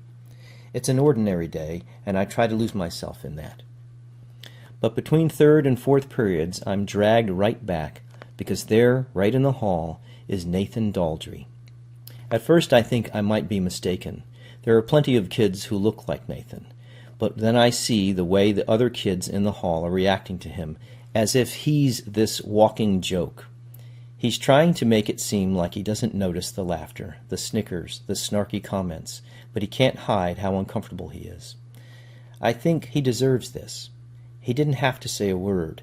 He could have just let it slide. And I think, it's my fault. I'm the one who did this to him. I access AJ and find out that he and Nathan were good friends in elementary school, and are still friendly now. So it makes sense that when he passes by me, I say hello, and that he says hello back. I sit with my friends at lunch. Some of the guys ask me about the game last night, and I answer vaguely, assessing the whole time. Out of the corner of my eye, I see Nathan sit down at his own table, eating alone. I don't remember him being friendless, just dull, but it looks as if he's friendless now. I'm going to talk to Nathan, I tell my friends. One of them groans. Really? I'm so sick of him. I hear he's doing talk shows now, another chimes in. You would think the devil would have more important things to do than take a Subaru for a joyride on a Saturday night. Seriously? I pick up my tray before the conversation could go any further and tell them that I'll see them later. Nathan sees me coming over, but still seems surprised when I sit down with him. Do you mind? I ask. No, he says, not at all. I don't know what I'm doing. I think of his last email, prove it, and half expect those words to flash from his eyes, for there to be some challenge that I will have to meet. I am the proof. I am right in front of him, but he doesn't know that. So how are you doing? I ask, picking up a fry, trying to act like this is normal lunchtime conversation between friends. Okay, I guess. I get a sense that for all the attention people have been giving him, not many people have been asking him how he's doing. So what's new? He glances over my shoulder. Your friends are looking at us. I turn around, and everyone from my old table suddenly looks anywhere but there. Whatever, I say. Don't pay attention to them. I'm not. They don't understand. I understand. I understand that they don't understand. I know. It must be pretty overwhelming, though, having everyone so interested, and all the blogs and stuff, and this reverend. I wonder if I've pushed too far, but Nathan seems happy to talk. AJ is a good guy. Yeah, he really gets it. He knew people would give me grief, but he told me I had to be stronger. Having people laugh is nothing compared to surviving a possession. Surviving a possession. I have never thought about what I do in those terms. I never thought my presence was something that anyone would have to survive. Nathan sees me thinking. What? He asks. I'm just curious. What do you remember from that day? Now a wariness creeps into his expression. Why are you asking? Curiosity, I guess. I'm not doubting you. Not at all. I just feel like in all the things I've read and all the things people have said, I never really got to hear your side. It's all been second-hand and third-hand and probably seventh or eighth-hand, so I figured I'd just come out and ask you first-hand. I know I'm on dangerous ground here. I can't make AJ too much of a confidant, because tomorrow will come and he might not remember anything that's been said, and that might make Nathan suspicious. But at the same time, I want to know what he remembers. Nathan wants to talk. I can see it. He knows he stepped off his own map, and while he won't pull back, he also regrets it a little. I don't think he ever meant for it to take over his life. It was a pretty normal day, he tells me. Nothing unusual. I was home with my parents. I did chores, that kind of thing. And then, I don't know, something must have happened. Because I made up the story about a school musical and borrowed their car for the night. I don't remember the musical part. They told me that later. But there I was, driving around, and I had these urges, like I was being drawn somewhere. He pauses. Where? I ask. He shakes his head. I don't know. This is the weird part. There are a few hours there that are completely blank. I have this sense of not being in control of my body, but that's it. I have flashes of a party, but I have no idea where or who else was there. Then suddenly I'm being woken up by a policeman, and I haven't drunk a sip. I haven't done any drugs. They tested for that, you know. What if you had a seizure? Why would I borrow my parents' car to have a seizure? No, there was something else in control. The Reverend says I must have wrestled with the devil, like Jacob. I must have known my body was being used for something evil, and I fought it. And then, when I won, the devil left me by the side of the road. He believes this. He genuinely believes this. And I can't tell him it's not true. I can't tell him what really happened, because if I do, AJ will be in danger. I will be in danger. It didn't have to be the devil, I say. Nathan becomes defensive. I just know, okay? And I'm not the only one. There are lots of people out there who've experienced the same thing. I've chatted with a few of them. It's scary how many things we have in common. Are you afraid it will happen again? No, I'm prepared this time. If the devil is anywhere near me, I'll know what to do. I sit right there across from him and listen. He doesn't recognize me. I am not the devil. This thought is what echoes through my mind the rest of the day. I am not the devil, but I could be. Looking at it from afar, looking at it from a perspective like Nathan's, I can see how scary it could be. Because what's to stop me from doing harm? What punishment would there be if I took the pencil in my hand and gouged out the eye of the girl sitting next to me in chem class? Or worse, could I easily get away with a perfect crime? The body that committed the murder would inevitably get caught, but the murderer would go free. Why haven't I thought of this before? I have the potential to be the devil. But then I think, stop. I think, no. Because, really, does that make me any different from anyone else? Yes, I could get away with it. But certainly, we all have the potential to commit the crime. We choose not to. Every single day, we choose not to. I am no different. I am not the devil. There is still no word from Rhiannon. Whether her silence is coming from her confusion or from a desire to be rid of me, I have no way of knowing. I write to her and say simply, I have to see you again. A. Day 6009. There's still no word from her the next morning. I get in the car and drive. The car belongs to Adam Cassidy. He should be in school, but I call the office pretending to be his father and say that he has a doctor's appointment. It may last the entire day. It's a 2-hour drive. I know I should spend it getting to know Adam Cassidy, but he seems incidental to me right now. I used to inhabit lives like this all the time, testing the bare minimum I needed to know in order to get through the day. I got so good at it that I made it through a few days without accessing once. I'm sure these were very blank days for the bodies I was in, because they were very extraordinarily blank days for me. Most of the drive, I think about Rhiannon, how to get her back, how to keep her in good graces, how to make this work. It's the last part that's the hardest. When I get to her school, I park where Amy Tran parked. The school day is already in full swing, so when I open the doors, I jump right into the fray. It's between periods, and I have all of 2 minutes to find her. I don't know where she is. I don't know what period's starting. I just push through the halls looking for her. People brush by, tell me to watch where I'm going. I don't care. There is everyone else, and there is her. And I am focusing only on her. I let the universe tell me where to go. I rely purely on instinct, knowing that this kind of instinct comes from somewhere other than me, somewhere other than this body. She is turning into a classroom, but she stops, looks up, sees me. I don't know how to explain it. I am an island in the hall as people push around me. She's another island. I see her and she knows exactly who I am. There's no way for her to know this, but she knows. She walks away from the classroom, walks toward me. Another bell rings and the rest of the people drain out of the hall, leaving us alone together. "Hey," she says. "Hey," I say. "I thought you might come. Are you mad?" "No, I'm not mad." She glances back at the classroom, although Lord knows you're not good for my attendance record. I'm not good for anybody's attendance record. "What's your name today?" "A," I tell her. "For you it's always A."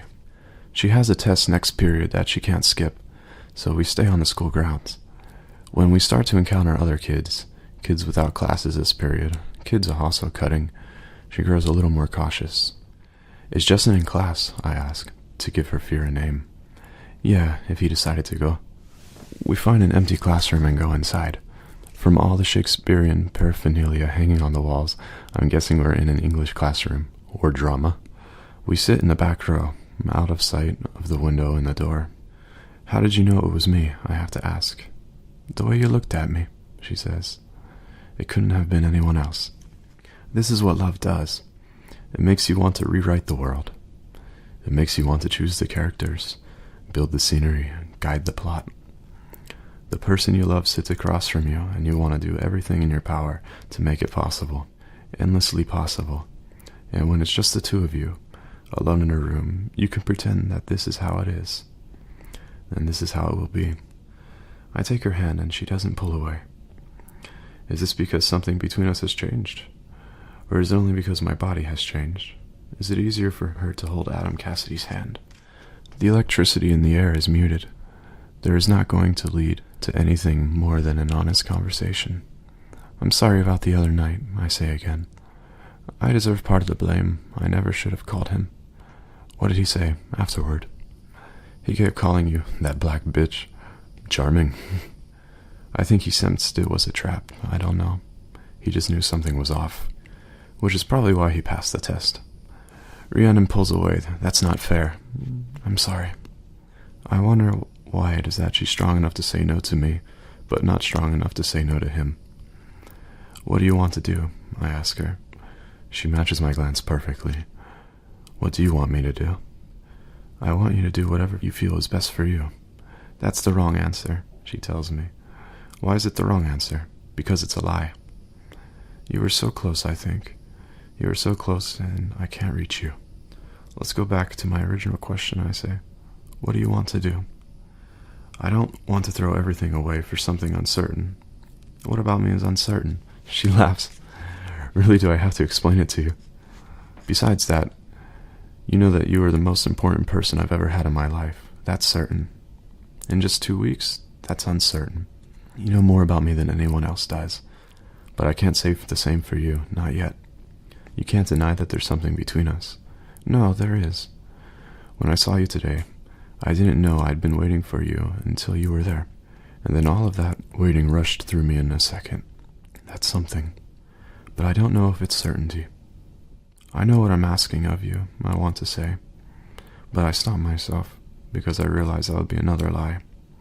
And she called me on it. She looks at the clock. I have to get ready for my test. And you have another life to get back to. I can't help myself, I ask. "Don't you want to see me?" She holds there for a moment. I do, and I don't. You would think it would make things easier, but it actually makes them harder. So I shouldn't just show up here. Let's stick to email for now, okay? And just like that, the universe goes wrong. Just like that, all the enormity seems to shrink into a ball and float away from my reach. I feel it, and she doesn't. Or I feel it, and she won't. Day 6010. I am 4 hours away from her. I'm a girl named Chevelle, and I can't stand the idea of going to school today. So I feign sickness, get permission to stay home. I try to read, play video games, surf the web, do all the things I used to do to fill the time. None of them work. The time still feels empty. I keep checking my email. Nothing from her. Nothing. Nothing. Day 6011. I am only 30 minutes away from her. I am woken at dawn by my sister shaking me, shouting my name, Valeria. I think I'm late for school. But no, I'm late for work. I am a maid, an underage, illegal maid. Valeria doesn't speak English, so all the thoughts I have to access are in Spanish. I barely know what's happening. It takes me time to translate what's going on. There are 4 of us in the apartment. We put on our uniforms and a van comes to pick us up. I am the youngest, the least respected. My sister speaks to me and I nod.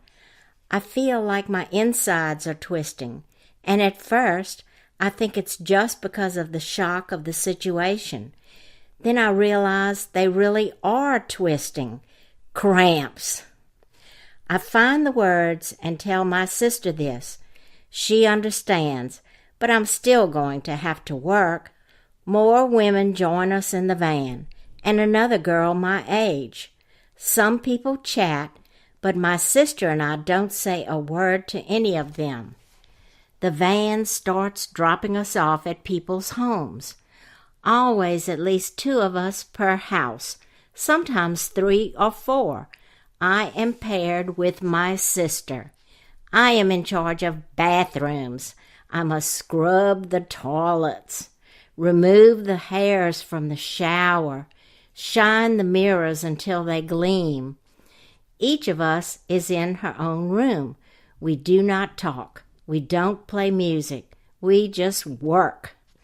I am sweating in my uniform. The cramps will not go away. The medicine cabinets are full, but I know that I am here to clean, not to take.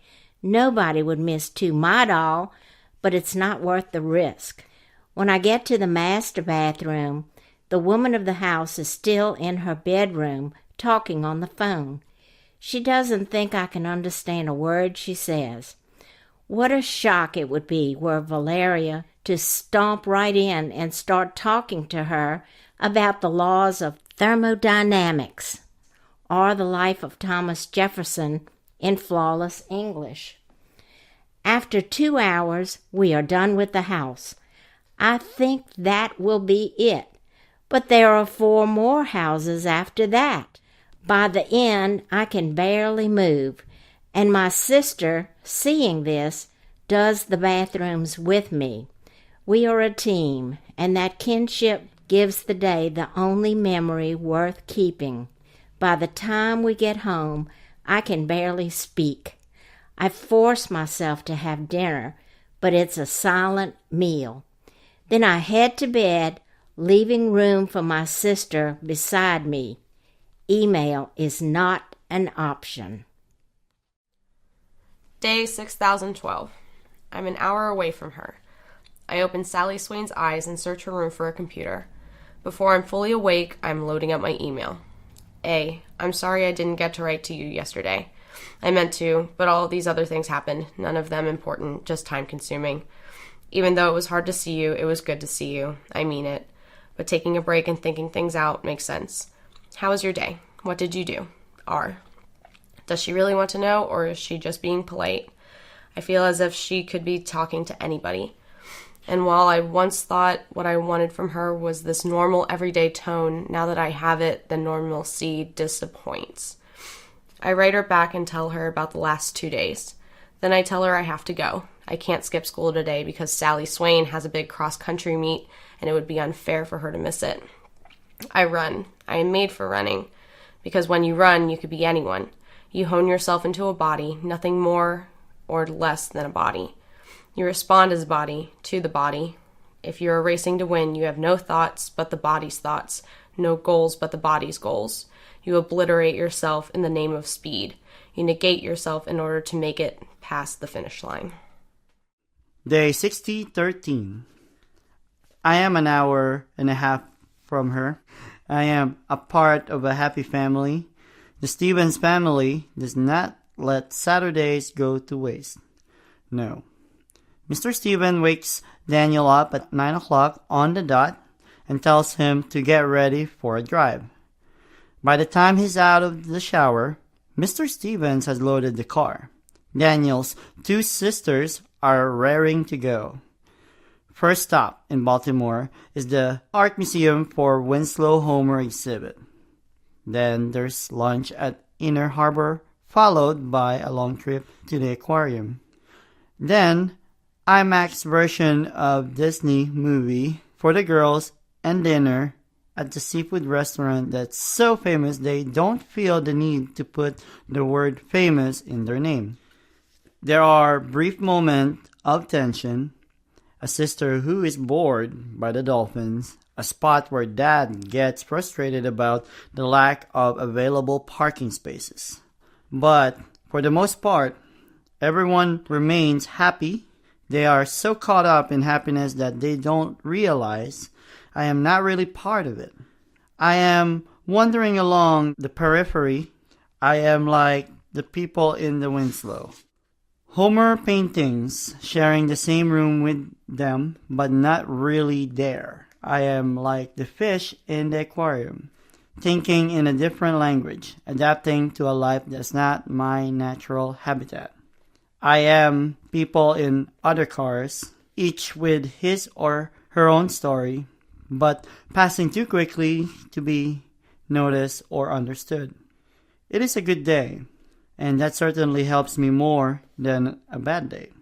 There are moments when I don't think about her or even think about me. There are moments I just sit in my frame, float in my tank, ride in my car, say nothing, thinking nothing that connects me to anything at all. Day 6014. I'm 40 minutes away from her. It's Sunday, so I decide to see what Reverend Poole is up to. Orlando, the boy whose body I'm in, rarely wakes up before noon on Sunday, so if I keep my typing quiet, his parents will leave me alone. Reverend Poole has set up a website for people to tell their stories of possession. Already, there are hundreds of posts and videos. Nathan's post is perfunctory, as if it's been summarized from his earlier statements. He has not made a video. I don't learn anything new. Other stories are more elaborate. Some are clearly the work of nutjobs, clinically paranoid people who need professional help, not arenas in which to vent their hyperbolic conspiracy theories. Other testimonials, however, almost painfully sincere. There's a woman who genuinely feels that Satan struck her at the checkout line in the supermarket, filling her with the urge to steal. And there's a man whose son killed himself, who believes that the son must have been possessed by real demons, rather than fighting the more metaphorical ones inside. Since I only inhabit people around my age, I look for the teenagers. Poole must screen each and everything that appears on the site, because there's no parody, no sarcasm. So teenagers are few and far between. There is one, however, from Montana, whose story makes me shiver. He says he was possessed, but only for one day. Nothing major happened, but he knows he wasn't in control of his body. I have never been to Montana. I'm sure of it. But what he's describing is a lot like what I do. There is a link on Poole's site. If you believe the devil is within you, click here or call this number. But if the devil is truly within you, why would he click or call? I go to my old email and find that Nathan's tried to get in touch with me again. No proof, then? Get help. He even attaches the link to Poole's page. I want to write back to him and point out that he and I talked just the other day. I want him to ask his friend AJ how his Monday was. I want him to fear that I could be there at any moment, in any person. No, I think, don't feel that way. It was so much easier when I didn't want anything. Not getting what you want can make you cruel. I check my other email and find another message from Rhiannon. She tells me vaguely about her weekend and asks me vaguely about my weekend. I try to sleep for the rest of the day. Day 6015. I wake up, and I'm not 4 hours away from her, or 1 hour, or even 15 minutes. No, I wake up in her house, in her room, in her body. At first, I think I'm still asleep, dreaming. I open my eyes, and I could be in any girl's room, a room she's lived in for a long time, with Madame Alexander dolls sharing space with eyeliner pencils and fashion magazines. I am sure it is only a dream world trick when I access my identity and find it's Rhiannon who appears. Have I had this dream before? I don't think so. But in a way it makes sense. If she's the thought, the hope, the concern underneath my every waking moment, then why wouldn't she permeate my sleeping hours as well? But I'm not dreaming. I'm feeling the pressure of the pillow against my face. I am feeling the sheets around my legs. I am breathing. In dreams, we never bother to breathe. I instantly feel like the world has turned to glass. Every moment is delicate. Every moment is a risk. I know she wouldn't want me here. I know the horror she would be feeling right now. The complete loss of control. Everything I do could break something. Every word I say, every move I make. I look around some more. Some girls and boys obliterate their rooms as they grow older, thinking they have to banish all their younger incarnations in order to convincingly inhabit a new one. But Rhiannon is more secure with her past than that. I see pictures of her and her family when she is 3, 8, 10, 14. A stuffed penguin still keeps watch over her bed. J.D. Salinger sits next to Dr. Seuss on her bookshelf. I pick up one of the photographs. If I wanted to, I could try to access the day it was taken. It looks like she and her sister are at a country fair. Her sister is wearing some kind of prize ribbon. It would be so easy for me to find out what it is. But then it wouldn't be Rhiannon telling me. I want her here next to me, giving me the tour. Now I feel like I've broken in. The only way to get through this is to live the day as Rhiannon would want me to. If she knows I was here, and I have a feeling she will, I want her to be certain that I didn't take any advantage. I know instinctively that this is not the way I want to learn anything. This is not the way I want to gain anything. Because of this, it feels like all I can do is lose. This is how it feels to raise her arm. This is how it feels to blink her eyes. This is how it feels to turn her head. This is how it feels to run her tongue over her lips, to put her feet on the floor. This is the weight of her. This is the height of her. This is the angle from which she sees the world. I could access every memory she has of me. I could access every memory she has of Justin. I could hear what she said when I haven't been around. Hello? This is what her voice sounds like from the inside. This is what her voice sounds like when she's by herself. Her mother shuffles past me in the hallway, awake but not by her own choice. It has been a long night for her, leading into a short morning. She says she's going to try to go back to sleep, but adds that it's not likely. Rhiannon's father is in the kitchen, about to leave for work. His good morning holds less complaint. But he's in a rush, and I have a sense that those 2 words are all Rhiannon's going to get. I get some cereal as he searches for his keys, then say a goodbye echo to his own quick goodbye. I decide not to take a shower or even to change out of last night's underwear. When I go to the bathroom, I will keep my eyes closed. I feel naked enough looking in the mirror and seeing Rhiannon's face. I can't push it any further than that. Brushing her hair is already too intimate. Putting on makeup, even putting on shoes. To experience her body's balance within the world, the sensation of her skin from the inside, touching her face and receiving the touch from both sides, it's unavoidable and incredibly intense. I try to think only as me, but I can't stop feeling that I'm her. I have to access to find my keys, then find my way to school. Maybe I should stay home, but I'm not sure I could bear being alone as her for that long without any distractions. The radio station is turned to the news, which is unexpected. Her sister's graduation tassel hangs from the rearview mirror. I look to the passenger seat, expecting Rhiannon to be there, looking at me, telling me where to go. I'm trying to avoid Justin. I go early to my locker, get my books, then head directly to my first class. As friends trickle into the classroom, I make as much conversation as I can. Nobody notices any difference. Not because they don't care, but because it's early in the morning and nobody's expected to be fully there. I've been so hung up on Justin that I haven't realized how much Rhiannon's friends are part of her life. I realize that until now, the most I've really seen her full life has been when I was Amy Tran, visiting the school for the day. Because she doesn't spend her day alone. These friends are not what she wants to escape when she makes her escape. "Did you get to all the bayou?" her friend Rebecca asks. At first I think she's asking to copy my homework, but then I realize she's offering hers. Sure enough, Rhiannon has a few problems left to do. I thank Rebecca and start copying away. When class begins and the teacher starts to lecture, all I need to do is listen and take notes. "Remember this," I tell Rhiannon. "Remember how ordinary it is." I can't help but get glimpses of things I've never seen before. Doodles in her notebook of trees and mountains, the light imprint her socks leave on her ankles, a small red birthmark at the base of her left thumb. These are probably things she never notices, but because I'm new to her, I see everything. This is how it feels to hold a pencil in her hand. This is how it feels to fill her lungs with air.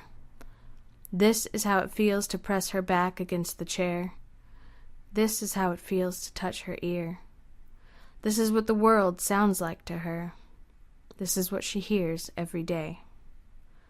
I allow myself one memory. I don't choose it. It just rises, and I don't cut it off. Rebecca is sitting next to me chewing gum. At one point in class, she's so bored that she takes it out of her mouth and starts playing with it between her fingers. And I remember a time she did this in 6th grade. The teacher caught her, and Rebecca was so surprised at being caught that she startled, and the gum went flying from her hand and into Hannah Walker's hair. Hannah didn't know what had happened at first, and all the kids started laughing at her, making the teacher more furious. I was the one who leaned over and told her there was gum in her hair. I was the one who worked it out with my fingers, careful not to get it knotted farther in. I got it all out. I remember I got it all out. I try to avoid Justin at lunch, but I fail. I'm in a hallway nowhere near either of our lockers or the lunchroom, and he ends up being there too. He's not happy to see me, or unhappy to see me. He regards my presence as a fact, no different than the bell between periods. "Want to take it outside?" he asks. "Sure," I say, not really knowing what I'm agreeing to. In this case, outside means a pizza place 2 blocks from the school. We get slices and Cokes. He pays for himself, but makes no offer to pay for me, which is fine. He's in a talkative mood, focusing on what I imagine is his favorite theme, the injustices perpetrated against him by everyone else all the time. It's a pretty wide conspiracy, involving everything from his car's faulty ignition to his father's nagging about college to his English teacher's gay way of talking. I'm barely following his conversation, and following very much feels like the right word because this conversation is designed for me to be at least 5 steps behind. He doesn't want my opinion. Anytime I offer something, he just lets it sit there on the table between us. Doesn't pick it up. As he goes on about what a bitch Stephanie is being to Steve and keeps shoving pizza into his face and looks at the table much more than he looks at me, I must struggle against the palpable temptation to do something drastic. Although he doesn't realize it, the power is all mine. All it would take is a minute, less, to break up with him. All it would take are a few well-chosen words to cut the tether. He could counterattack with tears or rage or promises, and I could withstand every single one. It is so much what I want, but I don't open my mouth. I don't use this power, because I know that this kind of ending would never lead to the beginning I want.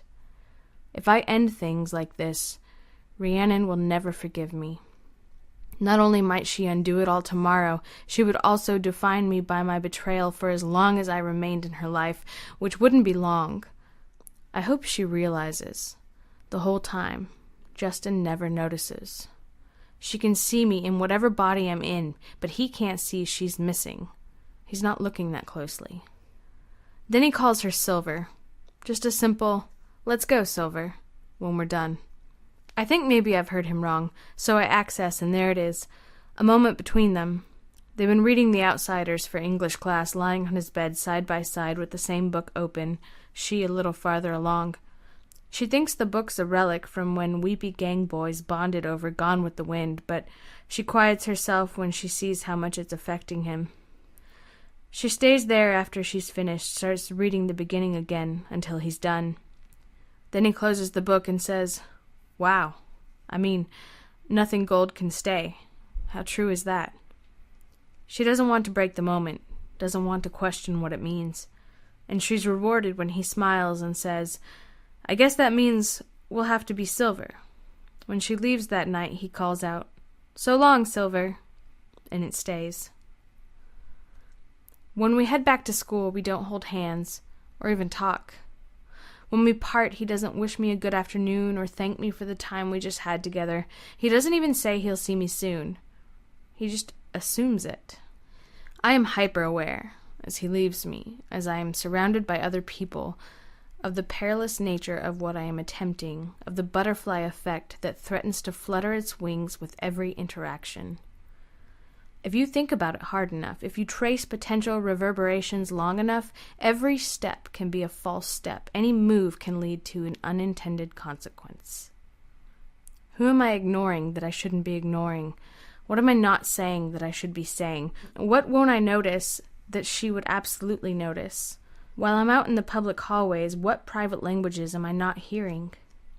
When we look at a crowd, our eyes naturally go to certain people, whether we know them or not. But my glance right now is blank. I know what I see, but not what she'd see.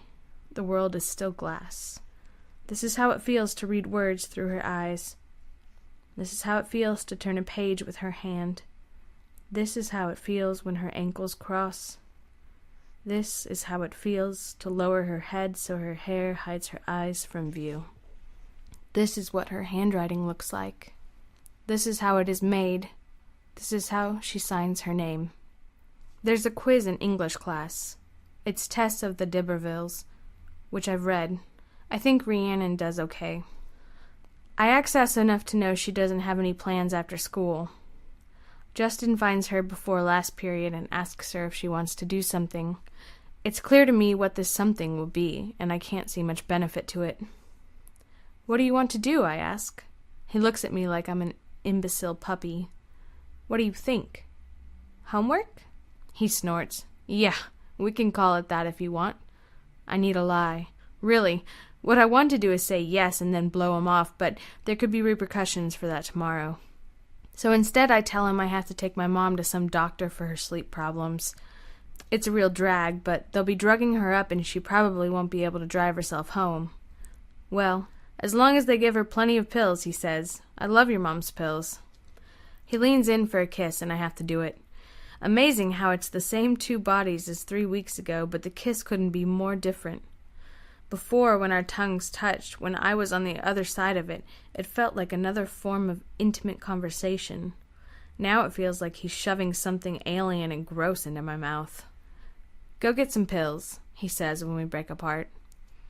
I hope my mom has some extra birth control I can slip him. We have been to an ocean together, and a forest, so today I decide we should go to a mountain. A quick search shows me the nearest place to climb. I have no idea if Rhiannon's ever been there, but I'm not sure that matters. She's not really dressed for hiking. Her Converse don't have a whole lot of tread left on them. I plunge forward nonetheless, taking a water bottle and a phone with me, and leaving everything else in the car. Again, it's a Monday, and the trails are largely clear. Every now and then I'll pass another hiker on his or her way down, and we'll nod or say hello, in the way that people surrounded by acres of silence do. The paths are haphazardly marked, or perhaps I'm just not attentive enough. I can feel the incline as it's measured by Rhiannon's leg muscles, can feel her breath shift into more challenging air. I keep going. For our afternoon, I've decided to attempt to give Rhiannon the satisfaction of being fully alone. Not the lethargy of lying on the couch or the dull monotony of drifting off in math class.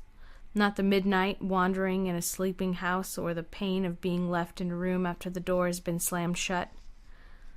This alone is not a variation of any of those. This alone is its own being.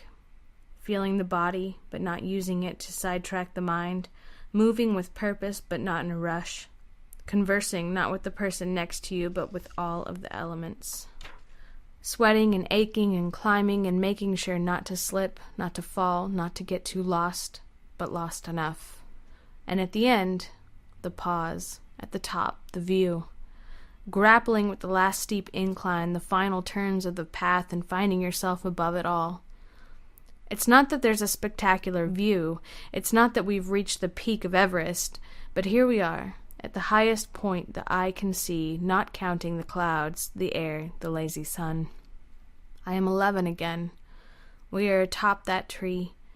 The air feels cleaner because when the world is below us, we allow ourselves to breathe fully. When no one else is around, we open ourselves to the quieter astonishments that enormity can offer. Remember this, I implore Rhiannon, as I look out over the trees, as I catch her breath. Remember this sensation. Remember that we were here. I sit down on a rock and drink some water. I know I am in her body, but it feels very much like she is here with me, like we are two separate people, together, sharing this. I have dinner with her parents. When they ask me what I did today, I tell them. I'm sure I tell them more than Rhiannon would, more than the day usually allows. That sounds wonderful, her mother says. Just be careful out there, her father adds. Then he changes the conversation to something that happened at work, and my day, briefly registered, becomes solely my own again. I do her homework as best I can. I don't check her email, afraid that there will be something there that she wouldn't want me to see. I don't check my own email because she's the only person I'd want to hear from. There's a book on her night table, but I don't read it, for the fear that she won't remember what I've read, and will have to read it again anyway. I thumb through some magazines. Finally, I decide to leave her a note. It's the only way she'll know for sure that I've been here. Another palpable temptation is to pretend that none of this has happened, to deny any accusation she makes based on whatever remnant of memory remains. But I want to be truthful. The only way this will work is if we are entirely truthful. So I tell her. At the very beginning of my letter, I ask her to try to remember the day as much as possible before she reads on, so what I write won't taint what's really left in her mind. I explain that I never would have chosen to be in her body, that it isn't something I have control over. I tell her I tried to respect her day as much as I knew how, and that I hope not to have caused any disruption in her life. Then, in her own handwriting, I map out our day for her. It is the first time I've ever written to the person whose life I've occupied, and it feels both strange and comfortable, knowing that Rhiannon will be the reader of these words. There are so many explanations I can leave unsaid. The fact that I'm writing the letter at all is an expression of faith. Faith both in her and in the belief that trust can lead to trust and truth can lead to truth. This is how it feels as her eyelids close. This is how sleep will taste to her. This is how night touches her skin.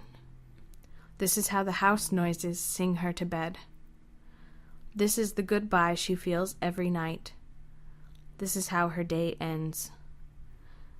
I curl up in bed, still wearing my clothes. Now that the day is almost done, the world of glass recedes. The butterfly threat diminishes. I imagine that we're both here in this bed, that my invisible body is nestled against hers. We are breathing at the same pace, our chests rising and falling in unison. We have no need to whisper, because at this distance, all we need is thought. Our eyes close at the same time. We feel the same sheets against us, the same night. Our breath slows together. We slip into different versions of the same dream. Sleep takes us at the exact same time. Day 6016. A. I think I remember everything. Where are you today? Instead of writing a long email, I want to talk. R. I am roughly 2 hours away from her when I read this email in the body of a boy named Dylan Cooper. He's a hardcore design geek, and his room is an orchard of Apple products. I access him enough to know that when he really, really likes a girl, he creates a font and names it after her. I write back to Rhiannon and tell her where I am. She writes back immediately. She must be waiting by her computer, and asks if I can meet her after school. We arrange to meet at the Clover bookstore. Dylan is a charmer. He also, from what I can tell, has crushes on 3 different girls at the same time. I spend the day trying not to commit him any closer to any of them. He will have to figure out for himself which font he prefers. I am a half hour early to the bookstore, but I am too nervous to read anything but the faces of the people around me. She walks in the door, also early. I don't need to stand or wave. She looks around the room, sees me and the way I'm looking at her, and knows. Hey, she says. Hey, I say back. It feels like the morning after, she tells me. I know, I say. She's gotten us coffee, and we sit there at the table with the cups sheltered in our hands. I see some of the things I noticed yesterday, the birthmark, the scattering of pimples on her forehead, but they don't matter to me nearly as much as the complete picture. She doesn't seem freaked out. She doesn't seem angry. If anything, she seems at peace with what's happened. When the shock wears off, you always hope there's understanding underneath. And with Rhiannon, it seems as if the understanding has already surfaced. Any vestige of doubt has been swept away. I woke up and I knew something was different, she tells me. Even before I saw your letter. It wasn't the usual disorientation, but it didn't feel like I'd missed a day. It was like I woke up and something had been added. Then I saw your letter and started reading, and immediately I knew it was true. It had actually happened. I stopped when you told me to stop and tried to remember everything about yesterday. It was all there. Not the things I'd usually forget, like waking up or brushing my teeth, but climbing that mountain, having lunch with Justin, dinner with my parents, even writing the letter itself. I had a memory of that. It shouldn't make sense. Why would I write a letter to myself for the next morning? But in my mind, it makes sense. Do you feel me there, in your memories? She shakes her head. Not in the way you'd think. I don't feel you in control of things or in my body or anything. I feel like you were with me, like I can feel your presence there, but it's outside of me. She stops, starts again. It's insane that we're having this conversation. But I want to know more. I want you to remember everything, I tell her, and it sounds like your mind went along with that. Or maybe it wanted you to remember everything, too. I don't know. I'm just glad I do. We talk more about the day, more about how strange this is. Finally, she says, thank you for not messing up my life and for keeping my clothes on, unless, of course, you didn't want me to remember that you sneaked a peek.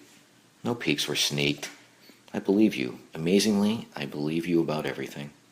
I can tell there's something else she wants to say. What? I ask. It's just, do you feel you know me more now? Because the weird thing is, I feel I know you more. Because of what you did and what you didn't do. Isn't that strange? I would have thought that you would have found out more about me, but I'm not sure that's true. I got to meet your parents, I say. And what was your impression? I think they both care about you in their own way. She laughs. Well said. Well, it was nice to meet them. I'll be sure to remember that when you really meet them. Mom and Dad, this is A. You think you're meeting him for the first time, but actually you've met him before, when he was in my body. I'm sure that'll go over well. Of course, we both know it won't go over at all. There's no way for me to meet her parents. Not as myself. I don't say it, and neither does she. I don't even know if she's thinking it in the pause that ensues, but I am. It can never happen again, right? She eventually asks. You're never the same person twice. Correct. It will never happen again. No offense, but I'm relieved I don't have to go to sleep wondering if I'm going to wake up with you in control. Once, I guess I can deal with, but don't make a habit of it. I promise. I want to make a habit of being with you, but not that way. And there it is. I had to go and bring up the issue of where we go from here. We got through the past, are enjoying the present, but now I push it and we stumble on the future. Just 6 words, and the conversation turns serious again. I can feel it like a shift in the air, like when a cloud moves over the sun. The laughter stops, and we sit there in the moment after it's faded away. Eh? She starts. But I don't want to hear it. I don't want to hear about Justin or impossibilities or any of the other reasons why we can't be together. Not now, I say. Let's stay on the nice note. Okay, she says, I can do that.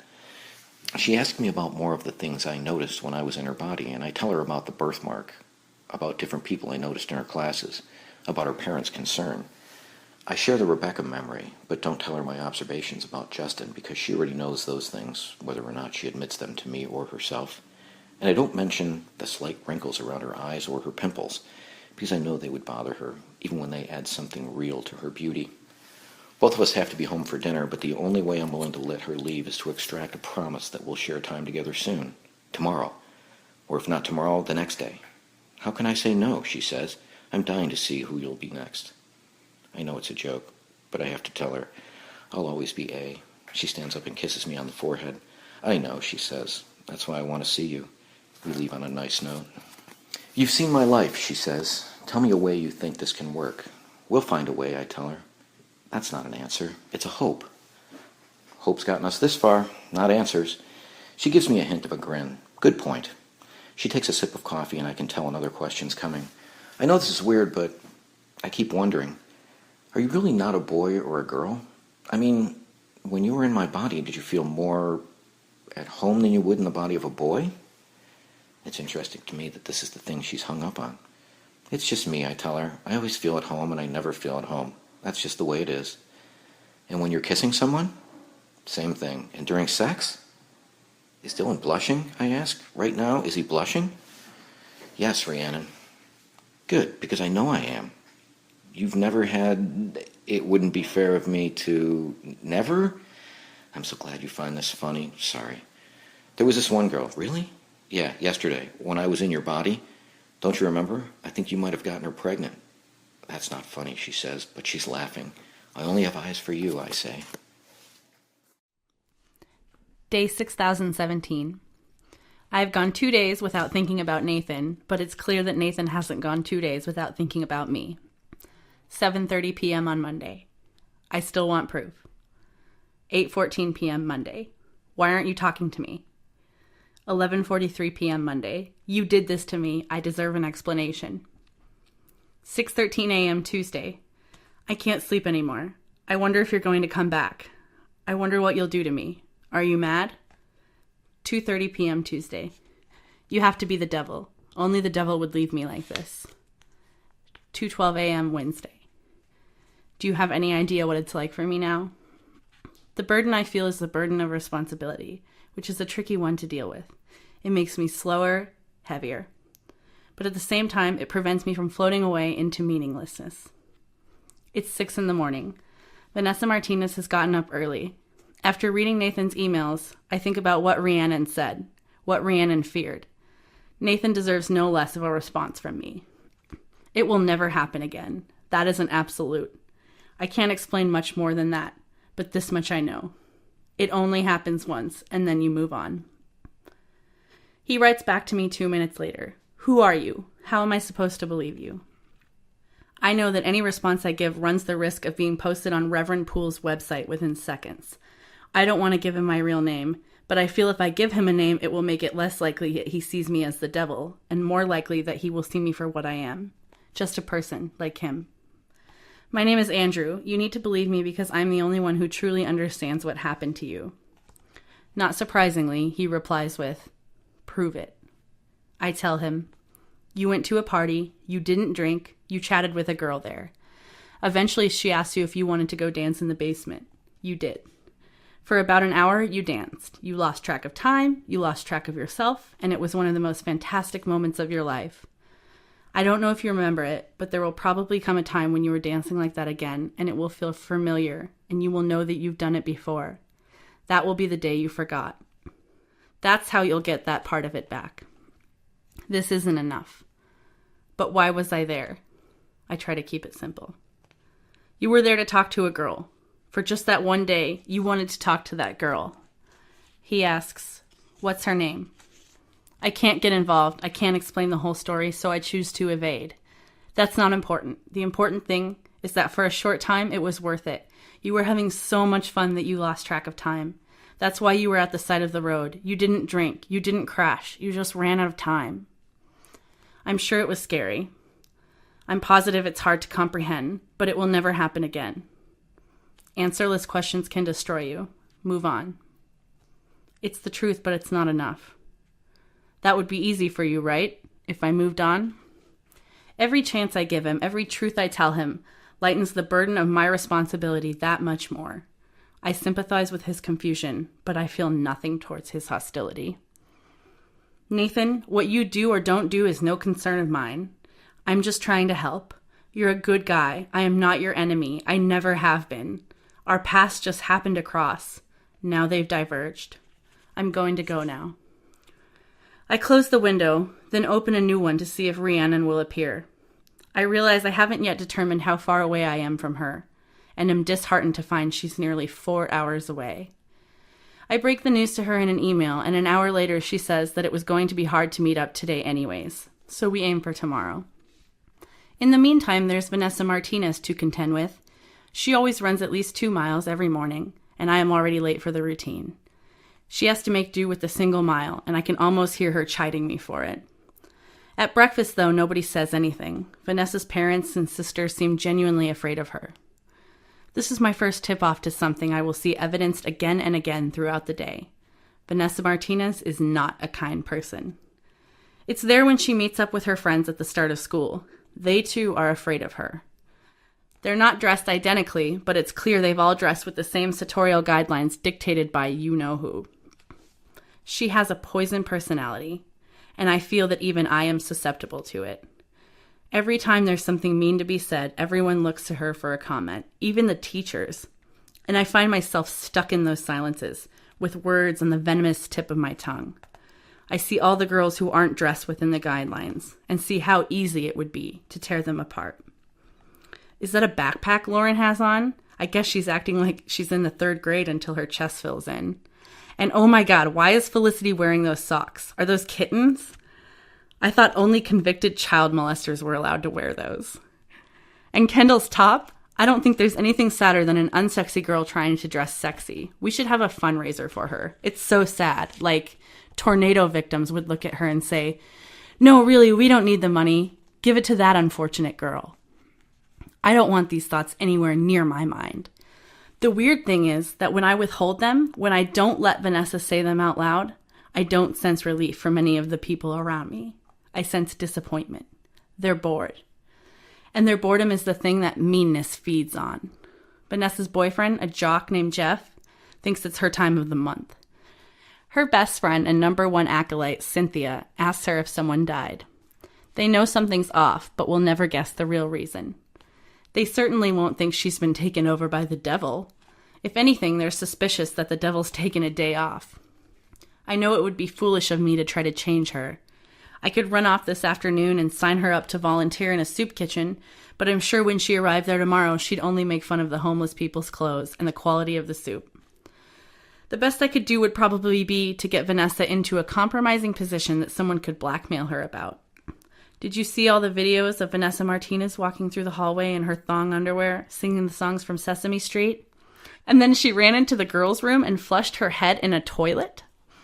But that would be stooping to her level, and I'm sure that using her own poison against her would at least cause a little of it to fall back inside of me as well.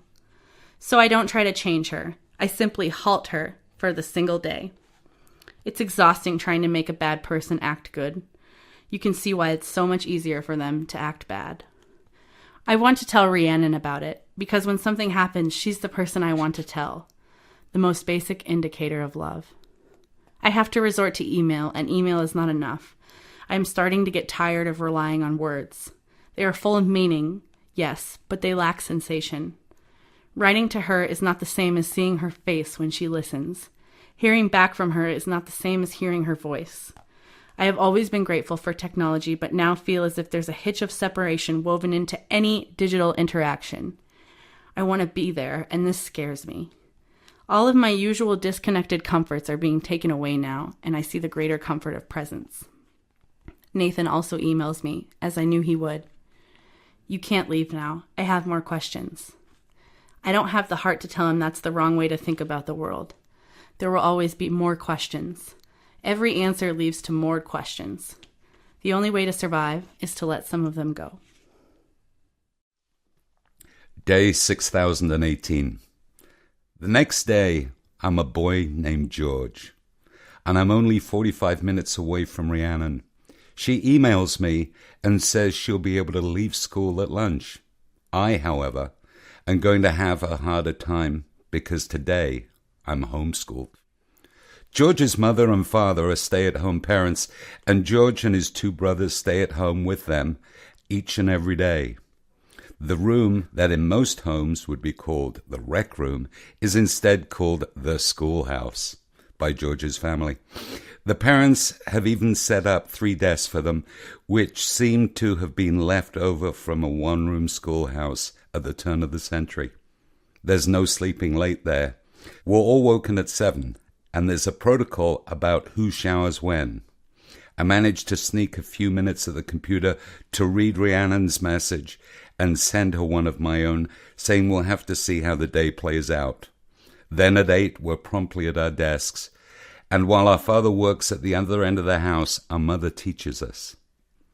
By accessing, I learned that George has never been in a classroom besides this one because of a fight his parents had had with his older brother's kindergarten teacher about her methods. I can't imagine what kindergarten methods would be shocking enough to pull a whole family out of school forever, but there's no way to access information about this event. George has no idea. He's only dealt with the repercussions. I've been homeschooled before by parents who were engaged and engaging, who made sure their kids had room to explore and grow. This is not the case here. George's mother is made of stern, unyielding material, and she also happens to be the slowest speaker I've ever heard. Boys, we're going to talk about the events leading up to the Civil War. The brothers are all resigned to this. They stare forward at all times, a pantomime of paying perfect attention. The president of the South was a man named Jefferson Davis. I refuse to be held hostage like this, not when Rhiannon will soon be waiting for me. So after an hour, I decide to take a page from Nathan's playbook. I start asking questions. What was the name of Jefferson Davis's wife? Which states were in the Union? How many people actually died at Gettysburg? Did Lincoln write the Gettysburg Address all by himself? And about 3 dozen more. My brothers look at me like I'm on cocaine, and my mother gets flustered with each question since she has to look up each answer.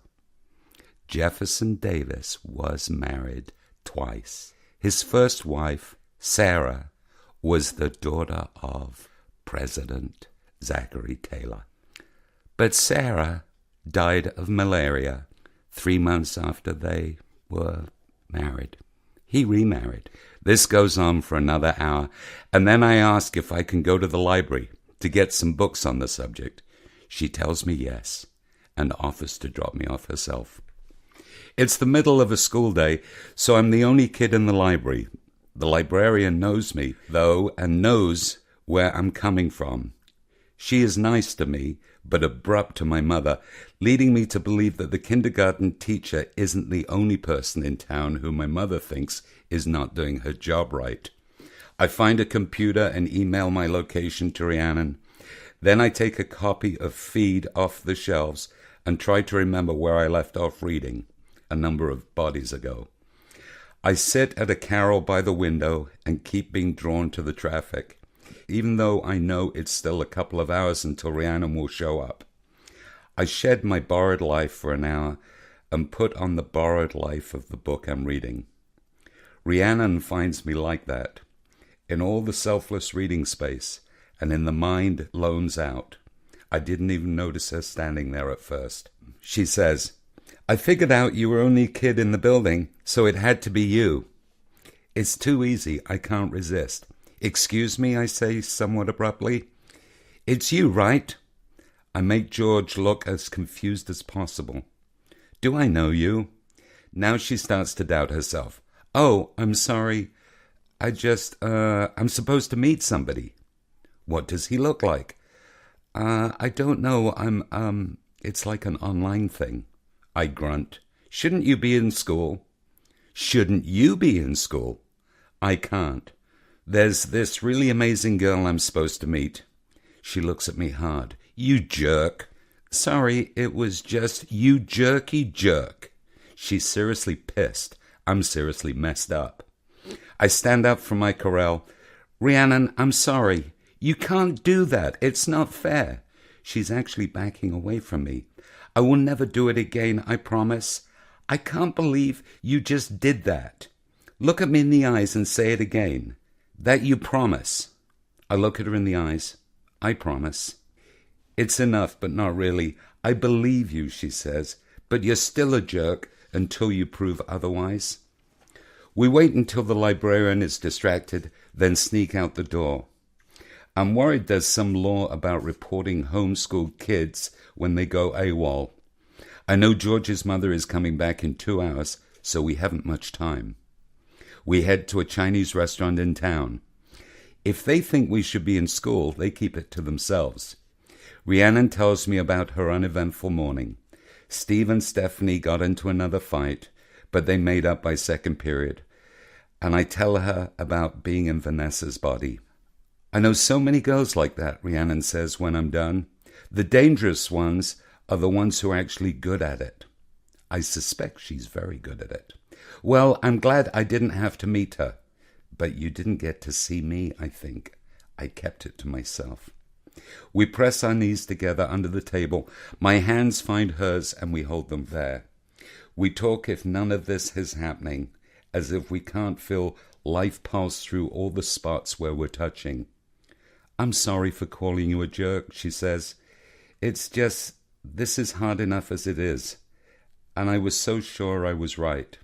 I was a jerk. I'm taking for granted how normal this feels. Justin sometimes does that, pretends I don't tell him something I just told him, or makes up this whole story, then laughs when I fall for it. I hate that. I'm sorry. No, it's okay. I mean, it's not like he was the first one.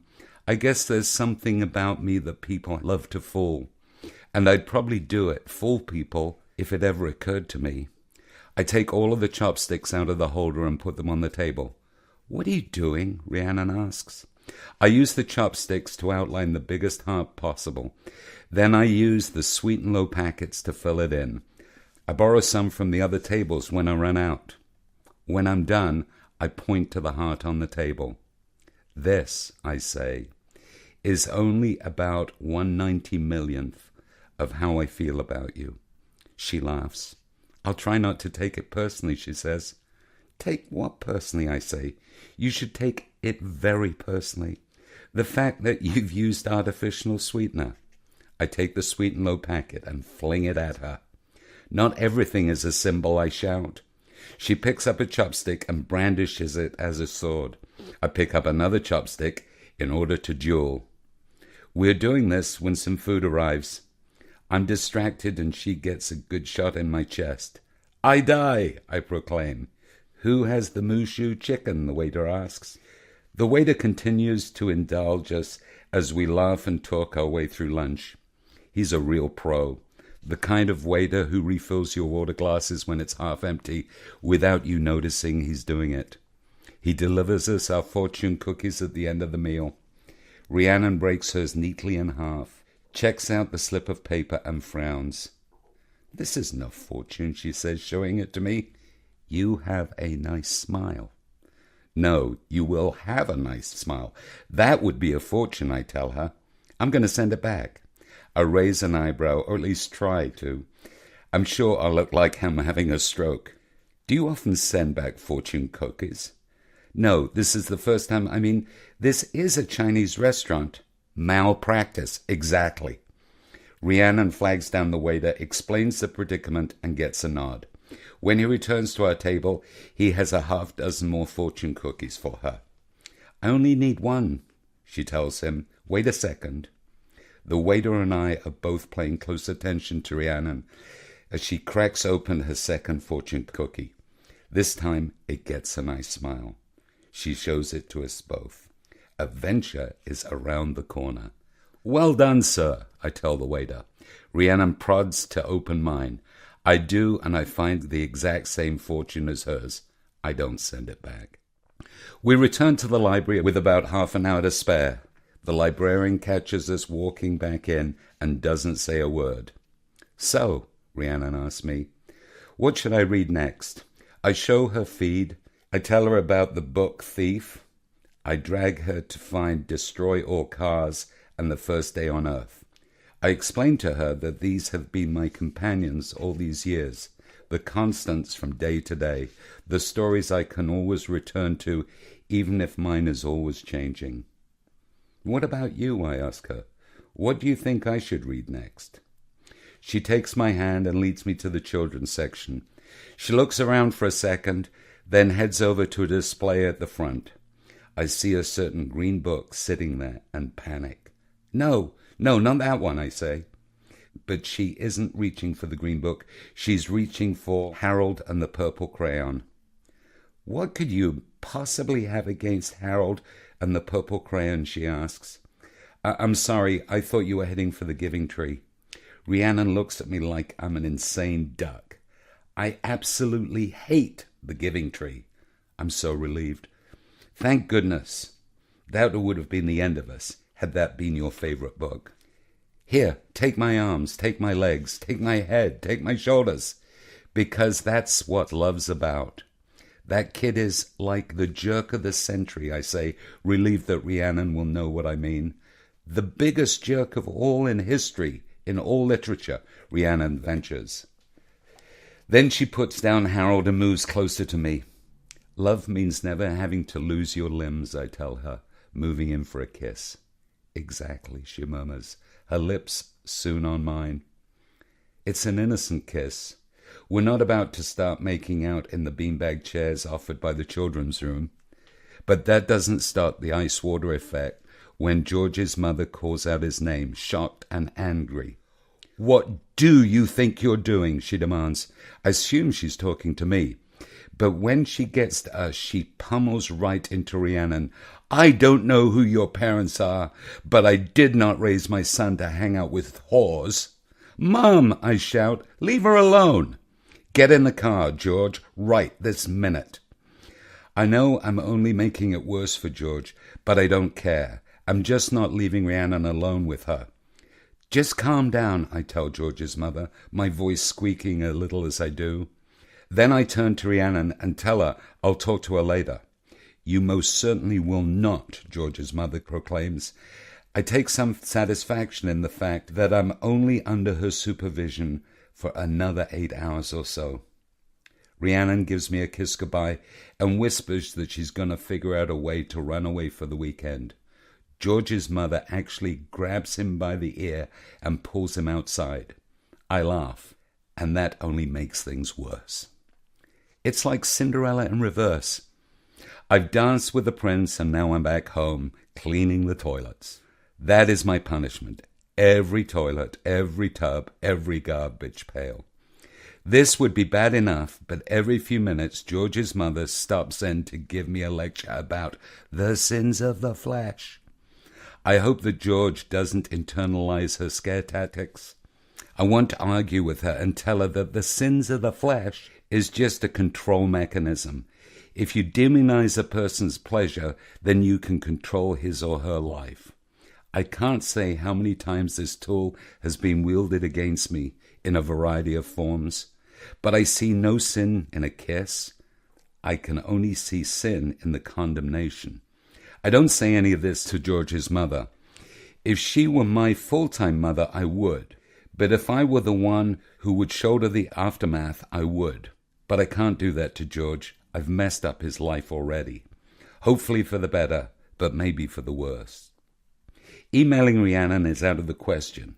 It will just have to wait until tomorrow.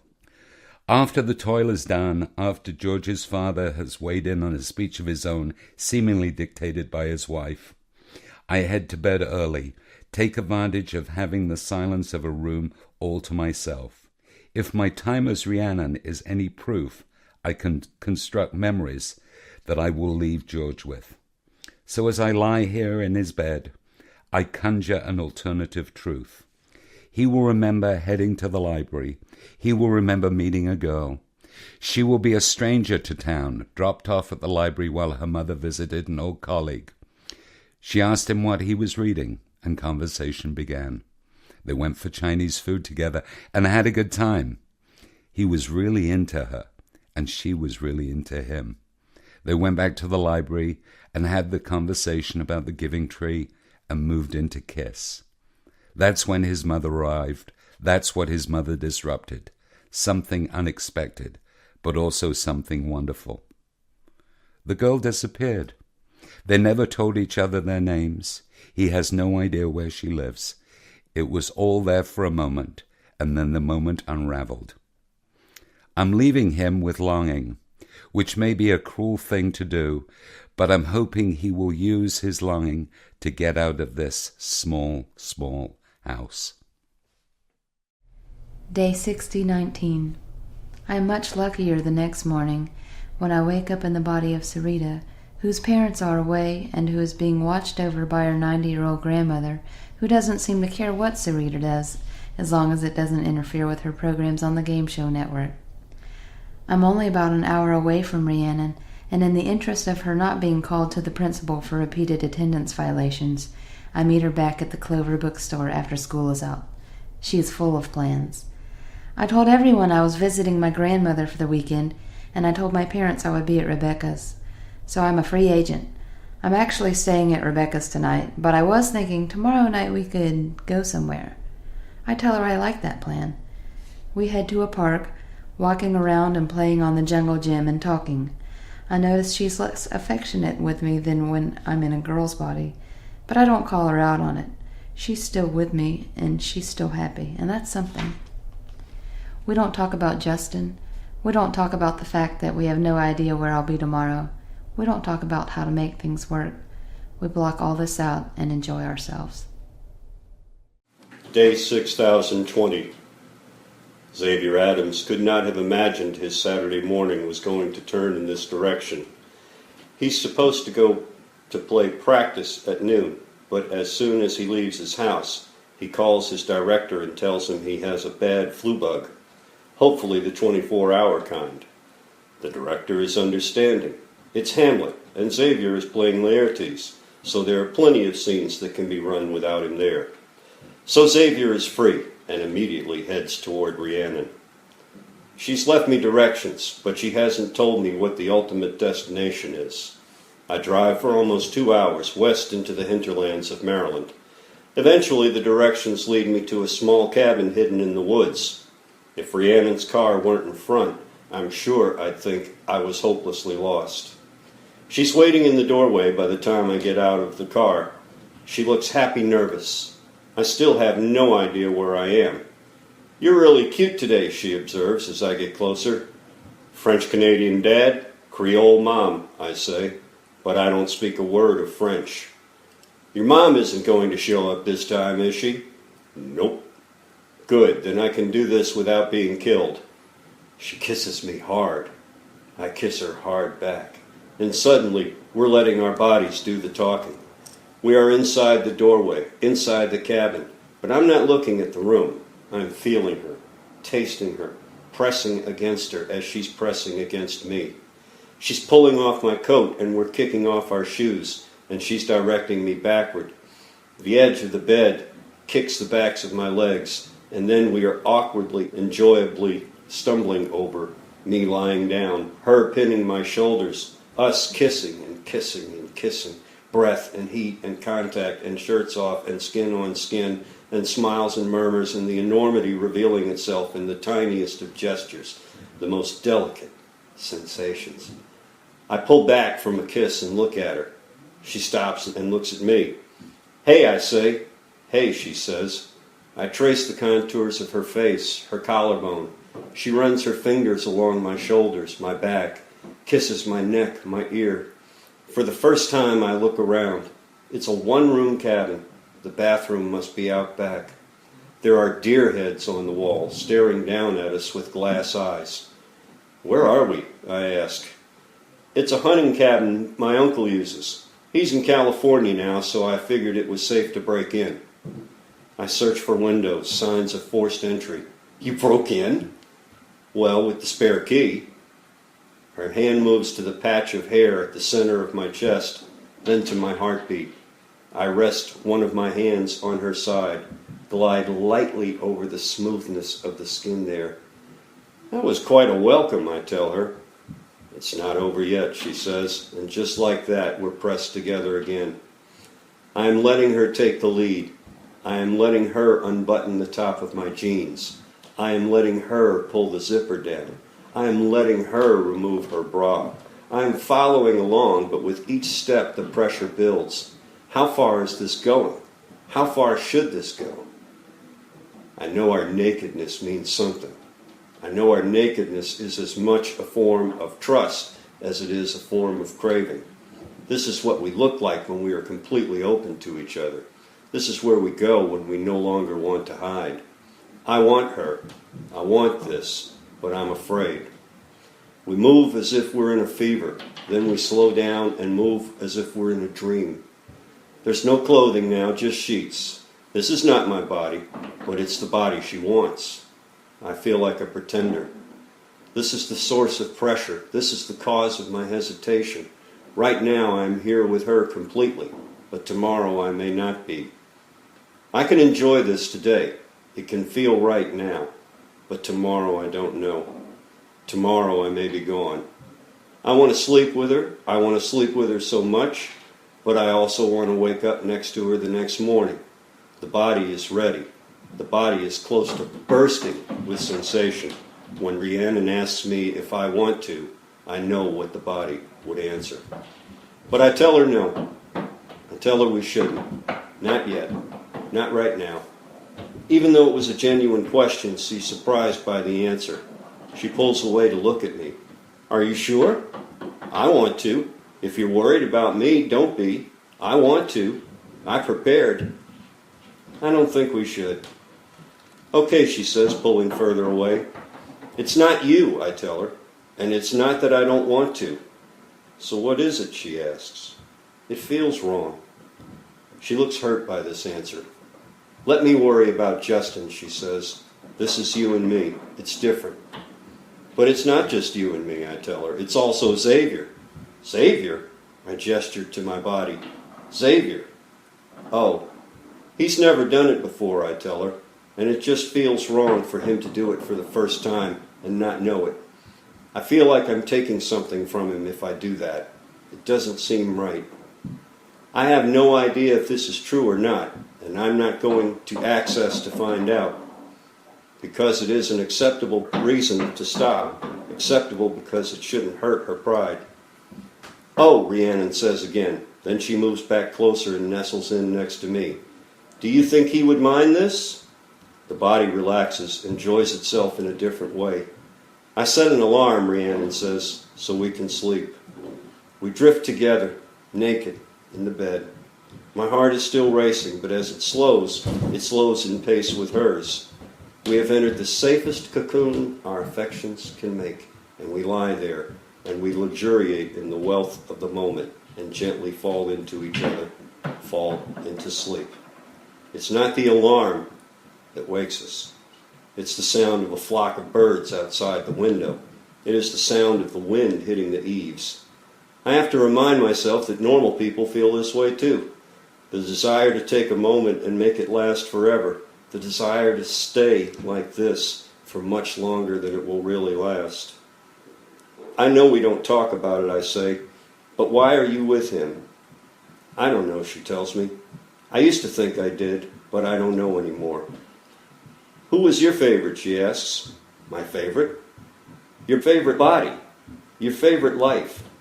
I was once in the body of a blind girl, I tell her. When I was 11, maybe 12. I don't know if she was my favorite, but I learned more from being her for a day than I learned from most people over a year. It showed me how arbitrary and individual it is, the way we experience the world. Not just that the other senses were sharper, but that we find ways to navigate the world as it is presented to us. For me, it was this huge challenge, but for her, it was just life. Close your eyes, Rhiannon whispers. I close my eyes and she does the same.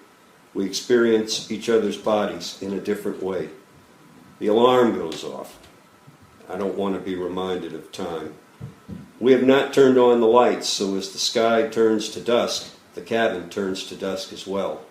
Haze of darkness, remnant of light. I'm going to stay here, she says. I'm going to come back tomorrow, I promise. I would end it, I tell her. I would end all the changing if I could, just to stay here with you. But you can't end it, she says. I know that. Time itself becomes the alarm. I can't look at the clock without knowing it's past the hour for me to go. Play rehearsal is over. Even if Xavier goes out with friends after, he's going to have to be home soon. And definitely by midnight. I'll wait for you, she tells me. I leave her in the bed. I put on my clothes, pick up my keys, and close the door behind me. I turn back. I keep turning back to see her, even when there are walls between us, even when there are miles between us. I keep turning back. I keep turning in her direction.